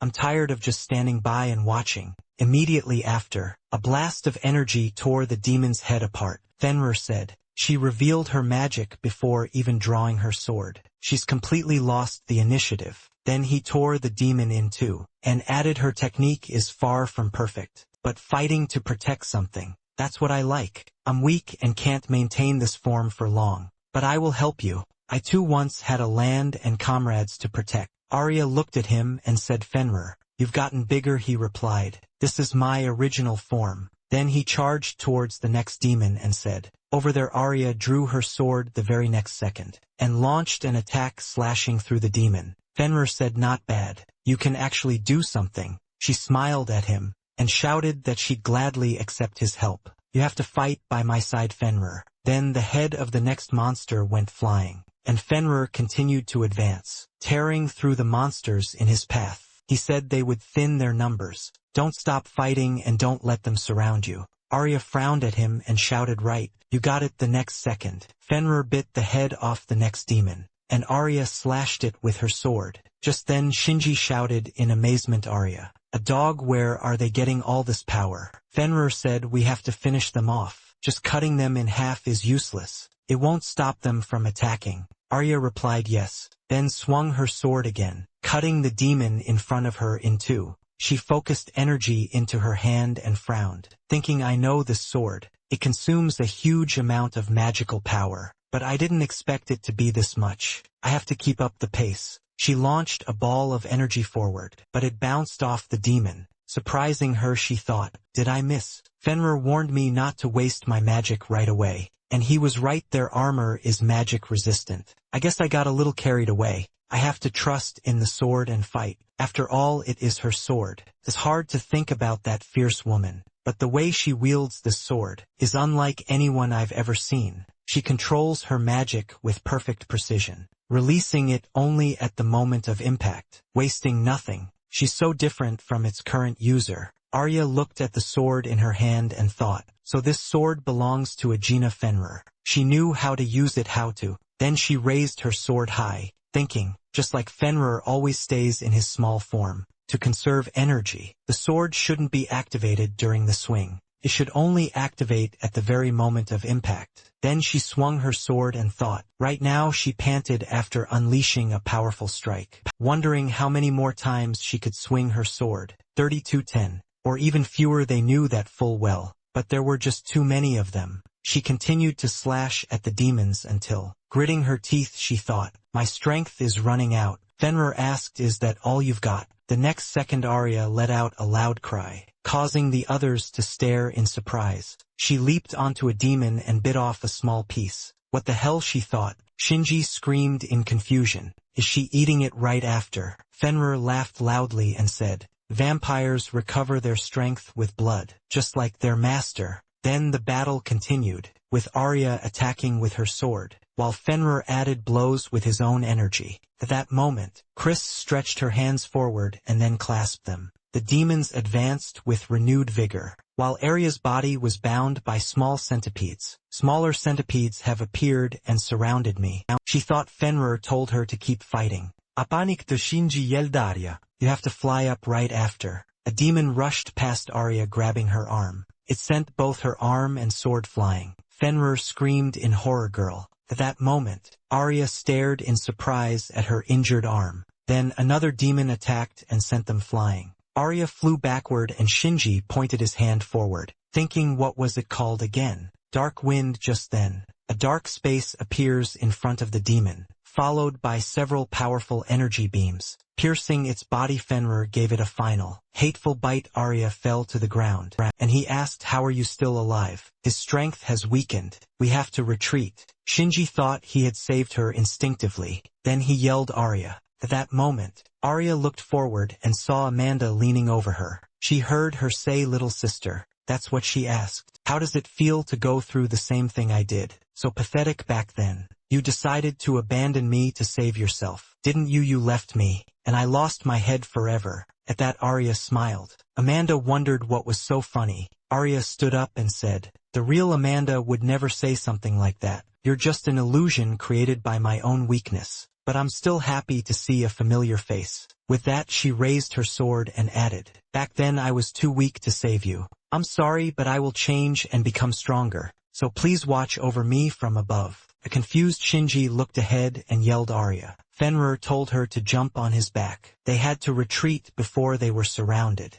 But just then Arya charged forward, slashing the enemy in front of her to pieces. She panted heavily and shouted, "You go on ahead, I can still fight." At that moment Inori said, "Stubbornness can be a virtue, but it's meaningless if it leads to your death." The next second, he pointed his Gleipnir at Arya's wounded arm, causing her to look up in surprise. Inori stepped onto the demon's corpse and said, "To a vampire, blood is life, and I didn't share some of my blood with you. Just for you to waste it so foolishly. You should cherish it. Arya's jaw dropped as she asked, you Inori, but since when he replied, since you became too bloodthirsty, and stopped observing your surroundings. With that he plunged his weapon into the demon's eye, then jumped aside and delivered another blow, splitting the monster's head in two. A joyful Fenrir said, Master, you've come. Arya yelled Inori. Inori landed beside her and said, unlike their shells, their insides, so like their eyes and joints,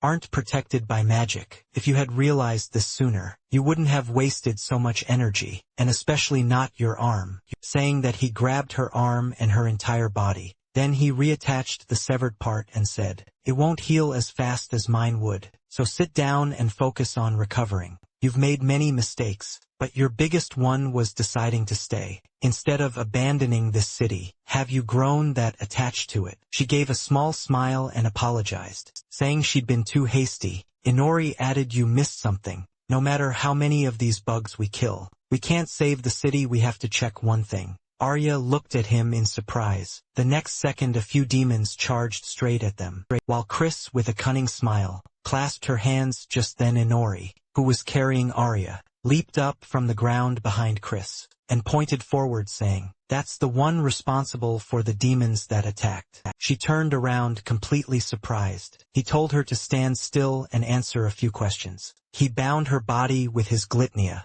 making her scream in surprise. At that moment Shinji looked up at the cliff. Shinji thought that there were almost no spirits left, and she couldn't say for sure, but they were capturing someone. At that moment, the main character looked at the hostage and asked, Chris comes alright? She gnashed her teeth in anger, and he added, I can tell just by your abilities. Arya was surprised. But how can this girl control them? He said, she has the ability to control demonic beasts. Regine is often attacked by escaped demons, and every time the Holy Knights led by Raven, those who led the charge and pushed them back, were hailed as heroes of the church, and Regine became so famous, it turned into a sacred ground for holy knights, like your master, to test their mettle. Such a fortunate coincidence for the church. Or is this girl simply in cahoots with them? Chris smiled and remarked, you know quite a lot, don't you? That's right, but that's not all. He leaned in and said that he had people he could ask, but for anything he couldn't find out, he'd dig it out of her himself. Then he used his left eye to hypnotize her. She laughed maniacally and screamed,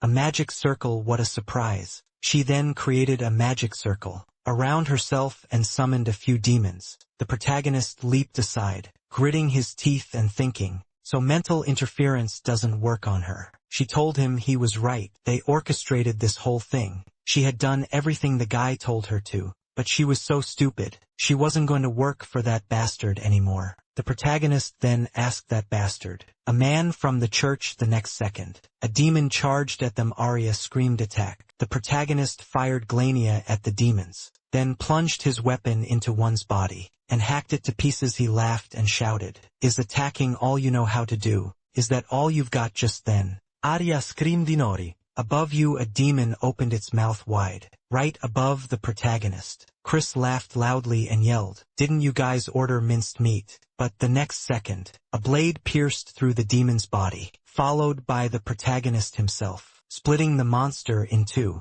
Afterward he licked his finger and said, the blood isn't great, kind of tastes like iron. The next second, Chris gritted her teeth in fury and said, what the hell is he doing? Stop bothering us. I don't have time to deal with an upstart like you. He wiped his mouth and said, she'd rather cripple her own arm to break that thread. Just then Shinji looked ahead in surprise and thought, all the demons at once. Arya shouted, the demons are heading for the city. At that moment the protagonist smiled and thought, so she went to them for help. She's starting to understand who's really in charge here. She told him to shut his mouth. She was talking to Arya. Then she shouted in surprise towards the city. Then she turned to Chris and yelled, you sacrificed the guards just to send them to the city. She laughed maniacally and replied, what a shame, even if I die now. You can't stop them, the protagonist said. He had hoped taking care of the leader would be the end of it, but seeing her resist his hypnosis, he was surprised and realized he had underestimated her. At that moment,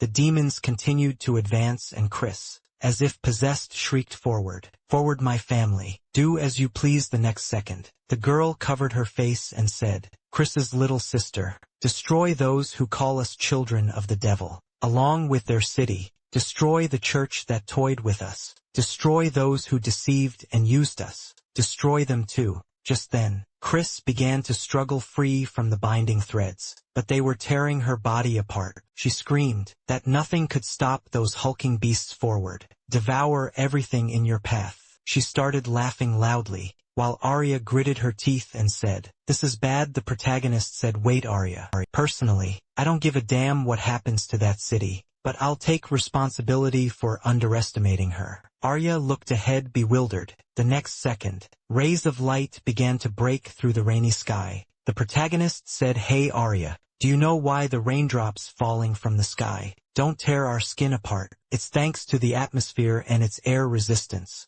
He pointed forward and added, "The dense layer of air reduces all the energy the raindrops absorb, but the objects under my control don't interact with the atmosphere, and of course they aren't affected by its drag. The atmosphere can't hinder this, and unlike a raindrop, can accelerate to unimaginable speeds." Then at some point I realized, the black wind leads to the same space as my shadow, but it has the ability to float in mid-air. Now imagine this, the objects I control fly out from my shadow, and fall into the black wind. They fly out of the shadow again, and fall into the wind again, over and over. Those small stones have been flying back and forth in the sky for exactly 7 minutes and 28 seconds. At that moment Arya looked up, completely baffled. The protagonist added, "From here it's much simpler. I just need to cut off the black wind at the right moment and boom." The next second several flaming boulders shot straight towards the demons.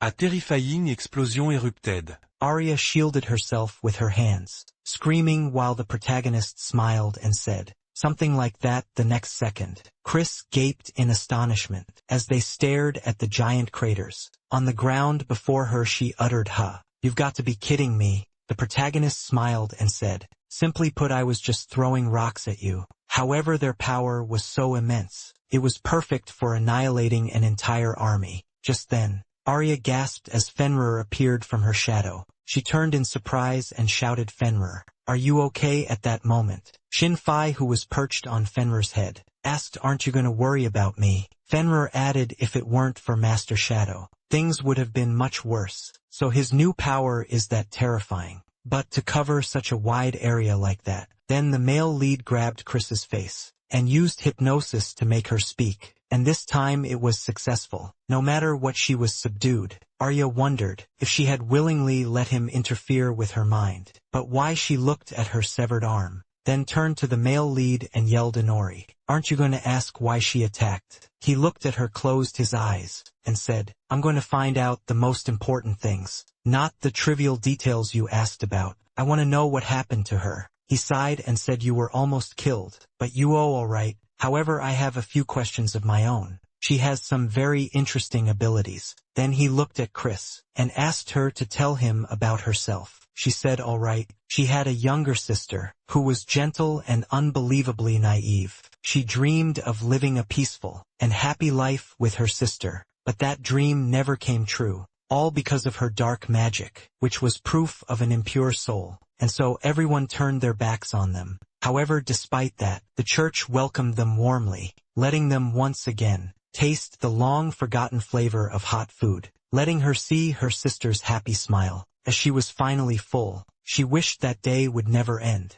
But about a month after they arrived at the shelter, he appeared. He toyed with and continuously tormented her. She didn't understand why, but she didn't really care. After all, they had nowhere else to go. In the end, there was nothing she could do for her sister. As time went on, nothing changed. If anything, it only got worse. At one point, Raven grabbed her by the neck and asked if she wanted to continue living here. In the present, she lowered her head and said, "His words and actions got worse and worse, and the time I could spend with my sister grew shorter and shorter, but for now, she's still safe." She closed her eyes. The main character squatted down beside her and asked him, "Who is he?" "The one who became the hero of Reagan." Raven version. At that, Arya looked at her in surprise, and the main character thought to himself, Hero Ravenna. Is that the guide's boss I saw in the church then? Chris added from then on. She did everything she was told, and practiced dark magic. She didn't have much strength, but every day until she collapsed from exhaustion,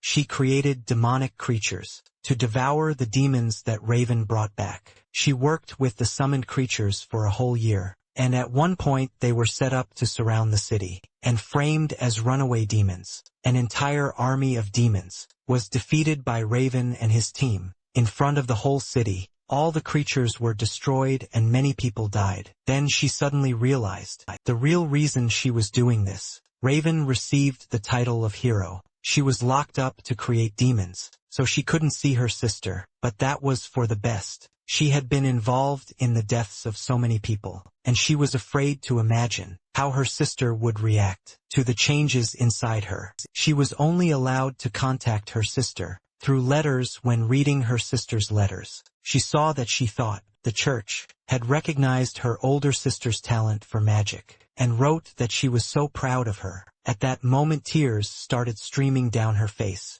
and when Arya asked where her sister was now, she replied she's dead. Not only was she dead, but it was that very man who told her about her sister's death. Turns out, because her soul was tainted from creating demons, her younger sister was used, Che, as a plaything in the church, to atone for her sister's sins, for her use of dark magic. In the end, the girl couldn't take it anymore and died. But then she was threatened that if she stopped following orders, and she would meet a similar fate. The question is, how did things ever get to this point? Was it simply because she could use dark magic since she was a child, because no one in the city would accept them, or because they decided to stay in this church? At some point something inside her just shattered. A demon approached, leaned down, and told her she was a 1-in-a-million summoner, just like him, a perfect fit. A demon named Neon was locked in the same cage with her. He then asked, "Do you want power?" "Don't know if you see." She decided to escape her confinement, and made a pact with him, becoming a demon to get her revenge on that man. But they stopped her and her army, and now she doesn't know what to do next. He then asked, "Who exactly is this man?" She answered, "A demon." That's all she knew. The main character looked away and thought, this doesn't seem like the Demon King's style. But after thinking for a moment, he spoke, "One last question for you. The revenge you threw away your humanity for has failed, because we accidentally got in your way. Your life is a miserable failure. Don't you think you've suffered enough?" At that moment he grabbed his sword, stood up and approached Chris. Arya screamed Inori. She begged him to stop, but he said he wasn't talking to her. "I'll say it again, enough with the revenge. Don't you think you've suffered enough?" Then Arya bit her lip and shouted, "Inori, the church just used her. Does she deserve to die for that?" She held her hand out and added, "She can't do anything to you anymore." He closed his eyes and replied, "No, it's no use, you saw it yourself. My hypnosis doesn't work on her, and she's not even responding to questions anymore. She's completely lost the will to live, no matter how much you try to understand her, and her fate will be the same." The next second he swung his sword, and at that very moment, the main character heard a voice in his head. "You have reached level 15. He was surprised. The voice in his head continued, "Your demon title has been promoted from Baron to Viscount." The next second, he started losing consciousness and thought, "Oh no, my head is spinning." He started to fall and Arya screamed in panic, "Inori." She rushed towards him. A moment later, a goddess looked down at the main character and asked, with a smile, "You're awake." It had been a long time since they'd last seen each other. He looked at her confused, then sat up and asked, "What, it's you?" He had been afraid that the goddess of that world had caught him. She asked, "The goddess of that world?" The next second he punched her hard in the stomach. She winced in pain and yelled, "Hitting a girl and a goddess? No less," he replied. "Oh well, but I support equality in all things, and I still haven't forgotten that idiot you sent to follow me. He was a real thorn in my side." She smiled and asked, "Oh, did something like that really happen?" He sighed and replied, "You wouldn't believe it." Then he looked to the side and asked, "Is this the place where I was first summoned?" She replied, "Yes, that's right, and you're the only one who's come here so many times." He asked, "Why now?" She asked, "What do you mean?" Why haven't I heard anything? I was promoted to Viscount. He asked Viscount, are you talking about that voice in my head? She said that his powers are drawn from many worlds. But in his current world, he can't change the vampire title himself. So she has to manually enhance it for him. He should be grateful for reaching a certain level. He crossed his arms and said, geez, don't you have anything better to do, goddess? She yelled, not at all. And then, she channeled energy from her hand into his head. He immediately asked anyway, why did they summon me here? She asked, haven't you noticed your level has suddenly increased? If you don't manually adjust the increase, it'll only get more difficult later on. What did you do? He closed his eyes and thought, I wiped out an entire army with a meteor. Maybe that's why. Then she said cheerfully, everything is ready. I don't know if you've managed to obtain anything new, so good luck figuring it out on your own. He thanked her in reply and she added finally, I'll give you a piece of advice. The goddess of that world is a bit special. He looked at her completely surprised. A while later, Arya was resting the hero's head on her lap, placing a hand on his head. She said, you scared me. What's wrong with him? Fenrio approached and said, Master is unconscious but he's fine. We're very lucky. That Master's compulsion hasn't worn off on this girl. Yet he doubted if they could even fight her. It's dangerous to let her live. Arya looked at the girl thoughtfully, then lowered her eyes thinking that she had let her emotions get the better of her, demanding something she wasn't ready for. But what do we do now? Just then, she heard Shnoa's voice say that it was useless trying to reason with her. She spun around and said it was you. At that moment he suddenly sat up, grabbing his weapon and asking old man. But why? Arya exclaimed in surprise. Inori, the protagonist, said. He woke up because of the surging magical power. From his appearance, Nua said, my apologies, what could I do? He asked, but hey, why are you here? Nua looked away and told him to look at what he had caused. The sound and the tremors have already reached the city. I wouldn't be surprised if people come here at dawn to find out what happened. He replied, all right. I got a little carried away after that. Noah said that he could put everything back the way it was. Would you like that? He looked at him and asked him, what do you mean? The old man looked back and said that he could literally return everything to its original state. Everything? He asked again. The old man replied, you look so young. Is your hearing already failing you? I will restore this area to its original state, so the townspeople don't go crazy when they see this. He asked, how? How are you going to do that? And how much will I owe you? That sounds serious. The old man closed his eyes and told him not to worry. Then he approached Arya, pointed at her, and said that he just wanted to have a private word with her. A moment later he looked at the craters in the ground and said that he didn't even know if he could do it. He sat on the ground and added, it's been a long time. I haven't had a chance to do something serious, and in front of a young lady, no less. This is a rare occasion. Arya looked at him, remembering how Inori had told her to be wary of this old man. Probably wouldn't help much,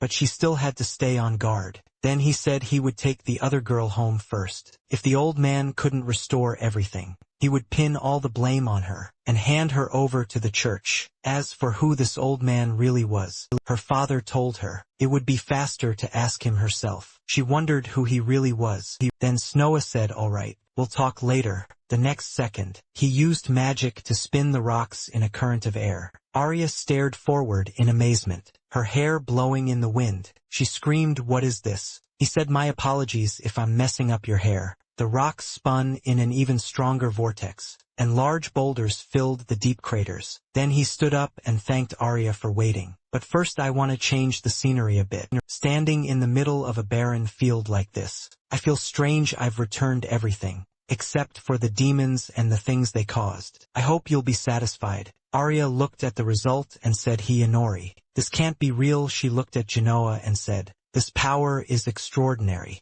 Who are you really? A moment later they stopped in the forest, and Arya asked the former demon lord Inori. He said, well, you could also say I'm the current demon lord, but everyone still thinks the king is dead. So what of it? If you don't believe me, I can prove it, you know. Do you want me to? As he spoke, he turned to look at her. She said, no, the power I just saw is probably enough. Then he pointed at a log and said, I see. Good. I'm sorry I have nothing to offer you but a log, but please sit and talk. She bowed and asked for his permission. He replied, of course. There's no need to be so tense. Though considering his past, I can't say I blame you, he's the one at fault. Not even 600 years could wipe his slate clean. She sat down beside him, placed her hands on her knees, and said, it has become a children's fairy tale, about a wicked demon king. She fearfully asked for his forgiveness, and he replied, it's nothing. Everything you said is true, but forgive me for asking, where are you from? Holding the hem of your skirt with both hands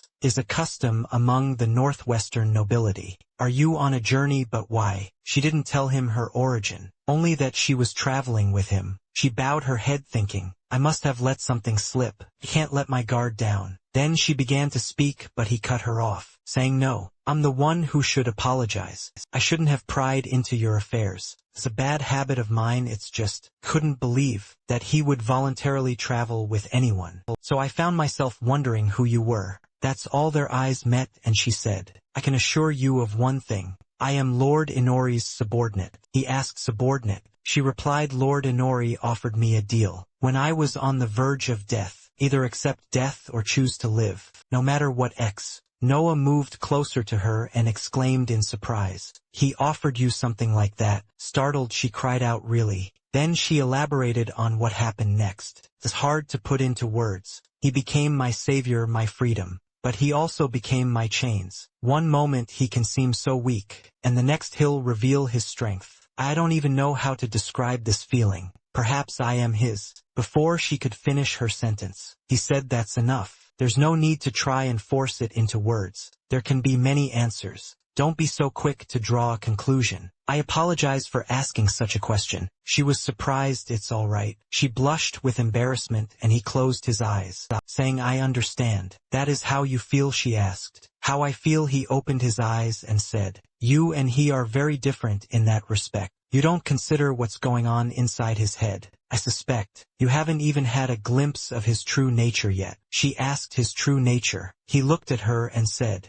he will threaten to destroy this world, and he will want to fight against anything that stands in his way as a living creature. He will undoubtedly reach his zenith and become complete. She looked at him in surprise and questioned him. He said, I'm interested in you, and I imagine your future. Subconsciously, he is drawn to the possibility that you might be the one to kill him. Surprised, she asked, I'll kill him? I don't understand. He replied, it's one of the possible outcomes, and he is fully aware of that. She said that, even if she tried to sneak up on him in broad daylight, she'd be unlikely to succeed even if ordered to. He laughed and said, still, I'd like to see that. You should think about it. Then he lit a cigar and said, youth is meant for being tormented by doubt. She asked, so can I truly face his power? I feel so small. I don't even know if I can ever escape being just his subordinate. He approached her and told her to listen to him. No matter how important a role he plays in your heart, or how important a master he is to you,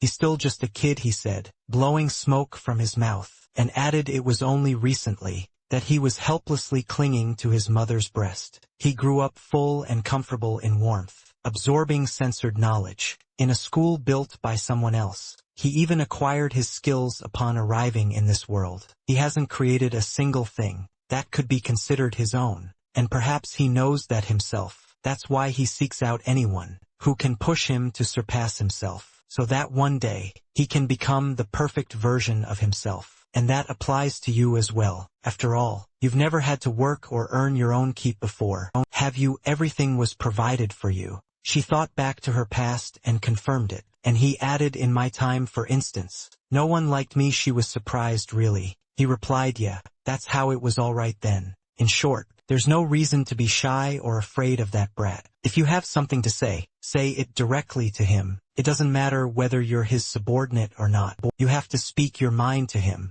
He clenched his fist and said, you should be the one to make the first move. Become the enemy he's longed for. He'd like that more. That's the kind of person he is. She asked pensively, what if I were to oppose him? How would he react? Would he fight back? We're supposed to be helping each other, aren't we? He looked at her, then said, I wouldn't mind seeing that. Then he got up and walked away. He added that a boring life is one where everything goes according to plan. She should just do what she wants. That's all. He wished her luck with Inori. As she looked at him, she left, thinking that he was either praising her or scolding her like a father. She still couldn't fight Inori, but at least she could stand on equal footing with him. Meanwhile, the main character used his ability to survey the area, and thought, well, now they've really restored it to its original state. Alright, the land, and even the vegetation are untouched by insects. Can he restore living creatures right? That's why he's the Demon King. After all, just then, Arya entered the room and said she was back. She apologized for being gone for so long.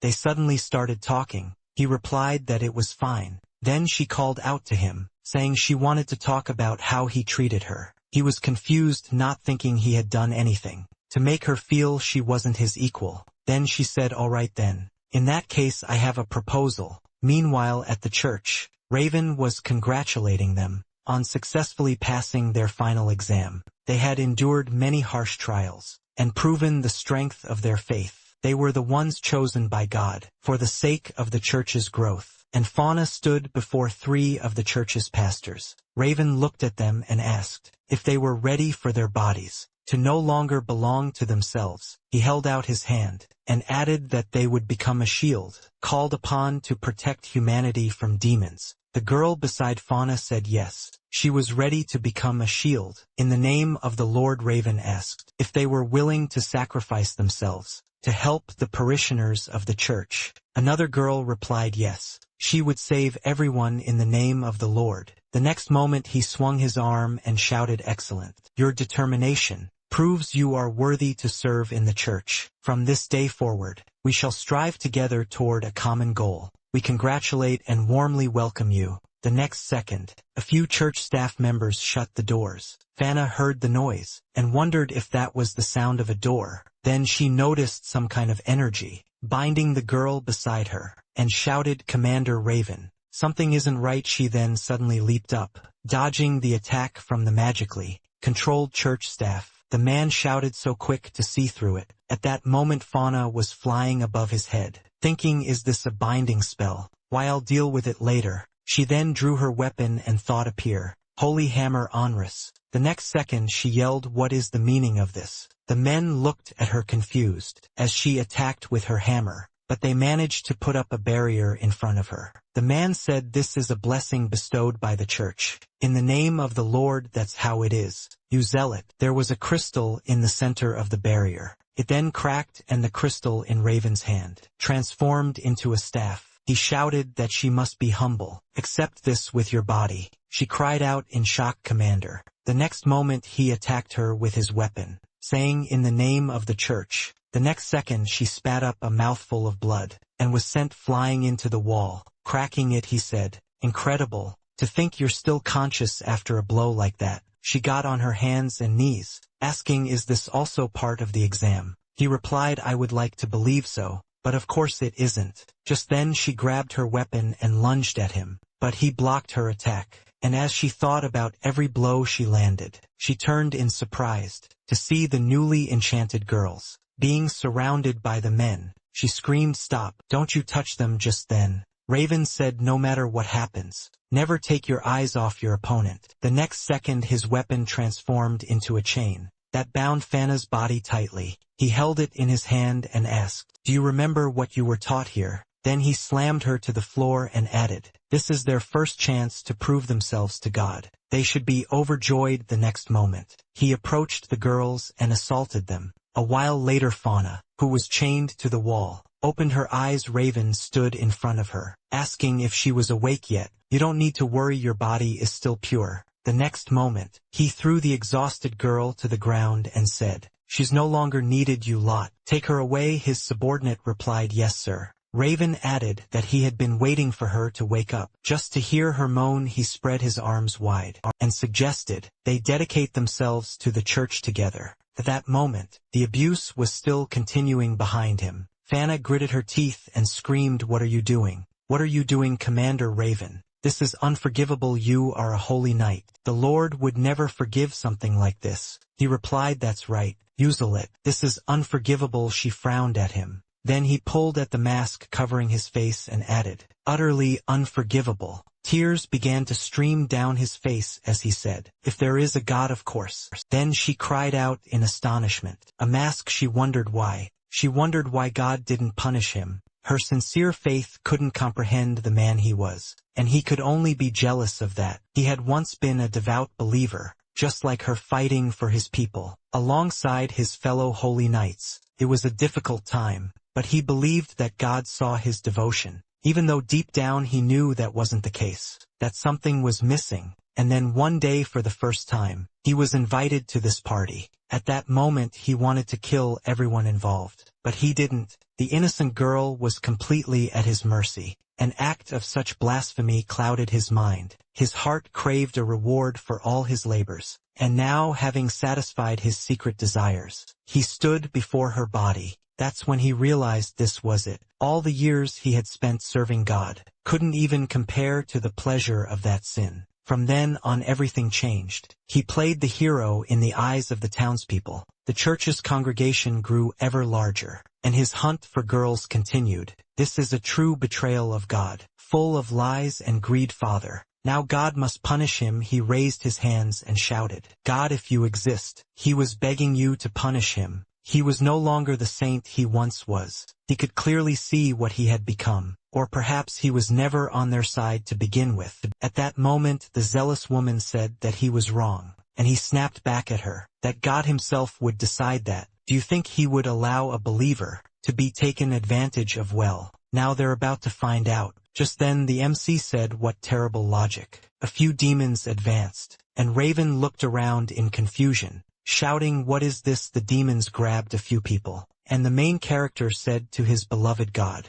probably doesn't even matter whether he's a sinner or not. Then Raven looked at the main character and shouted in surprise, Lord Inori. He replied, but they don't care. The zealous woman looked at him in surprise and shouted, Inori. Raven asked, why is he here and with demons? No less. The church servants shouted, why are there demons in the church? The main character placed a hand on his hip and told them, don't let them escape. The next second the demons dealt with the servants, as the zealous woman watched in astonishment. Then Raven asked, are these his demons? Has he had dark magic all this time? He replied, no, I borrowed it. You know very well from who. The jealous woman asked Inori, what is the meaning of all this? Why are the demons that escaped suddenly here? He said, that it was the church that nurtured these demons, so I'm just bringing them back home. Nothing surprising about that, is there? That girl didn't like what they forced her to do. At the church, Raven said, Chris sent you, we saved her life, and this is how she repays our kindness. How shameless, and since you agreed to help her, you're no better. The next second, the crystal in his hand transformed back into a staff, and the main character asked, are you angry? I'm sorry for interrupting your hobby. He rushed forward to attack, shouting, I sincerely regret having to strike a friend. The zealous woman shouted, Inori, you have to run. Then Raven attacked, but the main character quickly dodged to the side, and said with a laugh, wow, you should listen to her, not bad for a city legend. In response he shouted, excellent, a superb reaction, but how much longer do you plan on fighting me without drawing your sword? The MC flew forward and said, I bought this sword especially for my master. I don't want to break it on some magical weapon. Then he grabbed his enemy's staff and said, though, this weapon is nothing compared to the sword of Asura. The next second, Raven's weapon reverted to its crystal form,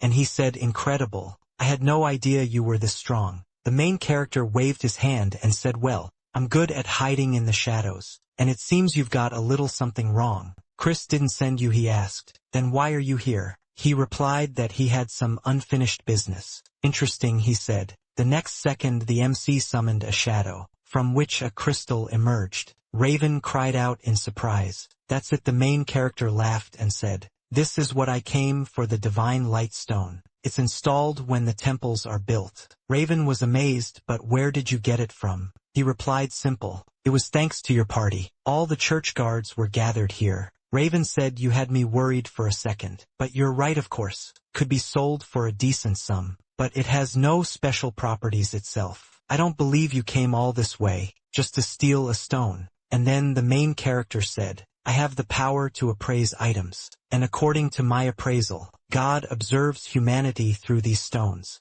possesses no power on its own. But when it senses the prayer of someone nearby, can become the eye of God. Right now I'm using my control ability to block it, but one day it activated, and God instantly tried to kill me. I stole it, so that God would immediately understand my intentions. Raven asked, so God exists. He watches over humanity and out of all people. He found you and tried to kill you. The main character replied, something like that. Then he looked away and asked, does God consider you a heretic? You know, like a kill him quickly kind of thing. Then Raven lowered his head and said, I admit there is something about you that could be considered heretical. The MC then added, although heretic isn't quite the right word, it's more like I'm a thorn in his side. Raven said then, that's all the more reason for you to explain it to me. The main character asked, explain what? It all depends on your perspective. He answered, if God is watching us, if he's the one who takes lives,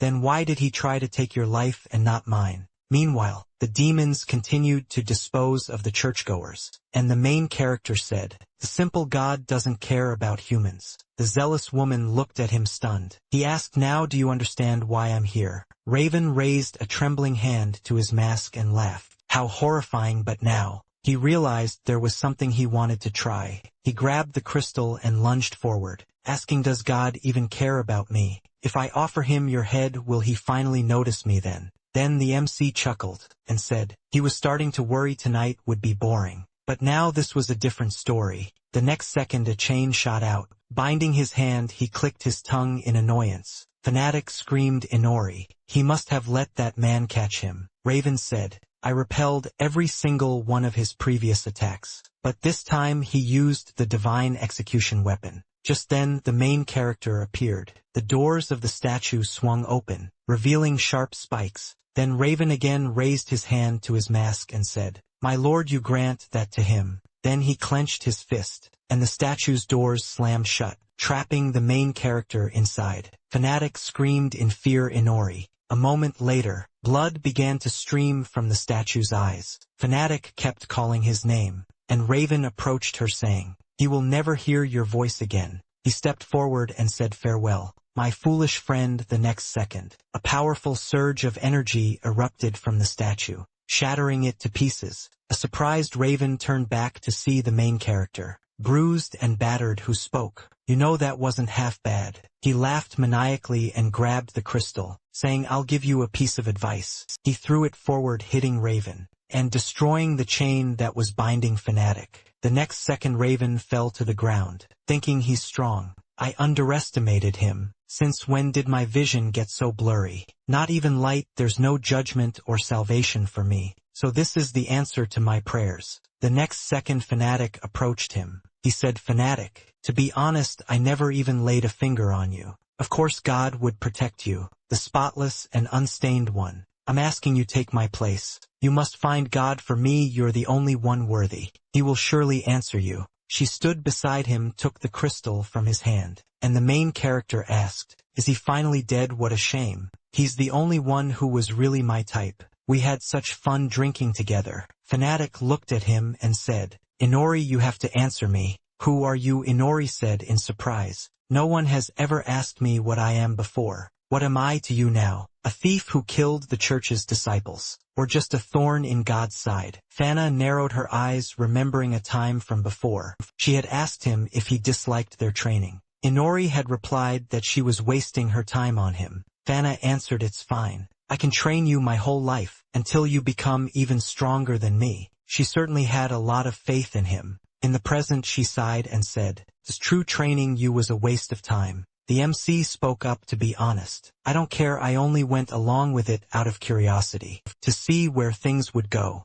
First of all, our values and ideologies aren't just incompatible, they're contradictory. I come from a different world than you. That's why your God took notice of me, and in return I came here to destroy the church, to destroy God's primary tool. Therefore I killed anyone I deemed necessary, because right now, nothing is more important than defeating your God. Fana listened motionless, her mouth slightly agape. The MC continued, however, I didn't mind playing along with your little teacher. Student act, his eyes flashed as he spoke. But it's about time we put an end to this. Fana said, yes, you're right, it's time to end this. She had thought she'd never be able to reach the real him, but now she was slowly starting to understand, and his journey had only just begun. She reached out her hand and asked, "But will you show me?" She placed her palm on his cheek and added, "The real you." Then Inori returned to his human form and said, "This is it, it's time for me to go back." He started to run and Fiona yelled, "Carry, wait." He turned back and said, "It's Inori. You can call me that if we're alone again." Fiona watched him intently as he continued, "Oh, and those novices who were with you,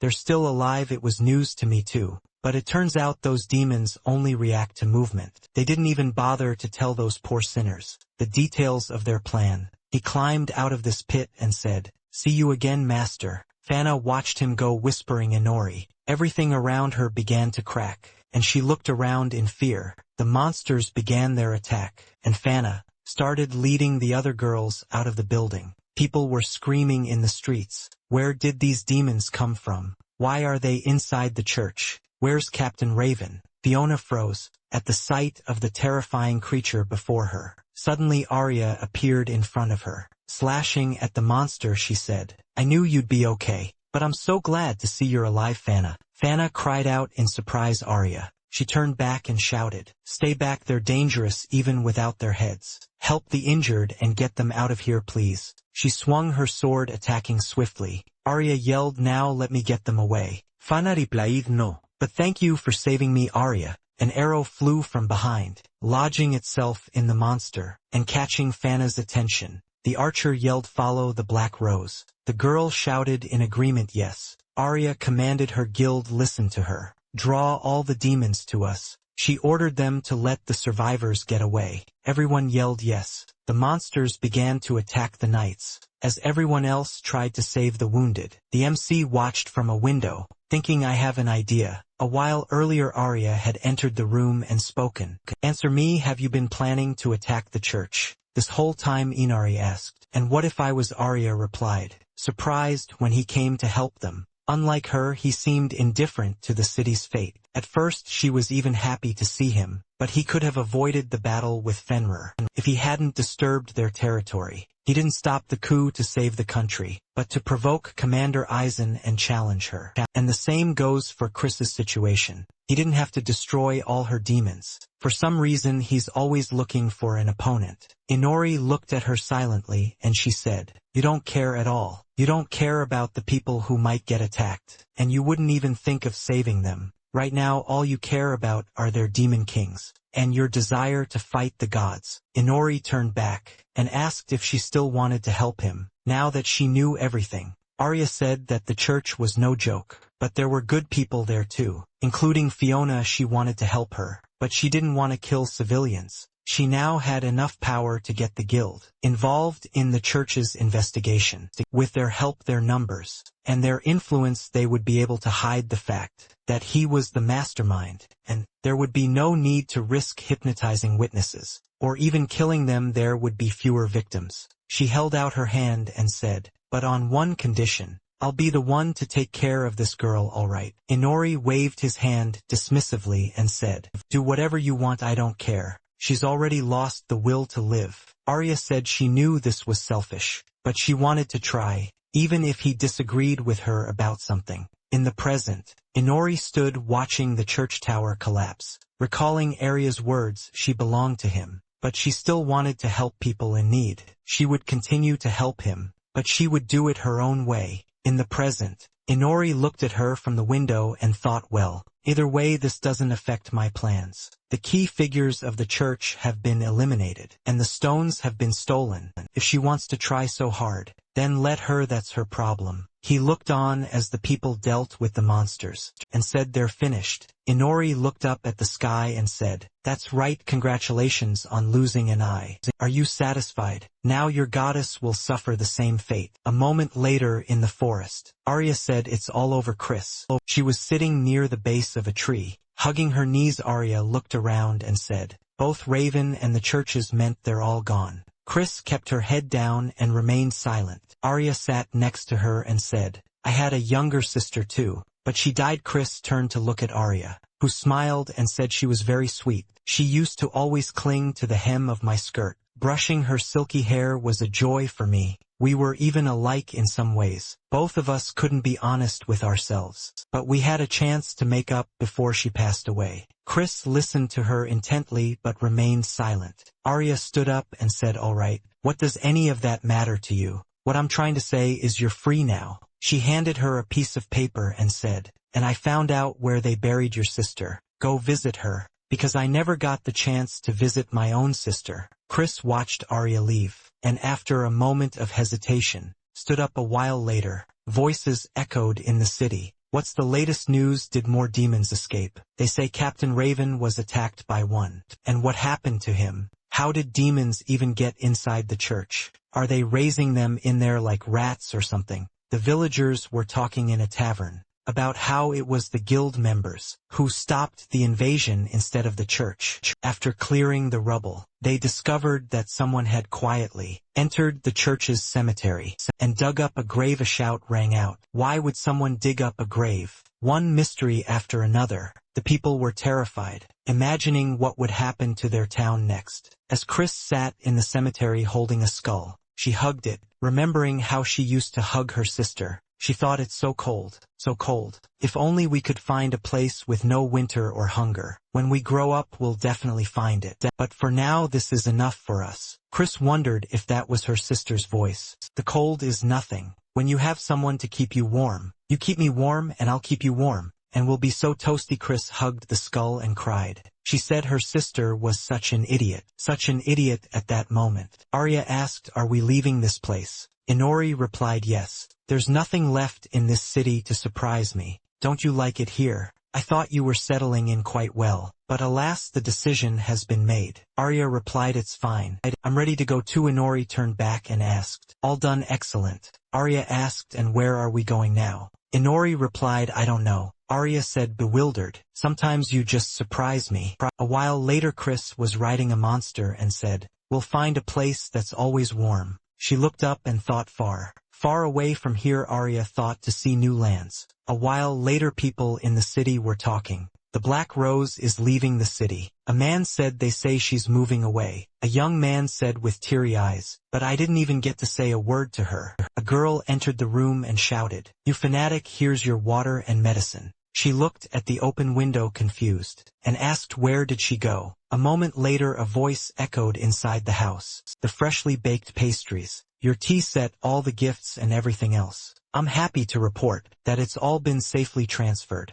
into the shadows. They're ready to depart." Arya smiled and said, "How convenient." Inori asked, "Well, shall we go?" She smiled and replied, "Yes." As they went outside, they suddenly heard loud shouts. "Arya, is she really leaving the city? Now who's gonna protect us from the demon invasion?" A man crossed his arms and said, "That guy must have whispered something to her, or done something evil." Then a young man reached out his hand and said, "Get away from him. She doesn't need people like him. Let her marry me." The MC picked up a bag and said, "They just finished packing, and everyone's already worked up." The crowd shouted excitedly, "Arya." She turned back with a small smile and a wave. She said that she had submitted a notice to the guild this morning that she would be leaving. "Word travels fast," Inori said, rolling his eyes, "but if you hadn't taken on every single guild quest with such dedication, you wouldn't have problems like this. You told me I had to learn to blend in with the crowd." Arya replied, "You make it sound so easy. The guild was my first job. I couldn't help but give it my all." The MC said she had a nickname,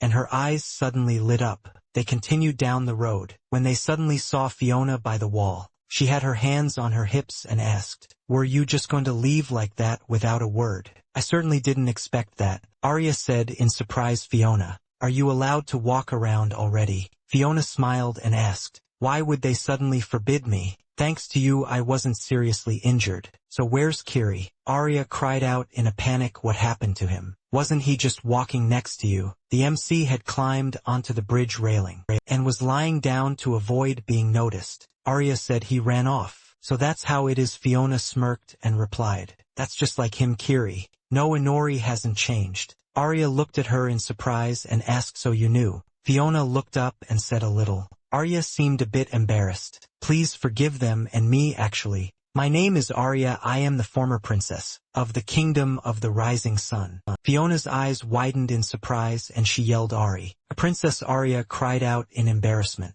Ex-princess, and don't shout about it. And it's not Ari, it's Arya. Inori saved me and took me with him. I still know very little about him, but I don't mind following him and uncovering his mysteries. Fiona smiled and said she was glad she liked him. Arya blushed and shouted, "How can you just assume I like him? It's obvious," Fiona replied. "He's the one I chose. My instincts have never failed me." She told her to follow him. Arya smiled and said all right. She shouted Inori. He jumped up startled and Fiona yelled, "Usually I'd catch him every time he tried to escape. But for today anyway, I'll let it slide." Inori clicked his tongue in annoyance and Fiona said, "And all his lies to me, his master. I'm willing to forgive those too. But if he dares to lie to Arya even once, I will never forgive him. And the fact that he doesn't fear divine punishment is no reason not to take my words seriously. If he dares to hurt her, I will come and punish him myself. After all, I am his master." Fiona turned and said, "Arya,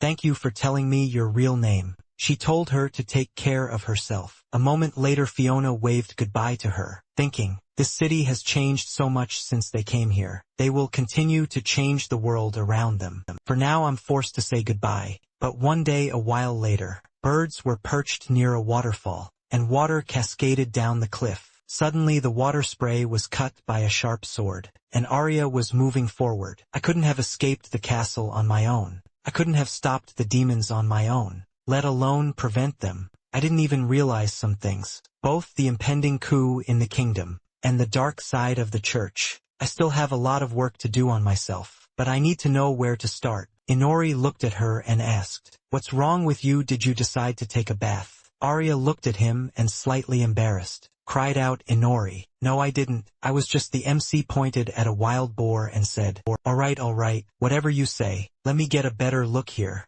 Arya asked again, "This is..." The MC replied, "It looks like a pig or a wild boar. I got the idea to try roasting it as is, without draining its blood. But it's a demon," Arya said. They had been wandering aimlessly since leaving Reagan. A cave behind the waterfall had become their temporary shelter, but Arya didn't mind much, as it turned their wanderings into a good excuse to train. The little Fenrir rested in Inori's shadow. After all, it was her fault that it had used up all its energy fighting the demons. Shinji's gourmet side had awakened, and she was hunting for new strange fruits every day. And as for Inori, Arya looked at the stone in the MC's hand and asked, "You found it already?" Inori replied that at first he had hoped to be able to control it and see through the eyes of the god, just as they saw through his. But as soon as he used the magic, as I was immediately disconnected from them. Oh well, there will still be a chance to figure out how to fight the gods, Arya thought, and Inori is still trying to get stronger. She held her hand forward and unleashed a holy flame. Inori asked why she would use magic. Arya said she wanted to try purifying it with light. Magic. The MC asked, "Purify it?" Arya replied that demons are creatures of darkness and are fundamentally incompatible with humans. But if we try to neutralize its properties, couldn't we at least eat it properly? Inori then asked what was stopping her from just eating it immediately. "You did it with that bug," he pointed out. Arya replied that she wanted to eat it properly, and with some flavor. Inori said, Fine. "I was just kidding." He was actually concerned that the demons here didn't seem particularly strong. Even during the day, he had hoped to encounter stronger monsters by going further from human settlements. Arya looked at him intently and asked if maybe it wasn't that the monsters were weak, but that he himself had become too strong. Inori looked surprised and Arya continued speaking. Compared to the ones found in her country or Regina, these were much stronger, but they were born from nature itself. And if you compare the demons in her country with the high-level demons summoned by Chris, the difference is huge. And then there's the way you defeated more than half of them at once just for experience. She suspected that there were no demons left in the wild that could satisfy his desire to become stronger. The MC thought for a moment, then said, "Yeah, to get experience I constantly need to fight stronger and stronger opponents, so it's a problem." Arya said that she wished she had such problems, although at some point feeling weak and feeling like you're lacking something is pretty normal. The MC thought for a moment. An opponent as fast and ferocious as Chris's demons. He highly doubted he'd be able to find something like that easily. He turned back and looked at Arya. He asked, your goal is to become stronger than me, isn't it right? Arya replied a little flustered yes. The MC said to free yourself from being my slave. To put it bluntly, to kill me. Arya asked, how on earth did you come up with that? Inori asked, so what, are you gonna try and kill me? Arya looked at him surprised. A while later the MC was standing at an intersection, looking around confused. A voice called out from his side, Inori. Long time no see. The girl greeted him and asked how he was doing. Living well, how are your kids? The MC, startled, asked who she was. The girl replied, what do you mean I'm the goddess? The goddess who gave you your power. Inori asked back, a goddess? Then what's with this cosplay? To be more precise, where exactly am I? The goddess answered, in your hometown Chiba, Japan. The MC asked again, Chiba?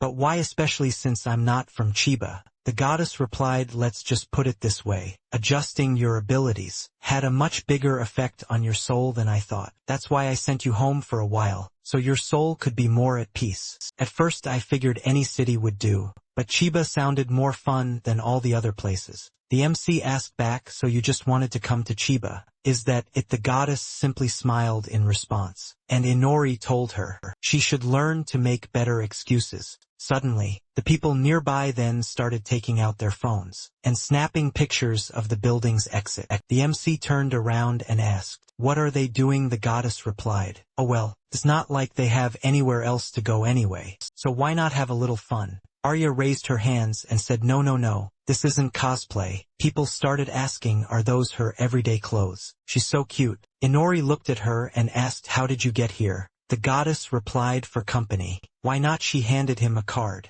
and told him to buy her some clothes. It's your beloved goddess's credit card. There's no limit, but please don't buy up everything in sight, alright? She said, have fun out there. The MC asked again, a credit card, seriously? She vanished and he asked, where did she go? A moment later Arya smiled and thanked him for getting her out of there. Inori said he would have been more than happy to let her handle her own clothes, but that terrifying goddess told him to go. Have a little fun, honestly. I don't even want to be near her. She stands out too much. Arya ran after him shouting, why are you being so mean? A little while later, Arya was struggling to fasten her bra. She covered herself and asked Inori, how do you fasten this? He turned away and said, you're asking me, do I look like a girl to you? Go ask the girl at the checkout counter. I didn't know then if the sales assistant was asking me to pick a size, or if she was offering to help me fasten it. The girl just frowned and said to ask anything I wanted, then asked how old I was, that I couldn't fasten it myself. Arya looked at them in surprise and shouted, Nala, Amanda.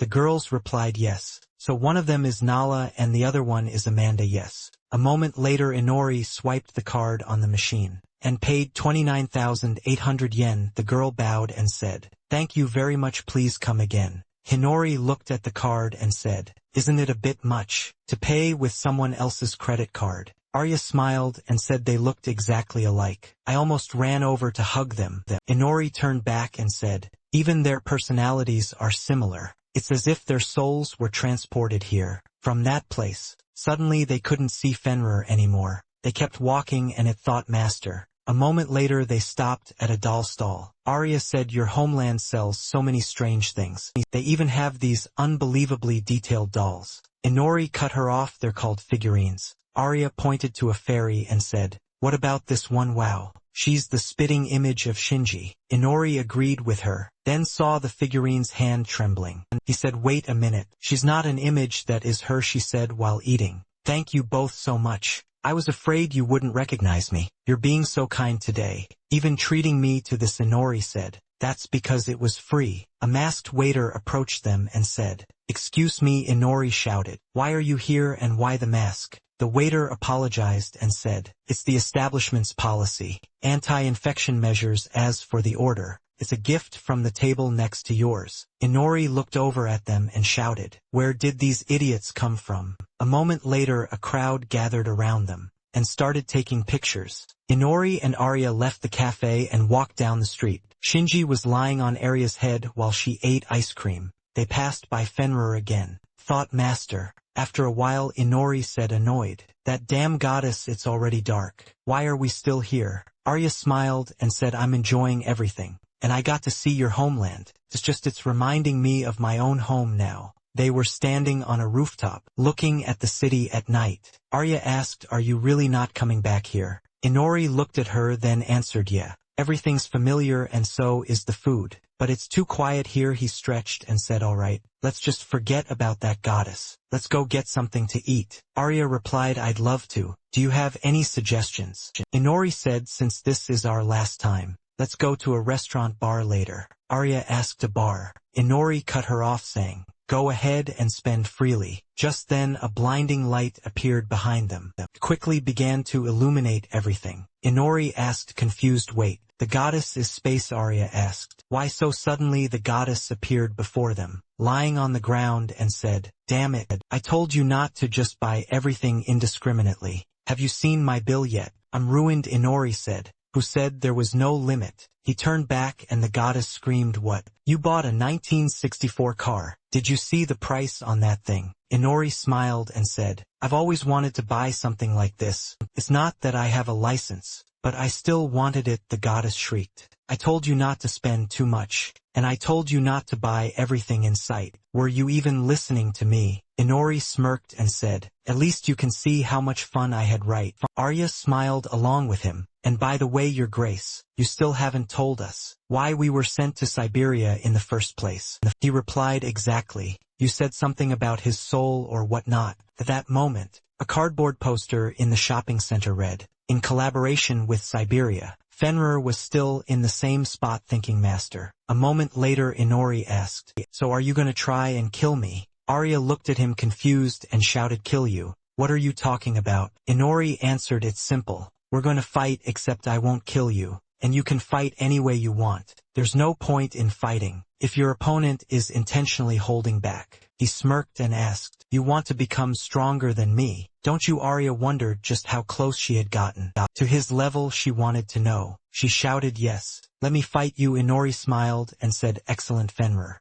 Come here." It appeared from underground and asked, "You called for me, master?" Inori said, "I want my people to wipe out all the dangerous monsters in the area. I won't be happy if they accidentally interfere with our battle." Fenrir said, "It will be done. But master, the two of you don't need to fight each other." Inori asked, "Aren't you also thinking of joining her? If deep down you want to kill me?" Fenrir shouted, "What?" Shinji screamed in fear and Fenrir said that he was merely expressing his humble opinion, and as his subordinate I have no right to fight him. Once was more than enough for me. Shinji screamed in fear, "Is he serious?" Inori smirked and said, "Besides, the only one I haven't fought yet is Arya." Things are getting interesting now. Will she agree? Arya squints slightly and stays silent. Inori holds out his hand and says, "All right then, we'll have a quick meal, then discuss the rules of the battle." His hand catches fire and he screams in fear, and Arya tells him to put out the fire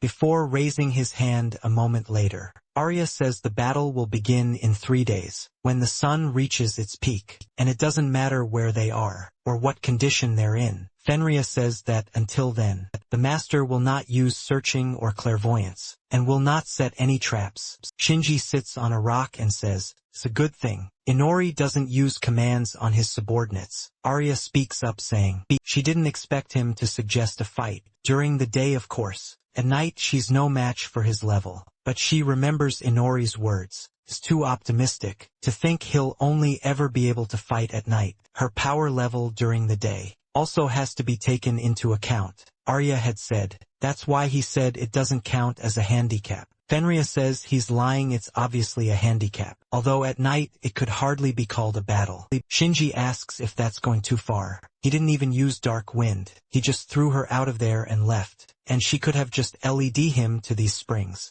like she did for us. Arya smiles and says thank you Shinji. Inori will be another obstacle. She replies exactly, and Fenrir asks but what's next? The master said I have to kill him. Arya looks down and Shinji asks, what do you mean what's next? I go and kill him and in doing so, they'll also set me free. Don't you yourself want to be free again? You little puppy. Then Fenrir asks, who are you calling a puppy? Arya thinks Inori saved me. And to be free I have to overcome him. I want to be free from him. She recalls fragments of memories with him and thinks, but I gave up everything for a second chance. My homeland, myself, my royal duties, everything. She sinks underwater, then surfaces, clenching her jaw as she thinks, I gave up everything to be free. Arya thinks Inori wants a battle, doesn't he? She clutches the towel in her hand and thinks, this is it, my chance to win my freedom. She looks up and thinks, even if the price is Inori's own life, I must follow my own will. She looks up at the sky and says, he'll get it. It's annoying that they're giving me a handicap. Inori isn't the only one who's learned something. I'll show him what I've learned on my own. 3 days later, before dawn, Takafuji Inori, a demon, a vampire, possesses a very long list of skills. He holds the corpse of a monster in his hand and looks at the window the system with his skills. Inori thinks that he's accumulated a lot. By stealing skills, he thinks about it. He doesn't have any skills that are particularly powerful, but he has many passive skills, like heat resistance or poison resistance, but they won't help him in battle. Right now he needs his own unique skills. Inori sinks his fangs into the monster's corpse, and thinks about things like blood-sucking, skill enhancement, a second demon eye, and dark leg magic. He obtained them when the goddess dragged him through 8 different worlds. But along with them he earned the hatred of the sun god. Because of this, during the day, he is limited to only one unique skill, obtained in this world searching. That's my main weakness, or so Arya might think. And she's partly right, but if she's that shallow, our fight can hardly be called a battle. The battle with Chris's demons significantly increased my level, and titles my vampire title. My unique skills have not only grown stronger, but I can now choose up to 4 unique skills to use during the day, but the selection can only be made at dawn. I have to lock in my chosen skills now. The sun god's hatred is active. Searching will be the first. This is indispensable in combat and allows for a preemptive strike. The second will be my right demon eye. It unlocks clairvoyance and improves focus speed, while moving, my most versatile tool. The third is dark leg magic. It allows for telekinesis and moving through shadows, and stealth is related to it. For the fourth, maybe I'll try taking the skill she used to kill me back then. Fenrir asks, are you absolutely sure?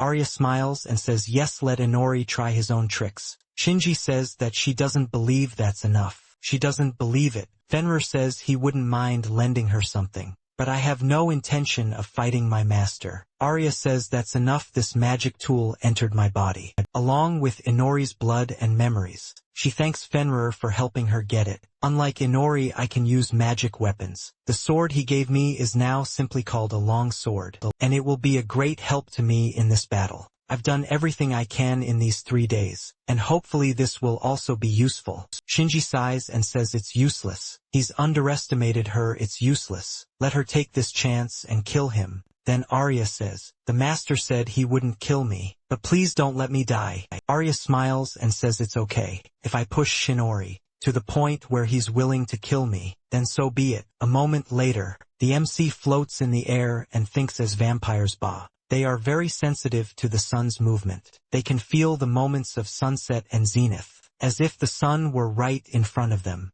The same goes for Arya at that moment. Arya says 5, 4, 3, 2, 1. The MC smirks and says the battle begins. He extends his hand forward and thinks, dark leg magic shadow step. First I need to pinpoint their positions, relative to each other, with the searching ability of my right eye. That's a piece of cake. He releases his mana and thinks, I'll seize the initiative and attack. Before she even realizes it, the search for the brilliant mana spread throughout the forest, and Inori thought that, even with his enhanced tracking abilities, he still couldn't find her. Could she be even farther away? Of course, they hadn't restricted the combat area in any way, but there has to be a trace. No matter where she was hiding, the clairvoyance of his right eye would spot even the faintest of traces. Suddenly a bright stone flew into his eye, and a sword pierced his back. Arya gritted her teeth and Inori turned around. Bewildered, she thought, am straight for the heart, and head for a few more stabs. Inori screamed it hurt so much. He swung his leg and attacked Arya. Brilliant mana surged through the forest. It knocked down trees and spread farther and farther. A terrible thought came to him. He had accidentally pushed her with all his strength. Arya flew backward into the tree trunks. They came crashing down on her from above. Blood spewed from her mouth and her body trembled. She thought, was that a kick? How much stronger has he gotten? If he can do this during the day. She stood up and thought, but the first blow was still mine. The MC rushed forward and thought, shoo. How did this happen at first? The tracking ability didn't work, and Arya immediately appeared, attacking him in his most vulnerable spots. She sensed that the heart is a vampire's primary organ. Because she herself is a vampire, this could have been a fatal blow. Though not lethal, he had been prepared, using Grapnia's threads to push his heart aside. When was the last time he was this close to death? He had underestimated her. He had underestimated her so badly. A moment later, he landed where Arya had just been standing. She was no longer there. Another blow from behind. So his right eye and its clairvoyance were useless. She had probably aimed for it intentionally, knowing full well how poor his regeneration is during the day, but honestly, he looked it up and said, I don't need my eyes. When the scent of your blood is wafting from a mile away, it's useless to hide. Arya's eyes widened in shock as Inori suddenly shot energy threads towards her. He bound her and said, you've lost a lot of blood, and alas, you've missed your only chance to end everything. In one move, Arya thought, dark magic leg remote control. She used her sword to sever the threads. Then the sword broke. The MC observed her carefully and asked, does she have any strength left? No matter who his opponent was, they couldn't get up right after that blow. Or is this another trick? Arya enveloped herself in healing mana and Shimpi said, hey, this is going well.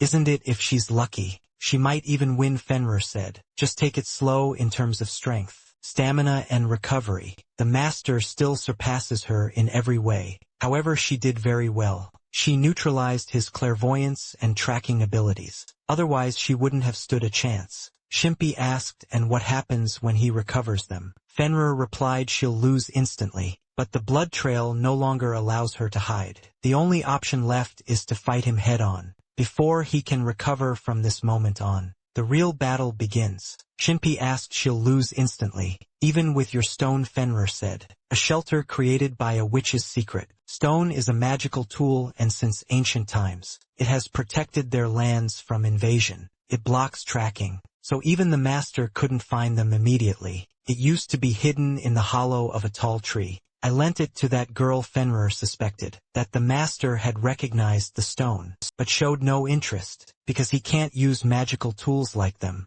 Shimpi asked, was it worth it, giving it up? Fenrir said that he had nothing left to protect, but she does. Arya gripped her sword hilt and rushed forward. She frowned, thinking that he just kept throwing daggers at her. Keeping his distance, she didn't mind a long-range fight, but at this rate, she released her mana and thought wind tunnel. It was aimed at the MC, and he thought, this is the spell they used when escaping the castle. Wind magic, it's too obvious. Even without my magic eye, Arya thought, she would settle this before Inori recovers his eye. Wind tunnel. Multiple attacks aimed at Inori and struck his body. He released mana from his hands and used dark magic leg. Shadow space. He shielded himself with a tree trunk, but Arya's attacks were able to pierce through it. She thought, horrifying. She couldn't see Inori because of the smoke. He stepped forward and asked, you're good at hiding, but am I better at finding? He used dark magic leg shadow step. He moved behind Arya and quickly attacked, knocking her to the ground. The MC saw a stone on her neck and thought, Gleanier. He bound Arya's hands and said that she could only cut it with the black sword. Checkmate. Inori approached Arya and started punching her repeatedly. He said that the sooner she gave up, the better it would be for her. Suddenly his fingers detached from his hand, and the MC's eyes widened in amazement. Arya gritted her teeth, using her sword to sever her own hand. She used her fist to strike him in the face, and sent him flying. Arya told him, don't think you're the only one who's gotten stronger. Are you satisfied now? I can kill you. She ordered him not to look down on her. Inori watched her intently, then smiled and said, you're right. You sold your soul to survive, yet you're still afraid of death. Aren't you overestimating yourself? Arya looked at him confused, and Inori said, fine. Just don't complain if your life really does end today. Arya yelled at him, this involves you too. The MC thought of his fourth chosen skill. Berserk, he reached his hand toward Arya's face